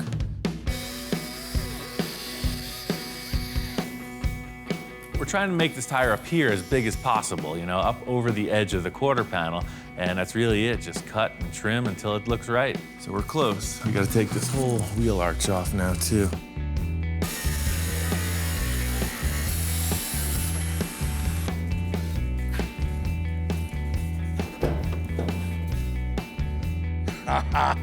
Yeah. Yeah, I think that's a good starting point. Immediately putting it on the body, it really started to define that flying arrow that we were looking for. But the body panel only goes up to about half of the chassis, and there's this whole other part that needs to be filled in. But Ian seems pretty confident that that's not that big of a deal. So this is pretty much drawing in space. You do the thing with your magic markers on the paper. I do the same thing with steel bars and aluminum bars on the cars. The whole deal here is kind of giving the nod to Johnny's design. So I asked him to get down and figure it out with the tape, you know, what lines are you seeing here? I do this all the time, so Johnny's first try at this worked out pretty well. As we put up the tape lines, we can really see that the stretch of the car is super exaggerated, way more than I even envisioned in the first drawing. This is really the point I knew we were going to be challenged because, you know, in a perfect world, everything would be art, right? So, yeah, I just draw it and it's done. Just there. So I think that's being the cue, style-wise, of how we're going to take this thing and represent that feeling. It's obviously going to be like that drawing was pulled and stretched. Right. So I think we're going to have to stretch all those lines to kind of give it the same vibe. I'm digging where it's going. Yeah, it's really starting to evolve. Yeah, for sure. That's the thing. I wasn't thinking dragster at all until we took this body off, and now all of a sudden you could see it is. It's like a slingshot dragster show car bubble thing. And the next thing I know, he whips out a picture. See, the whole thing I was thinking about now and looking at this, it's starting to represent more like the dragster feel, you know? This is like a hot rod, but stretched out, and that's exactly what's happening here. So somehow, you know, the proportion has to mimic. Kind of the way this is wedging. Yeah, right, it's a total wedge, you can see. I'm digging it. And then we really start comparing that photo with my drawing, and then here comes the next challenge. Anything goes at this point. If you can come up with a concept for that missing piece of the body. Well, I got my stuff here. I could... Yeah, I mean, whatever you can think. I'm gonna cut that other corner panel and get it mocked in place. Let that be a little flavor in the stew. I got the artist in the house. I might as well just keep him working. Through this whole journey, you know, Ian's kind of played this whole game of ping pong with me, where he comes up with an element and then he's like, what do you got? So it's interesting to be working on his level or playing in his game, going back and rehashing the same design over and over and over again and try to really get it down to a defined ending is totally different for me, but it's super exciting. Johnny's getting busy doing his drawing. I'm gonna get busy doing the metal stuff. I wanna finish up these quarter panels and get them in place. Maybe have a symmetrical look of what the whole back of the car is gonna be.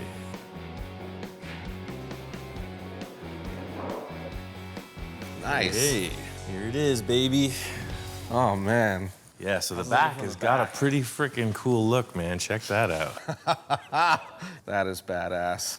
So that's the thing. The rear is open for interpretation, but these quarter panels are a great freaking start. Well, it's pretty groovy. I got a little something for you too. Throw them on the plate. Speaking of that. So we were just having like the car show in the shop moment, and then it occurred to me that I'd asked him to do some drawing. So it's like, let's check out your last rendition. So here's what I got. Oh, wow. That's pretty freaking good. Where did you photocopy that from? Who drew that? That's freaking nuts, man. So, you know, brought the body panel down. I still kind of left the spears in there. Right. With the lower look to it. Yeah, love it. Again, added the, the mohawk that you liked from the first drawing. I kind of extended out the outer fins. Love it. Right. Everything's just a little bit more dramatic. Johnny really went off on this last rendering. He really put all the details he was conceiving. I love the fact that he put this giant aluminum fin across the bubble. We knew that, but he's got some wild ideas with the headlights. The front of the body has some vents incorporated in it. I've never seen anything like it. That's why I want to build it, because this thing's far out. Dude, I like that better than all of them so far. So I hate to keep asking you to draw stuff, but you see what it's developing into, man. It's freaking amazing. Nothing's cooler than, being some guy that just draws a bunch of doodles to get to be a part of something as big a scale as this. When he said, hey, I need some help, I didn't expect it to be like this. Well, man, I hate to say it, but I gotta head home. I wish I could stay longer and help you. What are you talking about? You mean you have a day job? Yeah, I gotta get back to the day job. Johnny's time has been short and sweet. He nailed this concept, and now all I gotta do is build it. Thanks for doing the hard part, man. Thanks for letting me come and be a part of it. Right on. Johnny Jalopy had to hit the road, but there's a new kid on the block. I called up my friend Eric. He was on board to come by and check it out. He walks in, and I think he's a little startled. Thanks for coming out. Thanks for the invite. Right on. What, What? You act like you've never seen this type of thing before. When I came in and I saw it, I was like, okay, the gravity of it kind of spread apart, just bits and pieces here and there. It's a little like, what did you do? Just collaborating with Johnny on all the potential this car could have made me think I gotta redo everything. I pulled the engine out because I want to freshen up the paint on the frame, pulled the wheels and the hubs off. Everything needs a little once-over, freshen up. Eric walks in the middle of this strange disassembled state. I'm almost kind of glad I wasn't here to see it being unbolted. It's kind of like pulling apart Frankenstein's monster. And okay, we're gonna make a cooler version, but you don't want to be in the room when, So this is kind of what Johnny comes up with right off the bat. So he's thinking like slingshot, dragster, bubble top show car thing. I'm ready. Yeah, we're sitting there messing around, right, mocking stuff up, and he goes back to the drawing board and he comes up with this ridiculous aluminum mohawk fin thing across the top. Dude, this is gonna be sweet. There needs to be more bubble tops in the world. Just like calling in Johnny, I called in Eric for a reason. He has a background in building crazy stuff. I never wanted to have the same kind of car. I always went to the next thing or something different. I cut up a perfectly good 65 Thunderbird and built my own version of the baddest bubble top I could possibly think of at the time. It's the Iron Lung bubble top. It's pretty freaking far out. I'm not that easy to impress, and that guy impressed me. It took me about 4.5 years to build. I wanted to build something that looked the part back then, but just something a little more current or just different. Just break away from the mold of it all. He built the bubble top before I built the bubble top, so I think this is gonna really get taken to the next level. As soon as Eric got here, we got right to work. First, I wanted to frame out the structure for the body panels.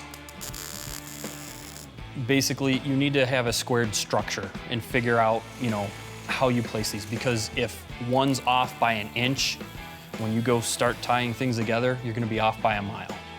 I wanted to get this set up so we could focus on creating the rest of the body.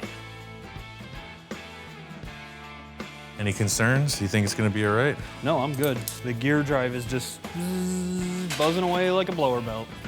Being able to work with somebody that, like Ian, that has this talent, I'm excited to see what happens tomorrow, and I can't wait for it, This is something cool. It's gonna be all right. Today we got right into it. Had a lot to accomplish. I wanted to see the front of this thing fleshed out. We're trying to avoid this generic shape that the rear quarter panels offer us. I want to taper them in, try to follow the contour of the acrylic bubble. So Ian has this idea that we're gonna do these slices into the quarter panels to kind of try to draw things in. I'm a little skeptical of it, just simply because you're trying to curve something. The metal does not want to go that way. We only have 2 of these quarter panels. We can't go out and find another 59 Ford Ranch wagon for quarter panels if we screw this up. I have Eric on the mission of modifying what's already in place, and I'm going to create what isn't in place. There's a series of bends that I need to make for the front cowl area, and it's pretty complicated. The way that these quarter panels are created, it was like a big stamp, bang, one-shot perfection.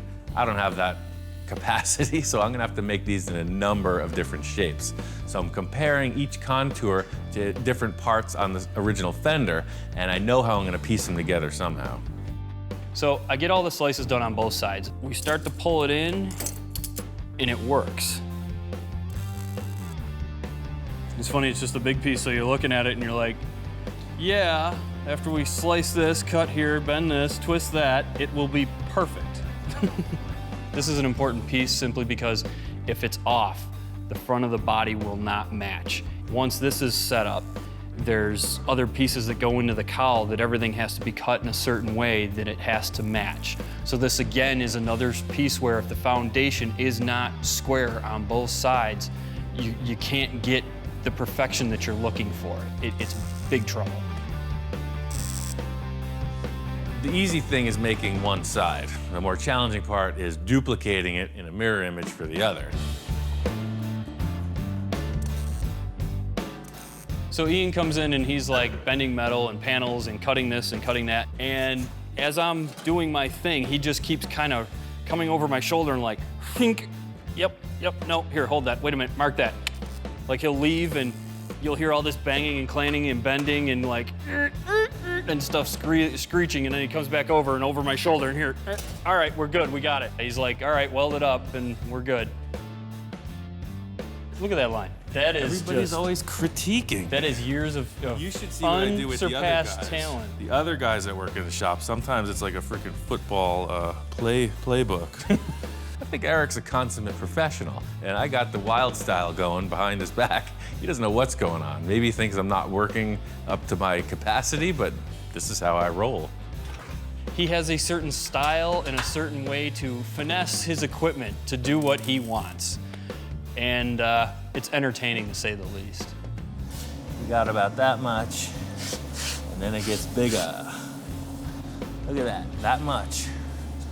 And then it gets bigger. Holy moly, we're getting good at this. We're both standing back and looking at it, and it occurs to me that Eric hasn't seen this thing mocked up. Johnny and I set up at the fenders and the bubble on, and I think it's time to show him what's happening.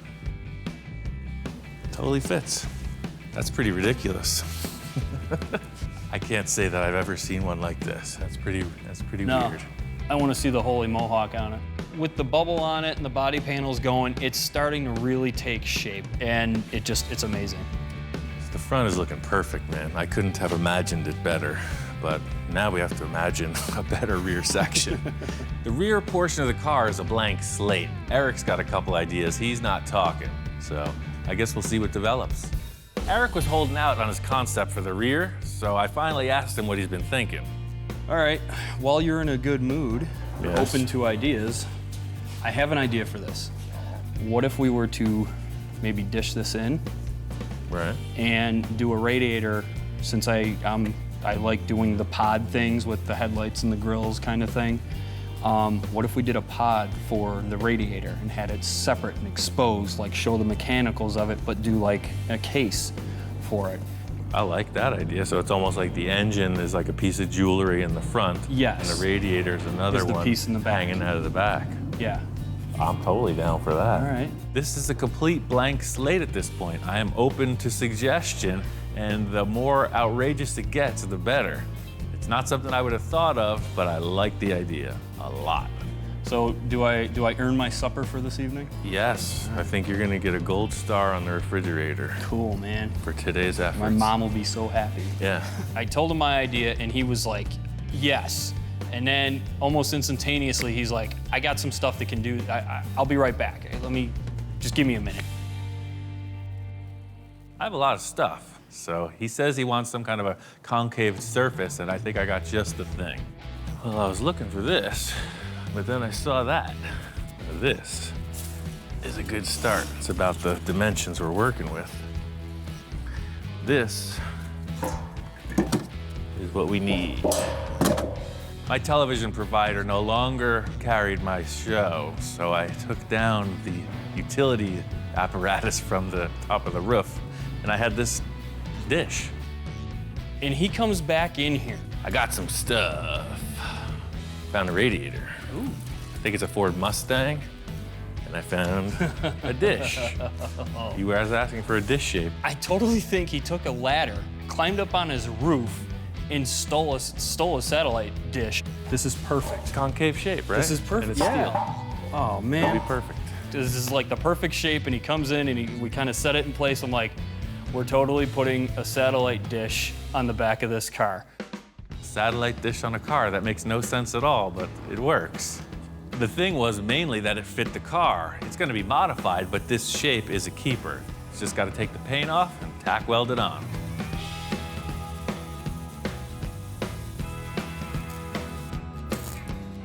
So we get it on the car, and we got it where we want it. And now the trick is to make it not look like a dish welded to the back of a car.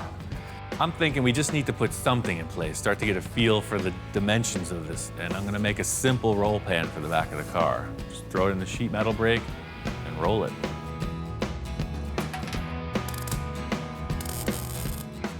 Once we got the pan on, we took the body off just to get a better look at it. So the big question is, how does this transition from our fabricated part into the satellite dish? That's what I'm wondering. You know what, maybe let's make the top first, because you could see the old line right here. The way these things here from the factory, I'm digging them. So, you know, this is just a line. I was thinking a tube shape with a nice round edge, not just coming only straight across, but coming back and down. Yeah. The whole thing was just to get some line in place. You use this round tube, and I just create kind of a shape, but I'm thinking like a V shape. It kind of tapers down. Something that'll just give a landing point to whatever sheet metal we put in place. I'm building out the back of this car with these strips just because we're trying to move fast. This car's gonna have a lot of fiberglass, a lot of filler on it, so I'm just creating a surface. It's very simple. We're not getting too crazy with it. We're gonna put in a series of strips, trim them to fit, and then weld everything together. The whole thing is just standing back and checking it out. There's still a lot of loose ends, but you could see that the dish was the right call. It's a great centerpiece, and nobody's gonna know what happened. Yeah, so I'm real happy with this contour, just the way you're seeing the mimicking reflection of this and this, but it's set in. That's exactly what I was hoping for. Yeah, it's the makings of a fine bubble top. So, Eric's gotta hit the road. All good things must come to an end. This has been like Hot Rod summer camp. And it was really neat to meet somebody else in this universe that gets this stuff and gets these things and like it doesn't matter the work, the time frame, just that it's gotta be the best that it could be. And the ideas are the possibilities are endless. It was really great having Eric here. He brought a lot of great ideas to the project, and I'm inspired to take this thing all the way. Next time on Full Custom Garage, Master Metalman Ian Roussel continues the transformation of his wild show car. I had a t-shirt when I was like 15 that said normal is boring. This car, it's got to follow suit. Sky's the limit. Ian gets some help from an old friend, and the ideas keep flowing. It started with Johnny Jalopy, continued with Eric, and now Mark's here. So it is all about the collaboration. I brought you some stuff. Cool. Is he gonna like it? Is he not gonna like it? Whoa, that thing is nuts. With the car taking shape, Ian heads out on the hunt for parts. I'm building a Roth-style bubble top. Now that you mentioned that bubble top, let me show you something. He's like, you gotta come inside. This thing is like a snapshot of heaven. Back in the shop, things don't go as planned. Stepping back and looking at the car, it's just not good. There's something terribly wrong. He's got his vision, he's got the drawing to consider, but if it's not aesthetically the way he wants, then it's not gonna happen. There's one final element that's gonna seal the deal. People start to wonder, how the heck did that happen?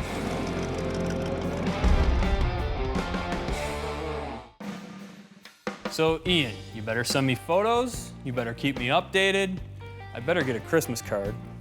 And other than that, man, keep trucking on now.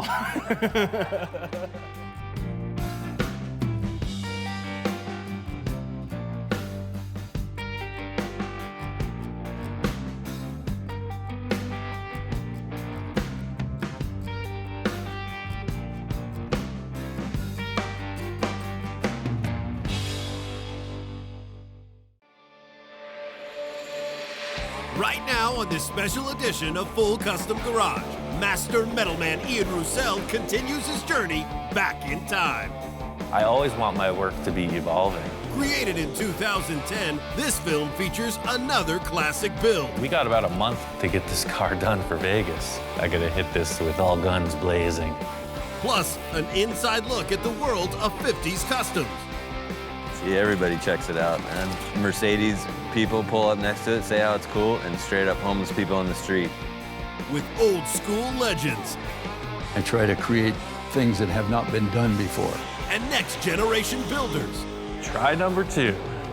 Full Custom Garage presents Back from the Dead 2.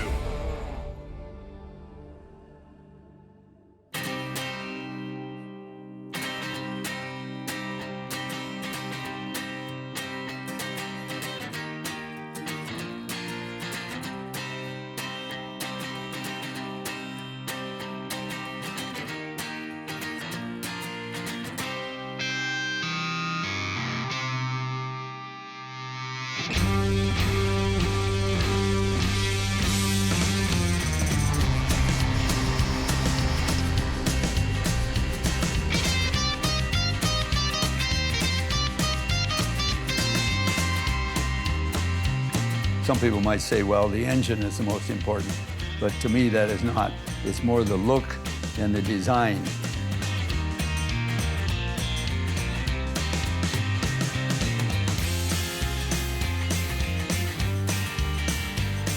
Everything I do with all of my cars is old stuff. I just don't dig ordering stuff from catalogs. I like to build everything myself.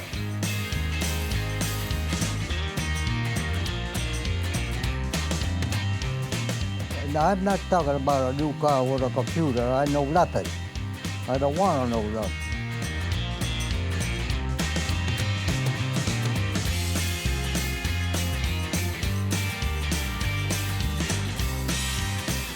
A couple of people has asked me, where did you get this car? Where did you find this car? You tell them, we did it.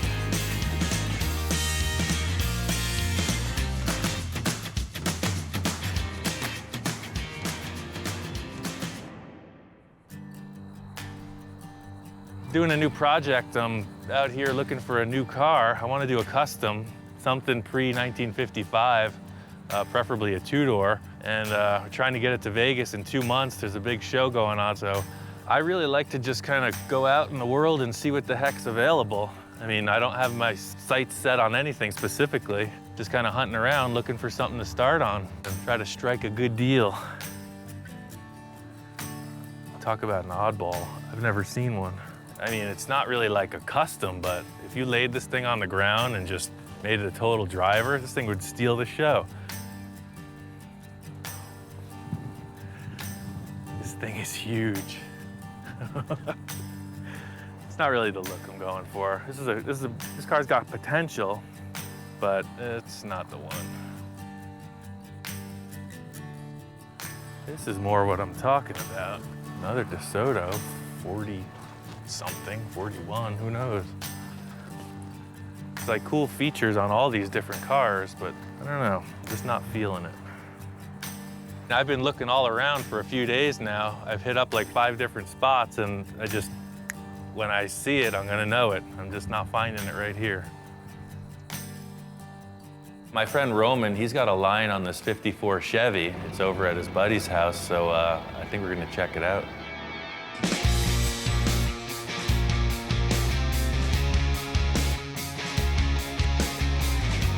This is perfect, man. I mean, this is exactly what I was looking for. It's never been crashed or really beat to hell. It's just old. Typically, most people would like a running car with very little rust, but I don't care. I'll cut the whole thing apart. I'll just build whatever it needs. I think we'll take it. It's cool.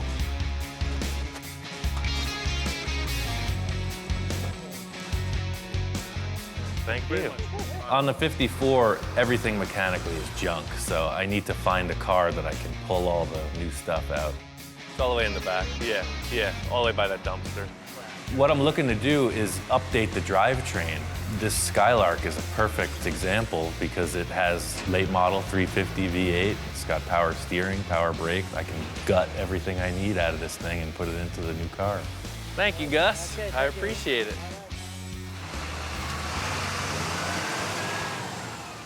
For this car, we're gonna do it in 2 months, no joke. We're just gonna hustle it out. There's no other way. I gotta hit this with all guns blazing. So my friends Roman and Trent are gonna help me out. The only thing I wanted to save from the 54 was the 2 pieces of glass, front and rear windows and the body skin. We just got rid of everything. What I'm looking to do is update the drivetrain. It's typical to subframe a car, so that's what I'm gonna do with this.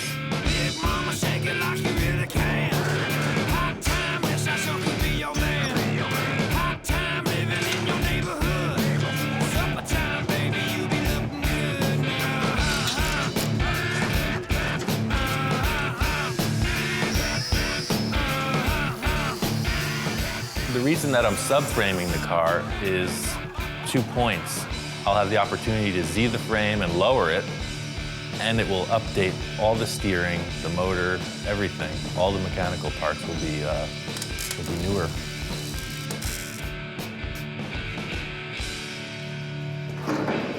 Yeah, it's cool. Now all that's left to do is everything. Let's see, I got 1, 2, 3, 4, 5, 6, 7, 8, 9, 10, 11, 12. I got 12 projects going on right now.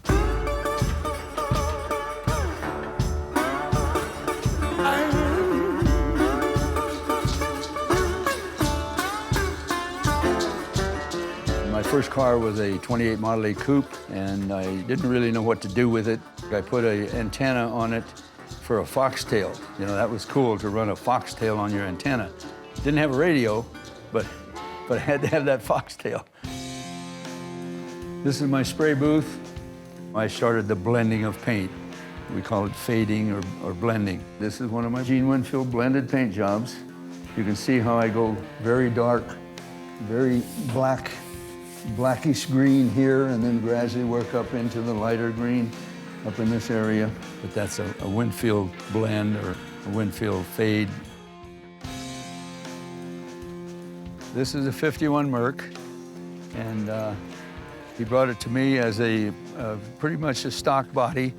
So we've chopped it, we slanted the post, rounded the corners, and molded off all the door handles. And we do a thing here where we weld the front fenders to the cowl, and I make this piece all in here with a drip rail and everything all by hand to, to tie this together, and it makes a nice look. Every custom car, the customer is making a statement. Whether they realize it or not, they're making a statement with that car. How old are you right now? 82.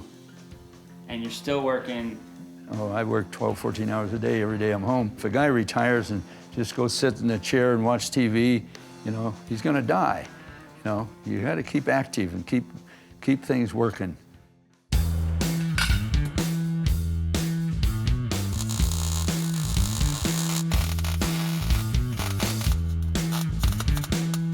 You can see here the old leaf spring used to mount right here. But what I'm doing with the ones from the Buick is I'm moving them inboard of the frame rail, and I'm putting it up into the floor of the car so you can see the difference. I mean, it's about 6 inches drop. I think that'll work out good. I had done a bunch of race car and street race car fabrication, and these guys were doing what they call a mini tub. Their idea was that it would give them more room for fatter tires. I saw it as a way to move the leaf springs inboard of the frame, effectively lowering it. I'm gonna have my 2 beautiful assistants prepare the axle for delivery, and I will shortly thereafter bolt it in.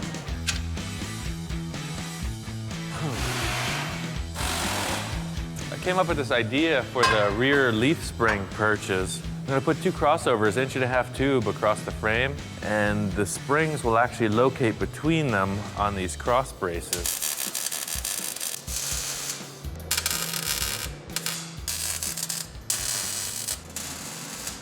Now that I got this framework tacked in, the car will suspend itself.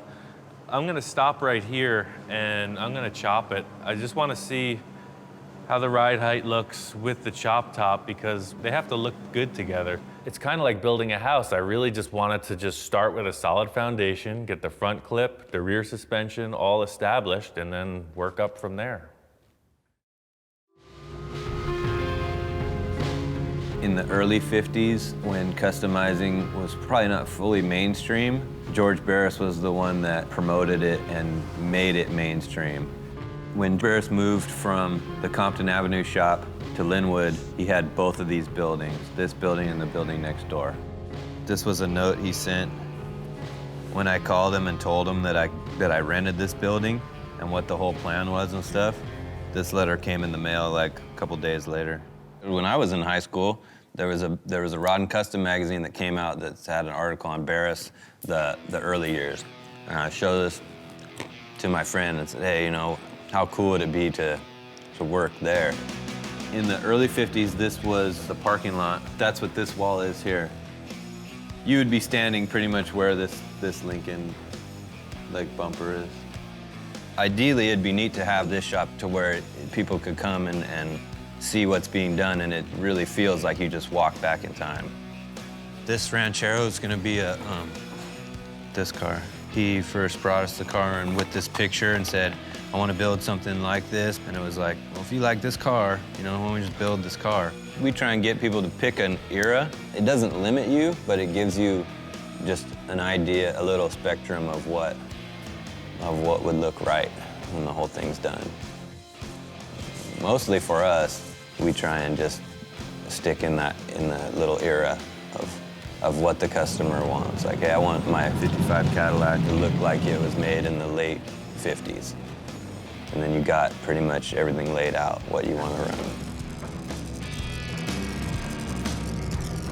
The majority of the stuff we use, if we're starting with something that hasn't already been messed with before, we try and do it on lead.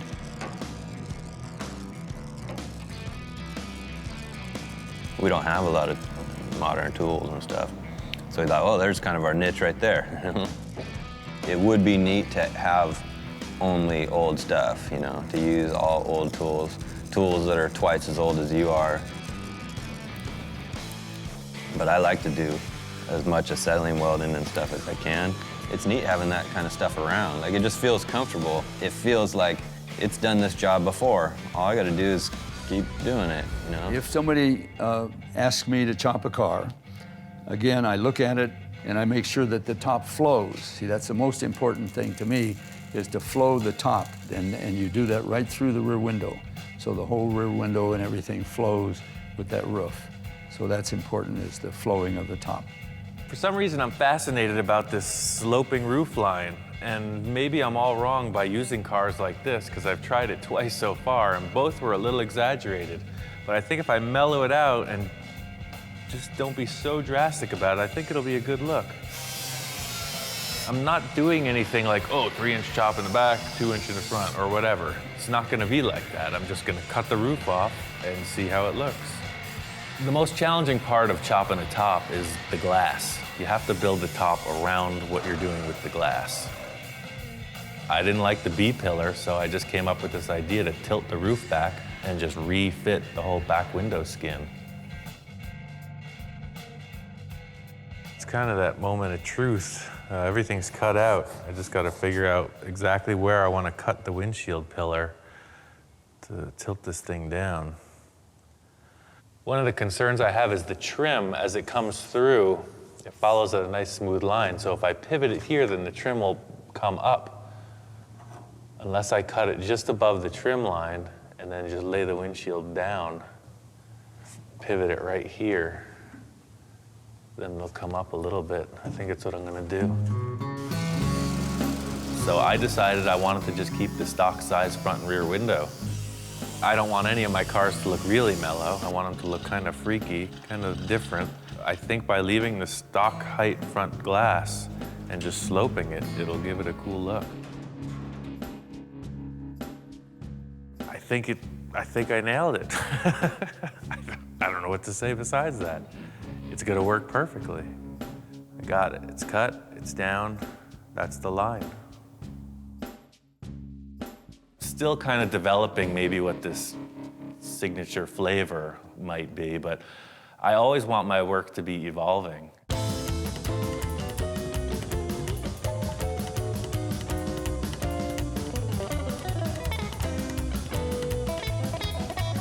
It's like Picasso, where you put a torch and a cutting wheel in Ian's hand, and this is what you get.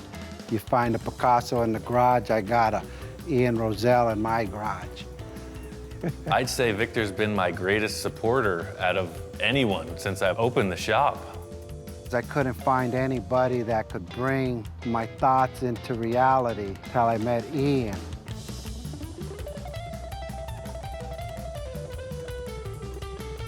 The guy is literally one of the greatest artists I've ever met, and I love art, so you could tell by all just things he's done with his hands or what he could come up in his mind with imagination. And more than anything else, the guy is an engineer.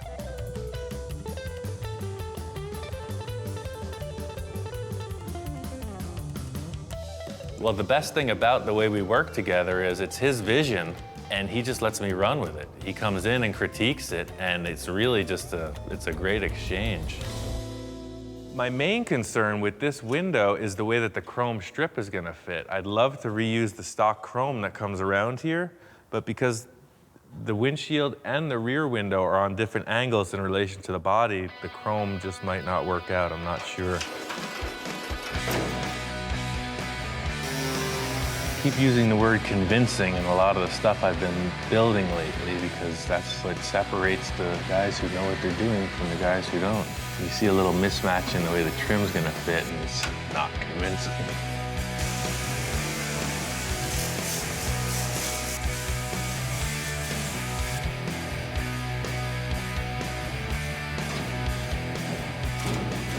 So putting the window back in is the hardest part of the job.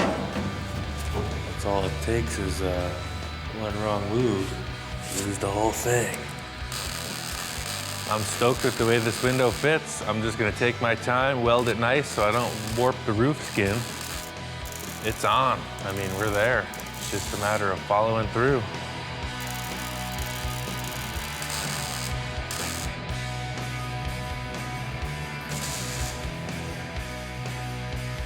I wanna make sure that these guys fit before we get any further into this.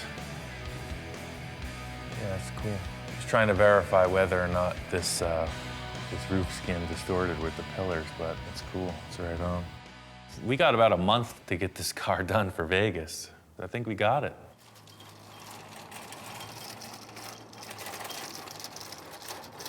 See, everybody checks it out, man.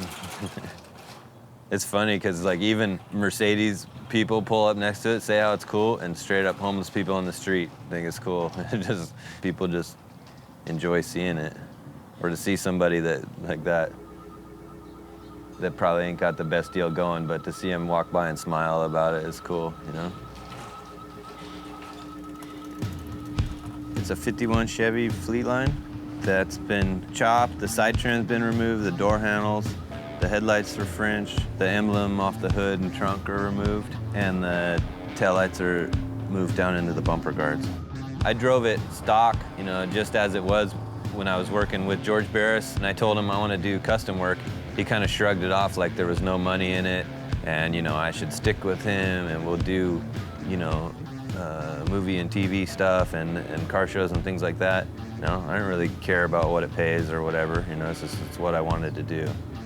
And so that's when he said to go work with Bill.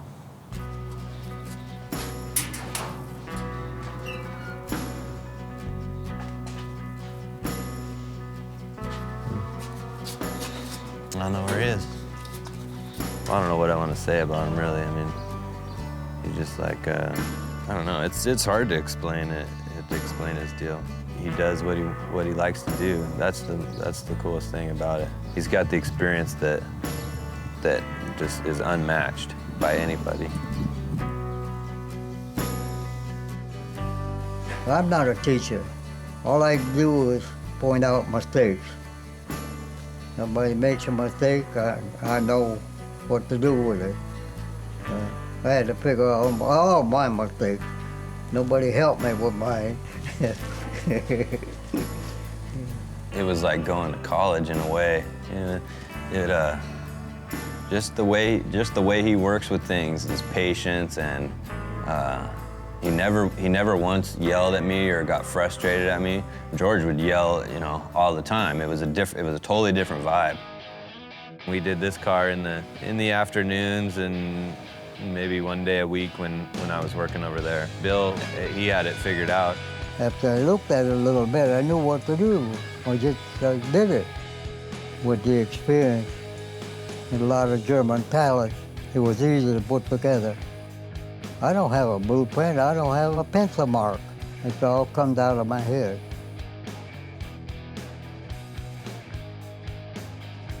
No fastback like that's ever been done like that, ever. I've done this top and everything completely different than anybody's ever done. The first car we chopped in here, I brought Bill over to look at it, and he looks at it and he studies it all over and he goes, yeah, it looks like I did it. He takes pride in his own stuff, and for him to say it looks like he did it, that's the best compliment you're gonna get out of him. I love work, 7 days a week. I guess that's why I'm 88 years old. I wasn't afraid of it.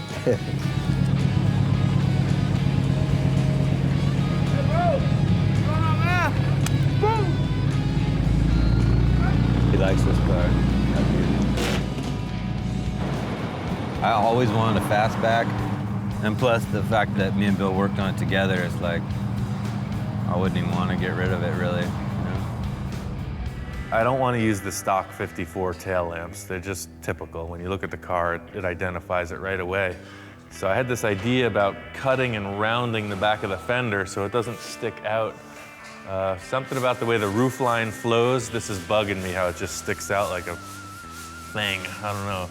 This is so rusty in the rear of it. I'm gonna change the bumper, and I gotta cut this whole portion out anyway. So I'm thinking I'll just hack it off and section this piece of tube in there and just join the fender to it. I think it'll work. And I think this matches it pretty good. I think I'll just splice in right about here.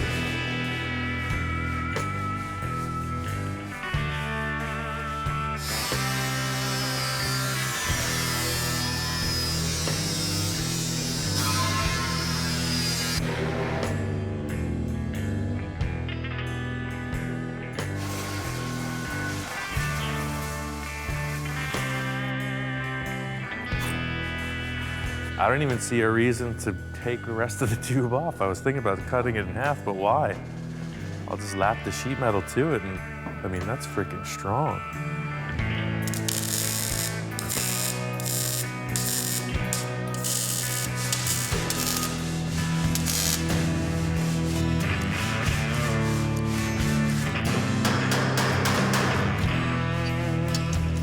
Kind of weird to put a big tube in the quarter panel of the car, but it's what I need. It looks great. We're on a strict deadline. I could spend 2 months making a quarter panel.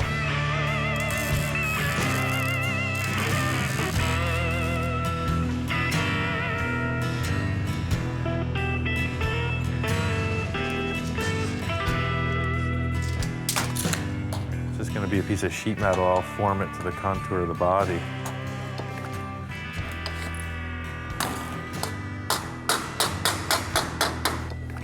This fender's kind of a funky shape. It's a compound curve in a few different ways. I'm just gonna tack it in place and then hammer it with a dolly. I think it'll follow through fine.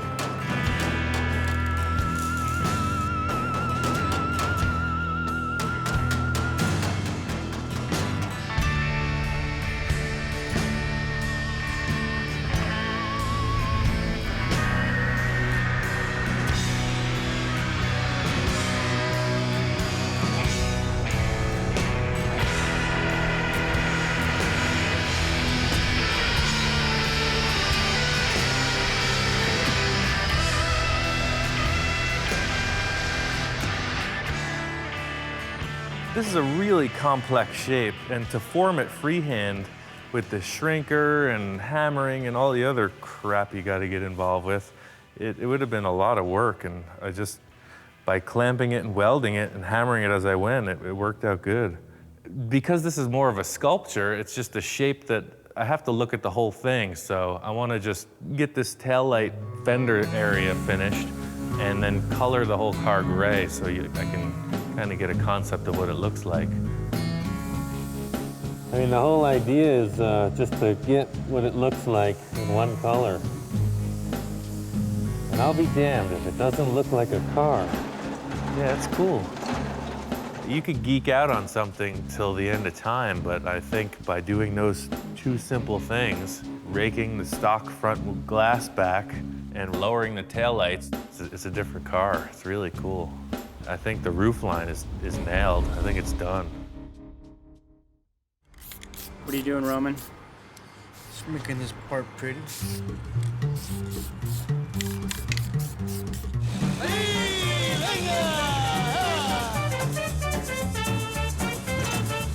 We're in San Fernando. Basically, right now, what we're doing is we're gonna go meet up with the rest of the homies to go to cruise night every Wednesday down here in the valley. My background with cars, it started off when I was a little kid where I used to live. Like I said, every Friday, you see the Broms just ripping their pipes and with all the nice hyenas and everything looks nice. That's basically, I got stuck in that little moment. And my style would be, most people consider it Chicano style. I don't like to modify anything at all on my cars. I like to keep it stock. He just came here one day, said he wanted to learn. He's learned some and he's taught me some too. He has different points of views when it comes to cars, and I have mine. We balance each other out. I'm starting to become bilingual, learning Spanglish. I know a couple things about lowriding, and in his own respect, he's a badass. He knows what he's doing. I would consider myself a traditionalist, but I'm not stuck to that boundary like, oh, this is what I am, this is what I'm gonna do for the rest of my life. Nah, because if you do that, it gets boring. I like to see new things, try new things, and hear the feedback from people, what they say. If they don't like it, then that's too bad, it's my car. If they like it, well, it's for sale. You never know. The car's so low that it's gonna drag the bumper on stuff, so the closer the bumper is to the body, it'll help it out a little bit with clearance. But also, I just like the look of it being a little bit more tucked in.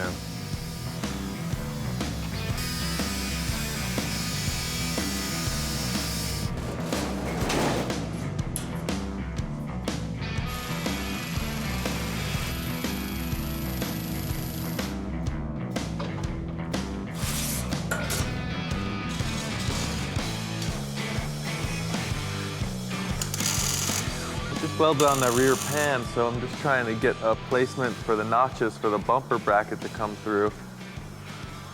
I made the pan lower than the brackets just for aesthetics, just so when you look at it, it looks a little bit cleaner.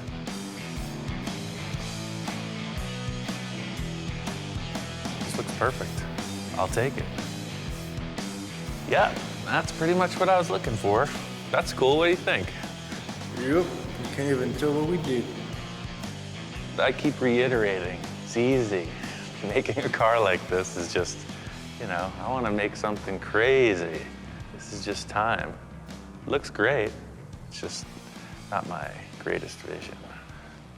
I like conjoined twins, three-legged dogs.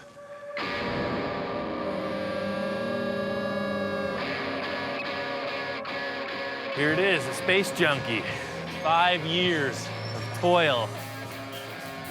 It's a 1931 Chevy. I call it the Space Junkie.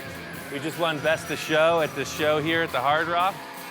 This is more artwork than it is standard car stuff. Something I always wanted to see. It was just a crazy Hot Wheels kind of freaky car and show car.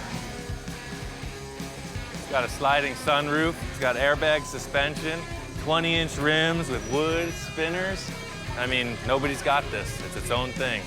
It's brand new. I built the Space Junkie because I just wanted to go crazy. I wanted to make it a wild thing, that's all. It had no parameters. This dude's leg was fully ripped off. This whole fucking leg was just hanging off. It was just a bone and like muscles. And Mike was like, hey, there's this cat in the backyard. Like it got ran over or something. It's like about to die. I was like, all right, well, let me give it like its last meal, you know? And I grabbed its foot like this and it didn't like squirm or anything. And so before we went to Kansas last year, we cut all the meat and off it and made like a splint out of like stir sticks and taped it all up and made this cone out of like a Taco Bell cup and fully glued it back together. And now she cruises. When I look at a grill or an opening for a grill in a car, what I do is I study it for a while and then I come up with maybe some rough sketches and I try to create things that have not been done before. Roman said he had this idea about using multiple bumper guards for the grill teeth. It just seemed like a cool idea. Knowing how to cast aluminum parts, I decided let's go for it. It's pretty cool looking.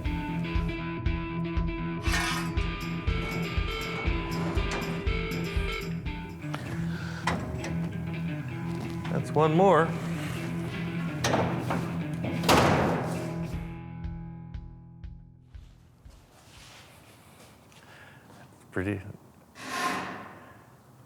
It's pretty weird. Hey, Roman. Oh, brisket's not done yet. Looks like tomato. Nah, tomato was different. We're about 2 weeks out at this point, and there's a ton of stuff to do. I took the rear taillights out, so I want to put them in the rear bumper guards. I found these cool little lenses at the trucker's mart. The problem I was having is they're just sitting there. They needed a way to be retained, held in place. What I came up with was I was thinking, what's super lightweight, aesthetically appropriate? So I was looking at a regular soda can and this lens, and they're the same size.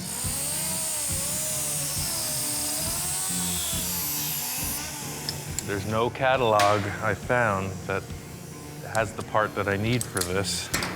It's a very delicate aluminum stamped shape that would be very hard to recreate otherwise. It's just, why not? Some people have a real problem with it.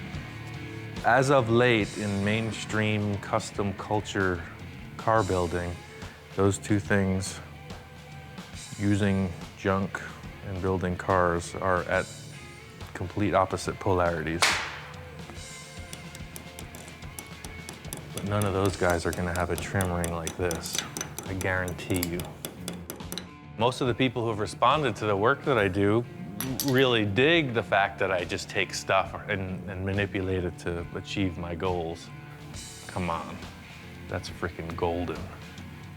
We're about a week out, and I gotta call in all the help I can. It's time to get this thing nailed. We're on our way to Burbank Airport to pick up Big Bob Gore, or as someone has put it, hardcore Bob Gore. Bob is an eccentric who stalks me on cyberspace, and he's come by the shop a bunch of times and helped me out with my cars. He's a pretty cool dude, so he wanted to come by and help out with this one too.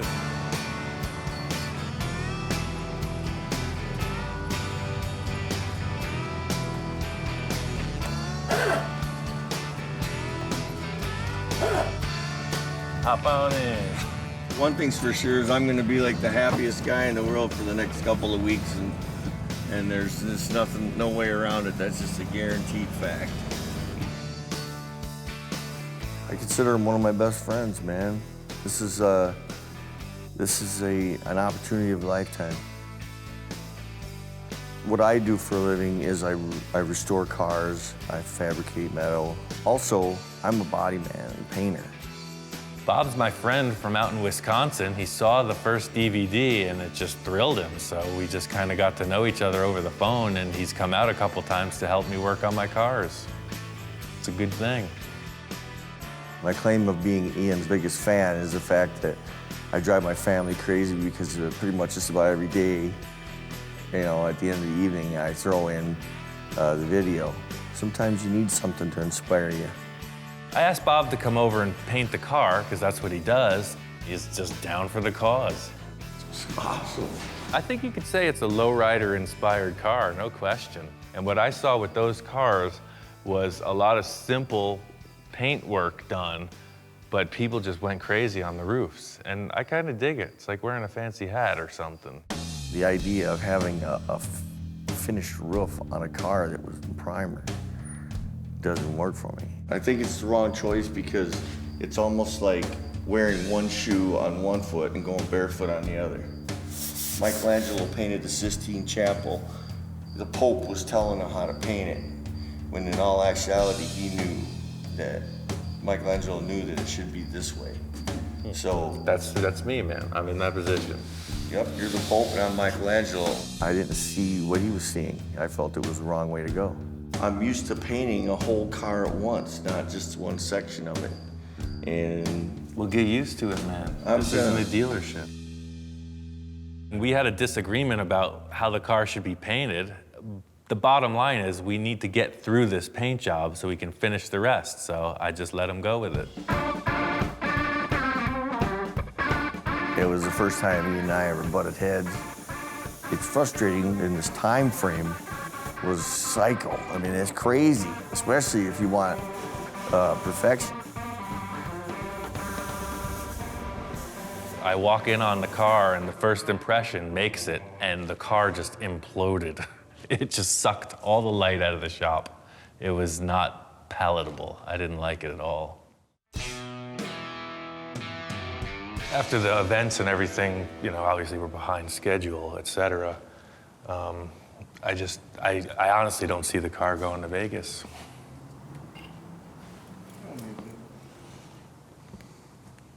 No, I mean, we're not going to take it. Oh. It's going to take a lot more time to finish everything. It just is what it is. To show an unfinished piece at the car show of this caliber, there's a lot of pressure on it, you know? We're trying to do something cool where it's a really finished, nice thing, and it can't happen in 2 or 3 more days. Okay. And what I was trying to do, I think I made statements from the start of this, has been kind of pigeonholed for these rusty, sloppy cars, because I built a couple and they're super fun.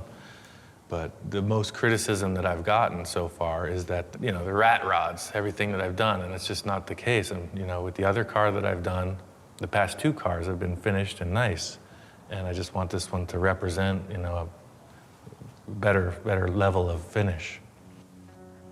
I was massively depressed that, and then it was just like when we conflicted with the paint job scheme, I felt the same way. If I could stretch it out any longer, I would stick back and redo, you know, paint the car the way Ian wants it done, and show people that what I can do,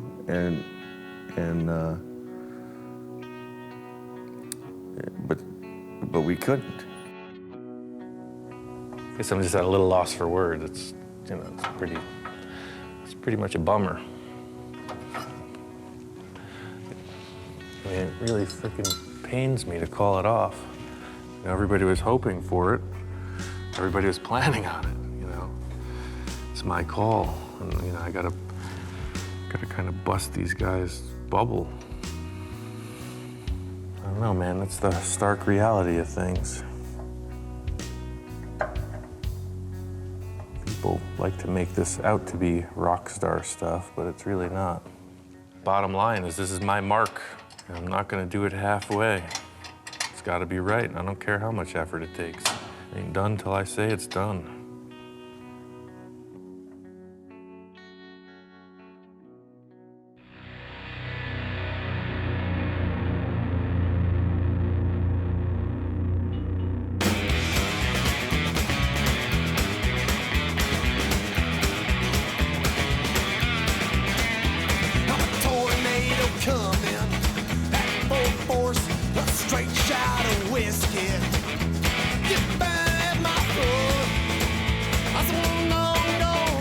So we got everything done on the car I wanted to. Paint looks good. We put the upholstery in and just took it up to this show in Ventura. It's finished. I'm your fool. When you bring me sorrow, you bring me pain. Baby, baby. We made it. We motored out on the freeway and it's all good. made it here, and the show's on.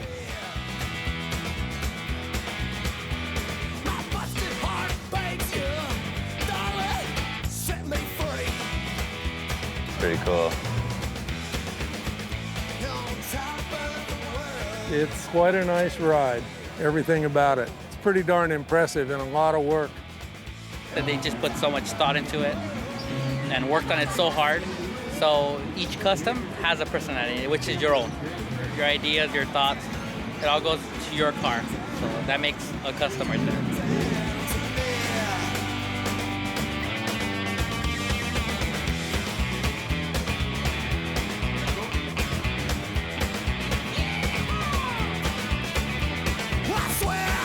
Spaceships from outer space. They told me they take me.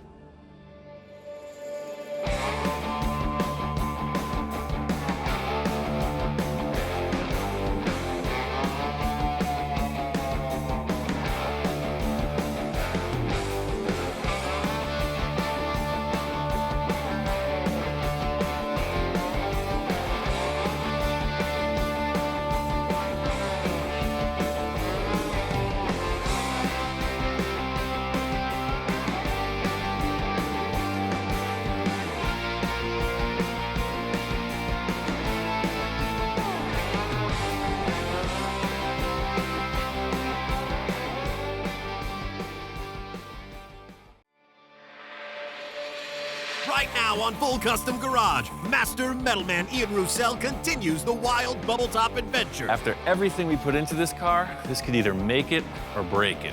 So the thing is, it's not gonna be just a silver car. What's it gonna look like? I'm a little nervous, way excited. As the guys get into it, a surprise visitor arrives. I'm like, oh my God, it's Ed Ross' son. Whoa, dude, man, this is sick. My first reaction was, am I not at Ross Studios in 1960s?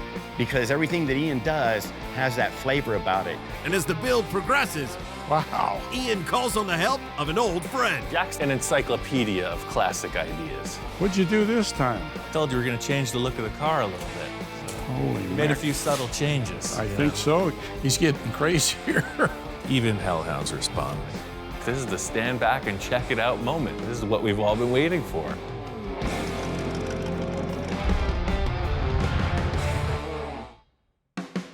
This thing all started when I decided to redesign my first show car, Space Junkie. I called in Johnny to help me with the new design. You're not satisfied with I'm not satisfied. It's gotta be different. We based the concept off a few of the parts I had, and Johnny came up with a really killer sketch. That's what we're building. Awesome. With that as a guide, I called in my friend Eric to help with the fabrication. He had some really good ideas and helped me to modify the body to fit the drawing. When my friend Eric was here, he kind of threw this concept out as a challenge. You're sitting here driving with this miniature steering wheel like a dragster, and your hand is up here like a monster cartoon car guy, but your throttle is on this lever, and when you push it, it is the brake. So your master cylinder will be on top front row center, and you're pushing it with your hand to stop and twisting it to go. This idea is pretty far out there. Working with a client, there are parameters. I don't have any of those with this project. The sky's the limit.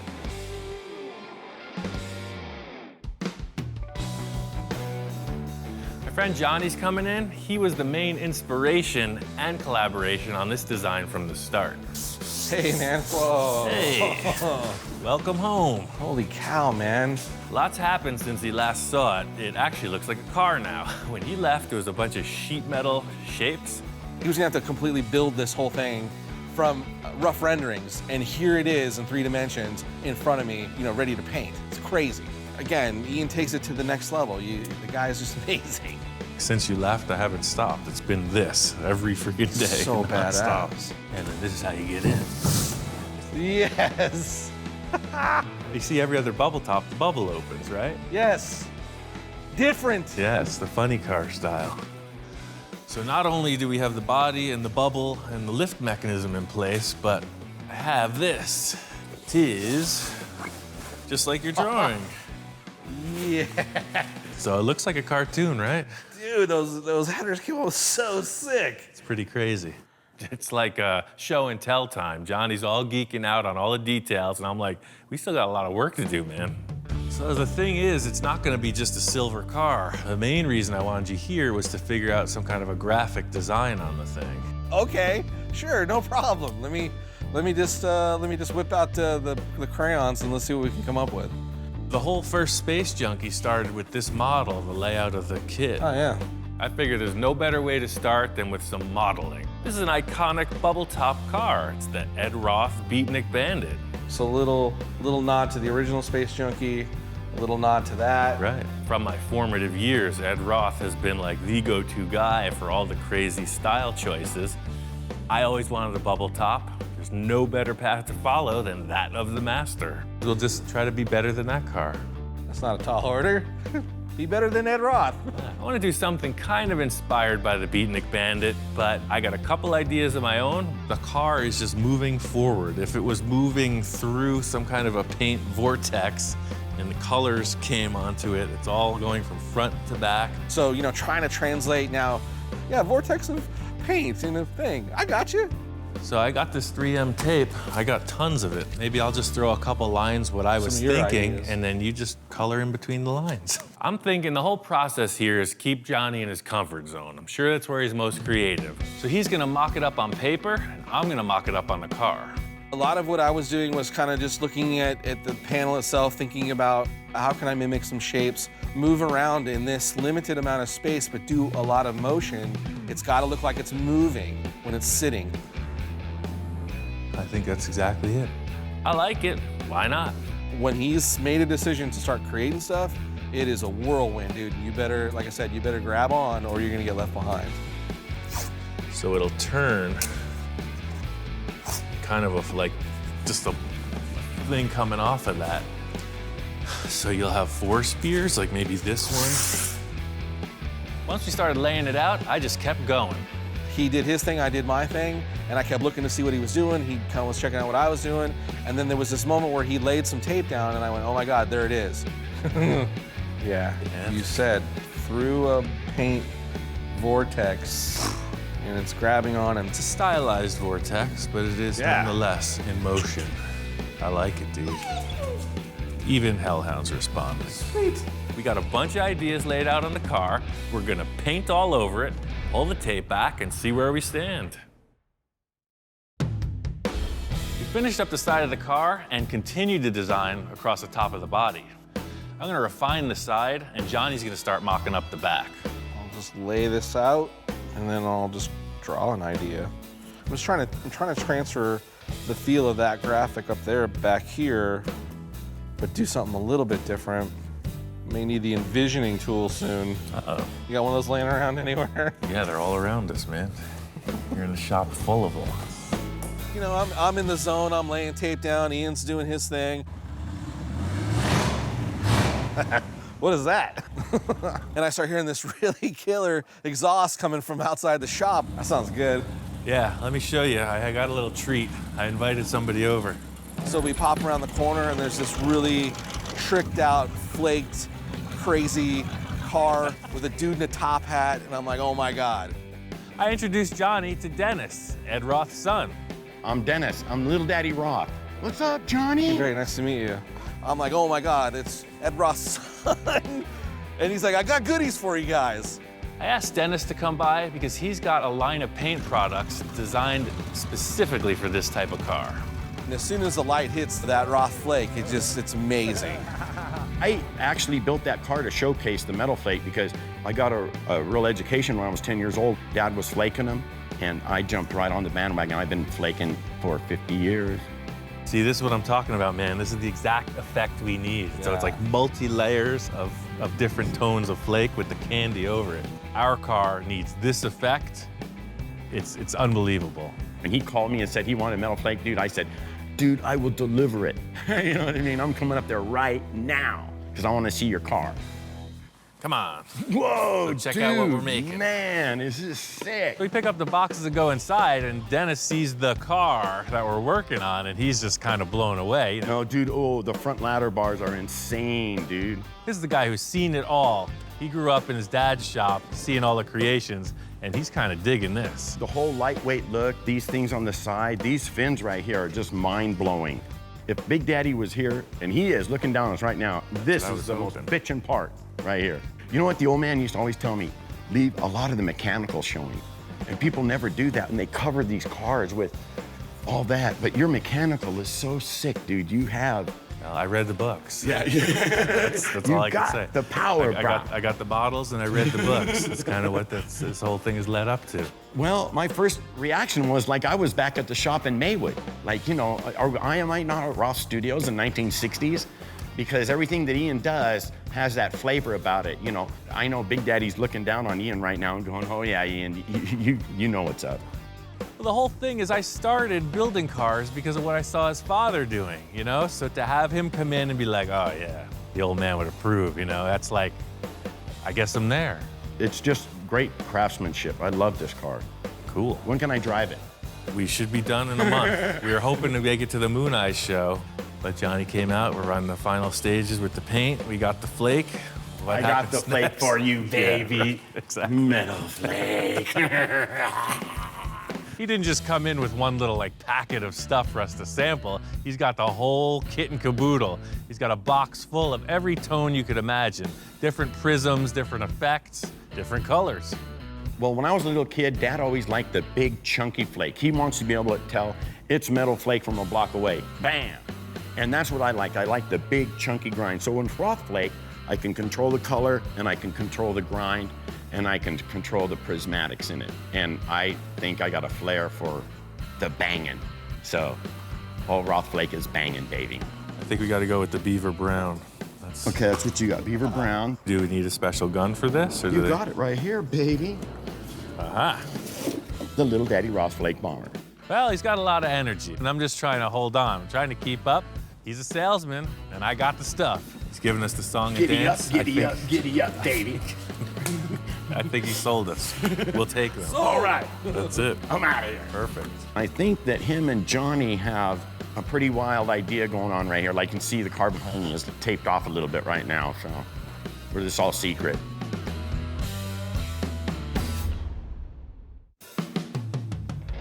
We got the first layer of paint on. The first color is going to be this brown candy. It's a very thick application of paint because it's a candy coat and it's got a cure. That's the whole thing with the complexity of this tape job. I'm a little nervous, way excited, because you know, we're peeling pack just to see if the graphic worked. And the more that got peeled back, the more excited I got. You know, like this, it's gonna work. Once I got the brown paint on, we pulled off the tape. It's looking good, but it's still kind of unknown until we get the second color in place. The whole design gets taped over yet again for another color. This part becomes super critical, that we really are meticulous in making sure that the turns are good and the lines are crisp, because this is gonna be the graphic.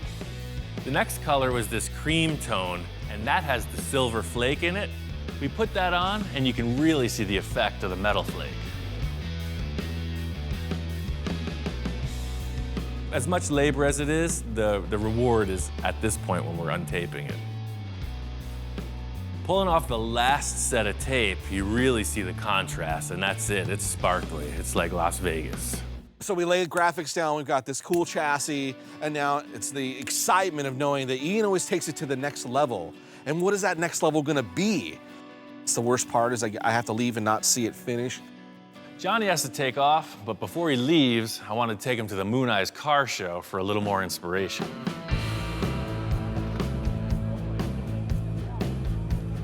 Kind of walking around, taking a look at some of the different paint jobs on some cars and trying to get some inspiration for the Space Junkie, and see some pretty cool stuff, some good ideas. This van is freaking crazy, dude. It's got all this stuff. The panels, this wandering squiggly line thing. Yeah, it's a lot of tape work, man. I love your car show, man. Thanks, man. This guy is good. Nice. Yeah. We got free. I got some of my ideas from you. That's my Golden right over there. Sweet. I got some of my ideas from you. This is a 51 Ford, it's a shoebox Ford that this fella said he's a frustrated artist, so he went all the way on the paint job. You tape it, you backmask it, you got different colors, you see the way the body's a different tone than the roof. It's the same process we're gonna have to go through. First thing that's jumping right out at you is all the metal flake. That's the eye-popping candy paint with the huge metal flake on it. That's where it's at. Well, this is more of a very straightforward paint. Yeah, look at the tape, taillights on right? that. But the effect they achieve with the pearl, the prismatic, what would you even call that? Like, it's so rich, man. You want to taste it. I got look. It's good. And it's this crazy blue. Yeah, it's super good. Love it. When you're walking out of the sun, you Jump. don't even see it, and now it's like a freaking vortex of color. Vortex of color. You know my friend Jack, you know what he said? Oh, you don't put metal flake on a truck. Yeah. You put metal flake on everything. Breakfast cereal, steak. These cars, I saw when we were walking Oh, here we in. go. It's all the traditional lowrider stuff. They know all the tricks with the candy coats, gives it so much depth. And the flake, of course, in the sunlight's just popping. I think the inspiration in all the lowriders is really where we're going with this. The metal flake, the taped out lines, that whole deal. And there's a million cars with that flavor. I showed up kind of feeling down about my own artwork and stuff. And then to get in here, start creating and doing creative processes with Ian is like this new energy to go back, do some new drawings, come up with some new designs. We got a lot of inspiration out here. Unfortunately, Johnny's got to hit the road. I'm gonna do everything in my power to be back when this thing is done. And I'm sure I'm gonna walk through the door and look at it and go, what?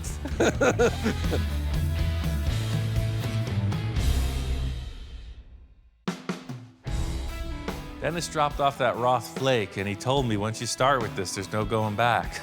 It's true. I used the blue, the silver, the brown, the gold, the whole palette. The color combo is exactly what I achieved in the first car, but only using blue now instead of pink. You have two pretty mellow tones with a really contrasting kind of a neon line through them. The whole angle here was not to make your ultimate hot rod, you know, nothing conservative. It's a total cartoon, and I think we've accomplished that. I'm pretty happy with it, but as always, I have to have the shop inspector check it out. So, what do you think? I know you weren't allowed in here for a few days. It was a toxic environment. It's over here. Hey, it's this, right? Remember before it was primer? Look, think. It was primer. Now it's painted. I know the engine is good to go. We started it, but the transmission's questionable. I got a brand new unit from Monster Transmission. They always work perfect. It's a simple bolt-on replacement.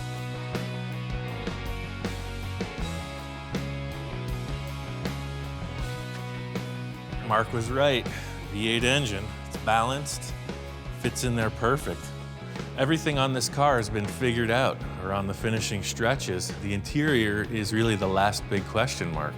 I called up my friend Jack. He's the upholstery guy. He's done all the interiors on my cars. Holy mackerel. Wow. Hey, welcome Hey, back. Ian, how are you? I'm doing pretty good. Wow. What'd you do this time? I told you we're going to change the look of the car a little bit. So Holy you made a mackerel. few subtle changes. I you think know. so. You morphed into a roadster. Yeah. It's a whole new car, man. I couldn't believe it. I'm used to looking at the old car, and then I see this thing, and it's completely different. It's actually a bubble top. You know those acrylic domes I was making? Yeah, well, yeah. it's not a roadster. Like you did on the T-Bird? Yep, exactly. It's Wow, this is something. It's like one of those I Roth like this show better. cars. Right away, I thought, he's getting crazier as he gets older. He just knocks this stuff out. I don't know if he ever sleeps. I pretty much got the whole deal figured out. The only thing left is the interior. Should we mess with the original panels first? Take a put some in here and look at it. Yeah, and I'll see. lift the body up. It's see got how- a prop rod. You know, the whole body pivots on the hinge. Get it up here. Well, this reminds me the old days when we were running a funny car. It's exactly what it's inspired 40-some by. years ago is the same deal. Yeah. Set it in, push it up, Yeah. and start working on it. Yeah, if this is all finished off in there, you can leave it up, show the whole thing this Yeah. way. Jack's all about the interior, and he could see that there's nothing in it, so that was his main concern. Loved the look of the car, and all of a sudden his gears are turning. So I got all these panels. So see, these were the original interior parts, and we're not going with pink anymore. That was the one main color change. Get rid of that pink. I think all the brown can still work, though. Once the fasteners are on the back side, it just clips in like it did. You don't even need any welt on this. So that's the thing, that one goes there, and then these were the little backrest panels, so they'll pop right back in. The most apparent change in the interior is that the color swap. I'm going from pink to blue. Jack's thinking, as he's peeling these pink elements off, maybe we'll just leave them out. Maybe we'll just go brown. Maybe that looks pretty nice, right? Yeah, I like it. Jack likes the upholstery as is. I got some other ideas. I've known Jack for a while, about 15 years. It started from him just upholstering one of my seats one day, and he just keeps getting more and more involved. See, the whole thing is I'm not using the seats that I made originally because I'm way more laid back. Literally, like this becomes a headrest. I'm actually laying back. I'm literally like with my head. I'm like, actually, that's perfect. Look at that. I'm sitting in there like this, like a freaking dragster. Wow, that's what it looks like, Right. yeah. The interior is always last. So then what you got to do is adjust the seats, the panels, and everything to make them fit into what they built. Yeah, do you have something we can lay in here, like a piece of cardboard or something? Yeah, I got all that offhand? pattern paper. Yeah. The interior is going to mean a lot because the body's up like this. You're going to see a lot of it. It has to be done right. Oh yeah, it looks better already. It should fit, follow your back. So if I lay in and push it down, that's I'll kind of hold where it I so want it to be. doesn't move. Yeah, like that. There you go. How about you just lay in it like a hammock kind of thing? Jack's idea was why not make sort of like a hammock, you know, just a simple little thing to support your back and not even have a seat, just a simple pad that you recline on. That looks just kind of like a generic panel, though. Well, yeah, but we can do something with that. I'll make some, all in the stitch put a work. seam, couple of seams in it or something, and we'll make some design in it. Jack's got a bunch of ideas. I could see him scribbling around with the pen. He's talking a lot. I don't know what he's going to come up with, but it looks like he's got plans. So the whole thing is with the interior being so mellow and subtle, I want the fabric to pop, you know? I was thinking like that metal flake, blue old school glitter vinyl to complement these pinstripes. So when you're looking through the bubble, you see these two blue things broadcasting out, you know? This blue metal flake, they don't make it anymore, from what I understand, so it'll be pretty hard to get. That's, if we can find it. And blue metal flake vinyl? Well, he likes metal flake, you know. He tried to metal flake my truck. I know it's impossible to find. It's the hardest stuff in the world to get a hold of. So Oh, wait I a got minute. this instead. He was playing with me, see? Well, that's what we're talking about, isn't it? Yeah. Of course. I could pull a few strings, man. Oh, man. So you Look at think this guy. 2 yards of this stuff will be enough? Sure. Check Plenty. it out. Check it out in the sun. Plenty That's the good. thing. It's just like the frame. Put the God light on it. Jack's not a big fan of metal flake, so I just wanted to catch him off guard a bit. He pulled one on me. Had to pull a few strings. They're back in the men's room, but they handed it through the wall, through the back window. Well, it is a bold choice, and it's a lot of people are afraid to take chances because they think they're going to ruin their reputation or something like that. It's his personality. That's what he does. He likes to zap you with things.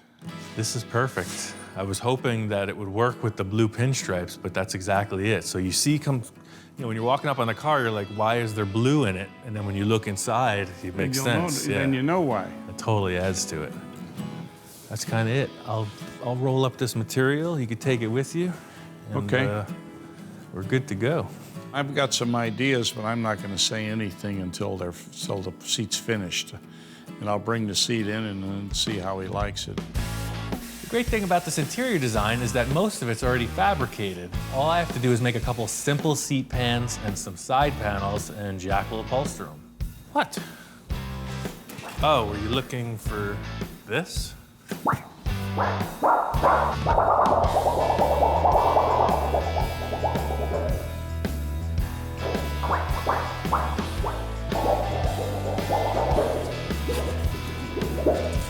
Eat it, kid. Go play in traffic. These seat pans are very straightforward. There's already some hardware on the floor to mount them. I'm just gonna take a piece of aluminum, 050 thickness, and just kind of curve it and cut it. The panels that I'm making are very generic. The whole look is about what happens with the stitch work, and that's all up to Jack. I can't wait to see what he does.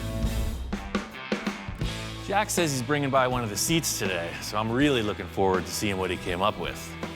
Hi, Ian. How you doing? Aha! I brought you a little present. Oh, right some on. foam for the side panels, and I did the groovy. seat for you. Oh, that's totally cool. It's a little better than that sheet metal panel you left with. Yeah. That's cool. I stayed up all night. I'm glad you did, because I was resting easy. Jack brought in the seat, and it looks awesome. The material I picked out is perfect, and he added some cool stitching and these really nice grommets, and Jack nailed it. At first, I was skeptical because I don't like metal flake, but it looked pretty good. I was surprised. Next thing I wanted to deal with were these side panels. Looks pretty rough in there. We gotta freshen it up. I feel like it just needs some other blue element inside. That's the thing, to just have those two seats might be kind of lost. So I do want to keep it simple. What if we put a little blue in the middle? That's what it's about, is figuring out how to do it. That's the fun part. He liked the seat the way it was, and so I suggested we make a panel like a spearhead and do the same design as the seats, so it all works together. How's that looking from that side? That looks good. I think that's it. Well, I saw you brought the material. If you got your glue gun and whatever, I guess you could do that, and I'll make the aluminum panels, and we'll be sure of what this thing's gonna be, right? Yeah, yeah. Once we figured out the design, it was time to get to work. Just gonna streamline this process. Jack's doing his thing, I'm gonna do my thing, build the panels, and he's gonna cover them. Him and I work together pretty good. I think it's because of experience. You know, I have experience in what I do, and he has experience in what he does. And you bring it together, and it all seems to gel. He understands how to build a car, and that's a gift. Jack's the senior man in the shop. He's seen it all, so relying on his past creative efforts. Well, the whole thing is like an encyclopedia of classic ideas. He's done a million different designs. He looks at the vehicle, thinks of which one is appropriate, and puts it together. That's the whole thing with any collaborative effort, is that hashing out of different ideas. Jack wants to keep it mellow with the brown. I got some crazy blue stuff. It's not a real perfect match, but I think we can make it happen. Well, I'm going to take it back and work on it, make the other seat and the two panels, and we'll see how it works out. I don't know how it's going to look when it's all together, but we'll see. This is going to insert right here. Oh, perfect. Yeah, I get it now. You put the blue in there. That way it's all flush. Right. Totally Drops cool. down. See, it'll be nice and even. Wow. Are you concerned? You're not totally sold on this yet, huh? Okay. Well. I'm just doing busy work, getting the steering put together, this weird brake throttle assembly, you know, mechanical stuff, and Jack walks in. How you doing, Ian? I got some new pieces for you. Oh, nice. Look at that. Cool, you even put the grommets to match the seat. Yeah. Those are awesome. I could see the glow coming through the doorway. Those blue panels are awesome. They complement the seats perfectly. Stitch work and the grommets look like a perfect match. What surprises do you have for me over here? I can see some extra standard mechanical little work. arm sticking up here. What is Yeah, this is a motorcycle throttle, so there's no room for a gas pedal in there, so we're gonna have a hand throttle. Ah, so what do? Push that? That's the master I cylinder. see. You push just like your brake pedal. Oh, I see. That's your brakes. Ah. That's your gas. What's this little deal? You don't move that except in emergency. I didn't put the sign on yet. Oh, It's for what the is that? ejection seat. all hell you mean breaks it loose. puts you through the right bubble? through. Well, you've seen all the fighter planes, right? The canopy goes. Oh yeah, and then you go. Exactly. Jack was just checking out everything I was putting together. You know, the shifter throttle thing was one thing, but then the steering components were totally different from the original car also. Yeah, what's the deal here now? You got a little wheel in here? Oh yeah, typical dragster stuff, right? Stock steering box that I had. Yeah, right. I just hooked it right up. I like the steering wheel because it looks like an old dragster wheel. In fact, on a dragster, the brake was always a handbrake. And he's doing the same thing, except you push it. That's the thing, all this mechanical stuff is boring me. It's all about the interior. Okay. So these guys just index right in there like we set up. Perfect, right in the hollow. That's the thing, it's not too crazy, but it gives the seats a reason to be blue. Sure, You know, right. The pinstripe on the paint's one thing, but now at least there's 2 blue elements inside. Jack wasn't sure how I wanted to attach these pieces. He was thinking we would just glue them and clamp them, but I had a different idea. It would be a lot faster. I was thinking that we would put screws right through the center of the grommets and we wouldn't need any glue. That's good. It makes it look Gives a even little better. dip in it. That looks good. As we're doing this, it creates a really three-dimensional pattern that neither of us expected. It just looks way more plush, and it's going to be a great complement to the whole design. And it looked good before, but now with all those push downs, it just looks way more. Now we have to do it with the seat. I might even do that because it looks so good, right? Working like Ian works is like you're doing it on the fly. You know what I mean? You plan it as you go. It's enjoyable. Welcome to upholstery, full custom style. That's right. The proof is in the pudding. We got to put it in the car. So this one comes in. You set the panel in, ran a couple screws in on both sides, and we looked at it. It even looked better. I was really surprised because I didn't think it would look that good. One thing I wasn't expecting is after putting in the second panel, as we dropped the body down, there was no more looseness. It fit like a perfect thing. Hear that? It's like you're putting cushions on your sofa, man. Right. I love it. But that's kind of the layout, man. The seats and the blue door panels sell it. Now what's happening back here? I walked around the back of the car, and all these holes are in the back. One thing I didn't explain to Jack was that the car doesn't have a radiator in the front like you typically see. Instead, it's got this weird contraption that hangs off the back. So that's the thing, this crazy swizzle stick is actually the radiator. This actually works then, right? It's functioning? Oh, heck no. Come on, what do you think this is? Well, you put a fan on it, you'll be. So there's a fan, that's what that hole is. See, yeah, the electric fan? Yeah. This electric fan goes right up you behind got it all I think figured everything, out. man. Jack was really curious about this thing, so I wanted to show him how I actually made it work. So that's the thing, these big flex hoses, it's just like any other radiator. You gotta feed and you gotta return. We're gonna go in to the here. line. So I'm gonna make like a big S like this, just to take all that, so when it shuts, it just whoosh. So then the fan goes here. And yeah, your typical electric fan goes right here, bolts to the satellite dish, and then the water flows around that. That's a satellite dish? Yeah, see? My TV provider wasn't really in agreement with me, so I took it down off the roof. I thought that was a hell of an idea. Different, it's really different. That looks good though, I like it. Almost everything he builds like that is functional. It works. I can't wait to see how it's finished off. When it's done, it's really gonna look good. Yeah, it makes no sense at all, but somehow it works. Doesn't have to. Story of my life. Jack's gonna take the last panels and finish them off. Johnny's on his way back, so I wanna get this car finished up and ready to drive. Johnny's been involved with the design of this car from the start, so he's pretty well invested in having this come out well. He hasn't seen it completed yet, and today's the day. Ian! Aha! Oh, hey, man. Back again. Welcome back. Check it out, man. We painted it. Looks awesome. Sweet. To see all the pieces and parts that we had discussed and talked about, in theory, now, you know, there on the vehicle was tremendous. So when you left, you didn't see the blue striping on the car. No. That was our plan. But to complement that, I had Jack stitch out a bunch of metal flake components for the interior. Nah, the blue totally goes. The way the blue is pulls the color from the outside to the inside is just perfect. Cool. Like from the outside, when you look at it from here, I mean, you see blue on the striping. I think the collaboration, once again, has been a success, man. I'm really happy with this. Oh, man. It was just neat. Like, it's a whole car now, but it's a bubble top car. Where's the bubble? So, Ian, where the hell's the bubble? I polished the heck out of it, man. It's in the corner. It's in the safe zone. Ah. So that's what I was waiting for you to get here so we could put them on, and that's it. This baby's a wrap. And let's bubble this thing up. It was like the final piece, the icing on the cake. He should be a part of it. So you put the front in its little thing. Okay. And slowly zipper in place. Drop it, and...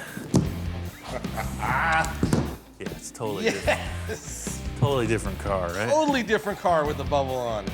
It changes the whole look altogether. Yeah. Setting the bubble on the car is like the first step towards the end. The silhouette of the car is represented by this dome shape, and really, you don't get the feel of it until it's in place.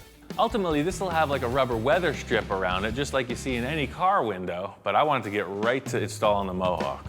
So Mark brought this whole thing, and I just used it as inspiration. You know, he brought that motorcycle gas tank shell, and I made an aluminum version of his Mohawk, a little double-sided. Nice, you know, I like kinda that. thick. So that's the thing, I just reshaped the shell that he made. I still retained his cool vents for the air to come in. Little spears on it. Yeah, so that just pops right on. The whole idea with the two sides is that it just snaps into place. It's like pressure fit, and it's on. Yes. So there's that one Mohawk. So this one is to complement the smaller one. Same deal, fabricated aluminum thing. Dude, that's so cool. The Mohawk isn't just one piece of sheet metal that with some holes drilled in it. You know, this total three-dimensional piece of artwork that he's done. So again, you know, here's where Ian takes it to the next level. It's a killing machine is what we've turned it into. Yes, it all makes sense in the end, It does. I'm just jonesing to get this thing on the car so I can see if it is the cherry on top. Installing this Mohawk is a two-man job. I lifted up the car, and Johnny's holding it on the outside. I'm in there putting in the screws. This is the full look. This is the stand back and check it out moment. This is what we've all been waiting for. Man, are you kidding me? Dude, this came out too cool. To me, the side profile, the way it's like, there's a lot of slashes. There's a lot of stuff going on. It's good, really good. The Mohawk just brings it all together. It was like, without the Mohawk, I think it's like a superhero car, but now it's like a villain car. A super villain. Yeah. From the jump, the initial inspiration for the car was this wild Mohawk. I've never seen anything like it. It was in this cartoon, and now there's an actual vehicle. I think we got something pretty special here. Well, it's kind of like when the UFO crashed in Area 51, right? Everybody's like, huh? Yeah, exactly. Now what do we do with it? I can't wait to see it in motion. I think it's time to clean up the mess and drive it. Johnny was just all about driving this thing. Put on the trailer, took it over to the proving grounds. It's the perfect environment to test drive. I'm gonna get in, you drop the lid, and let's try it. What could possibly go wrong? If anything happens, just bury me in it. The whole unit, just drop it in the ground. It's the right shape. Should be perfect. Getting in this thing, you're in there like a space pilot, and you're committing to the ride. Drop her down. All right. Yeah, lower the top. You can hear it almost like seal, like a coffin. I feel like a friggin' fish in a tank. It's pretty dicey. I haven't had any real disasters yet, so I think the odds are with me. Here we go. You see somebody in a top fuel dragster, they're not getting out in a rush, so this is the same thing. You're locked and loaded. That's awesome. All I could say is it's fun to drive. It's using all of your senses, you know? You're thinking, is it on fire? Is it shaking? How fast am I going? You know, there's no instrumentation at all. You have one hand on the steering wheel and one hand on the power, and it's fun. And as it goes by the rocks, I mean, it's almost like a shark in the water. All you see is the Mohawk. It doesn't look like it's supposed to be there. It's just nuts. We did the testing, you know, slow speed rolling around, and I wanted to see what it could do.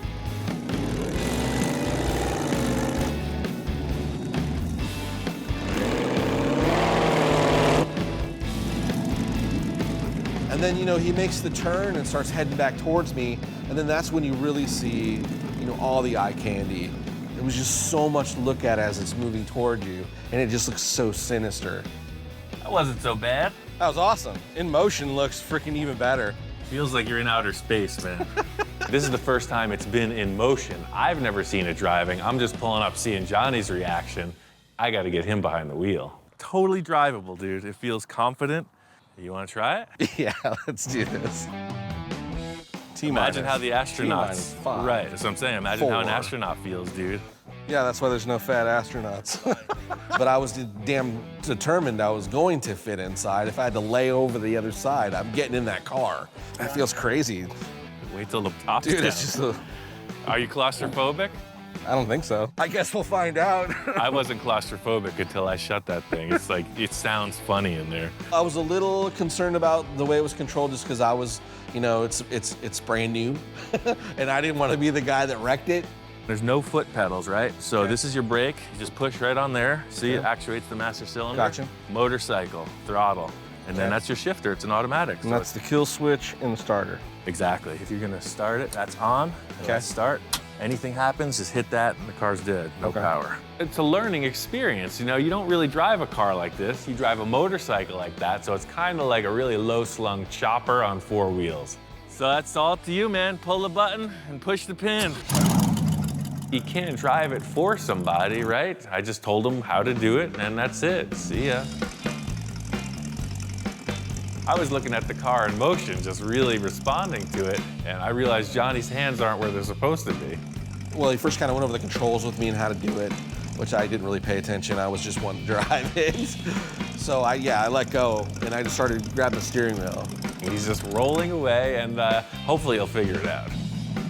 I'm looking through the bubble now, out into the front of the car, just this sick look. You're so low to the ground.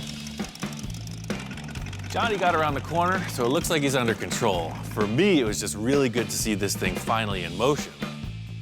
It's been a crazy experience. It was one of the coolest things that I've ever done. Yeah. It's kind of hairy. Crazy. It's predictable, but it's really weird. That's nuts. This whole project kind of blew the lid off it for me. I don't really consider any of my cars finished, so maybe someday I just take this thing apart again and improve on it once more.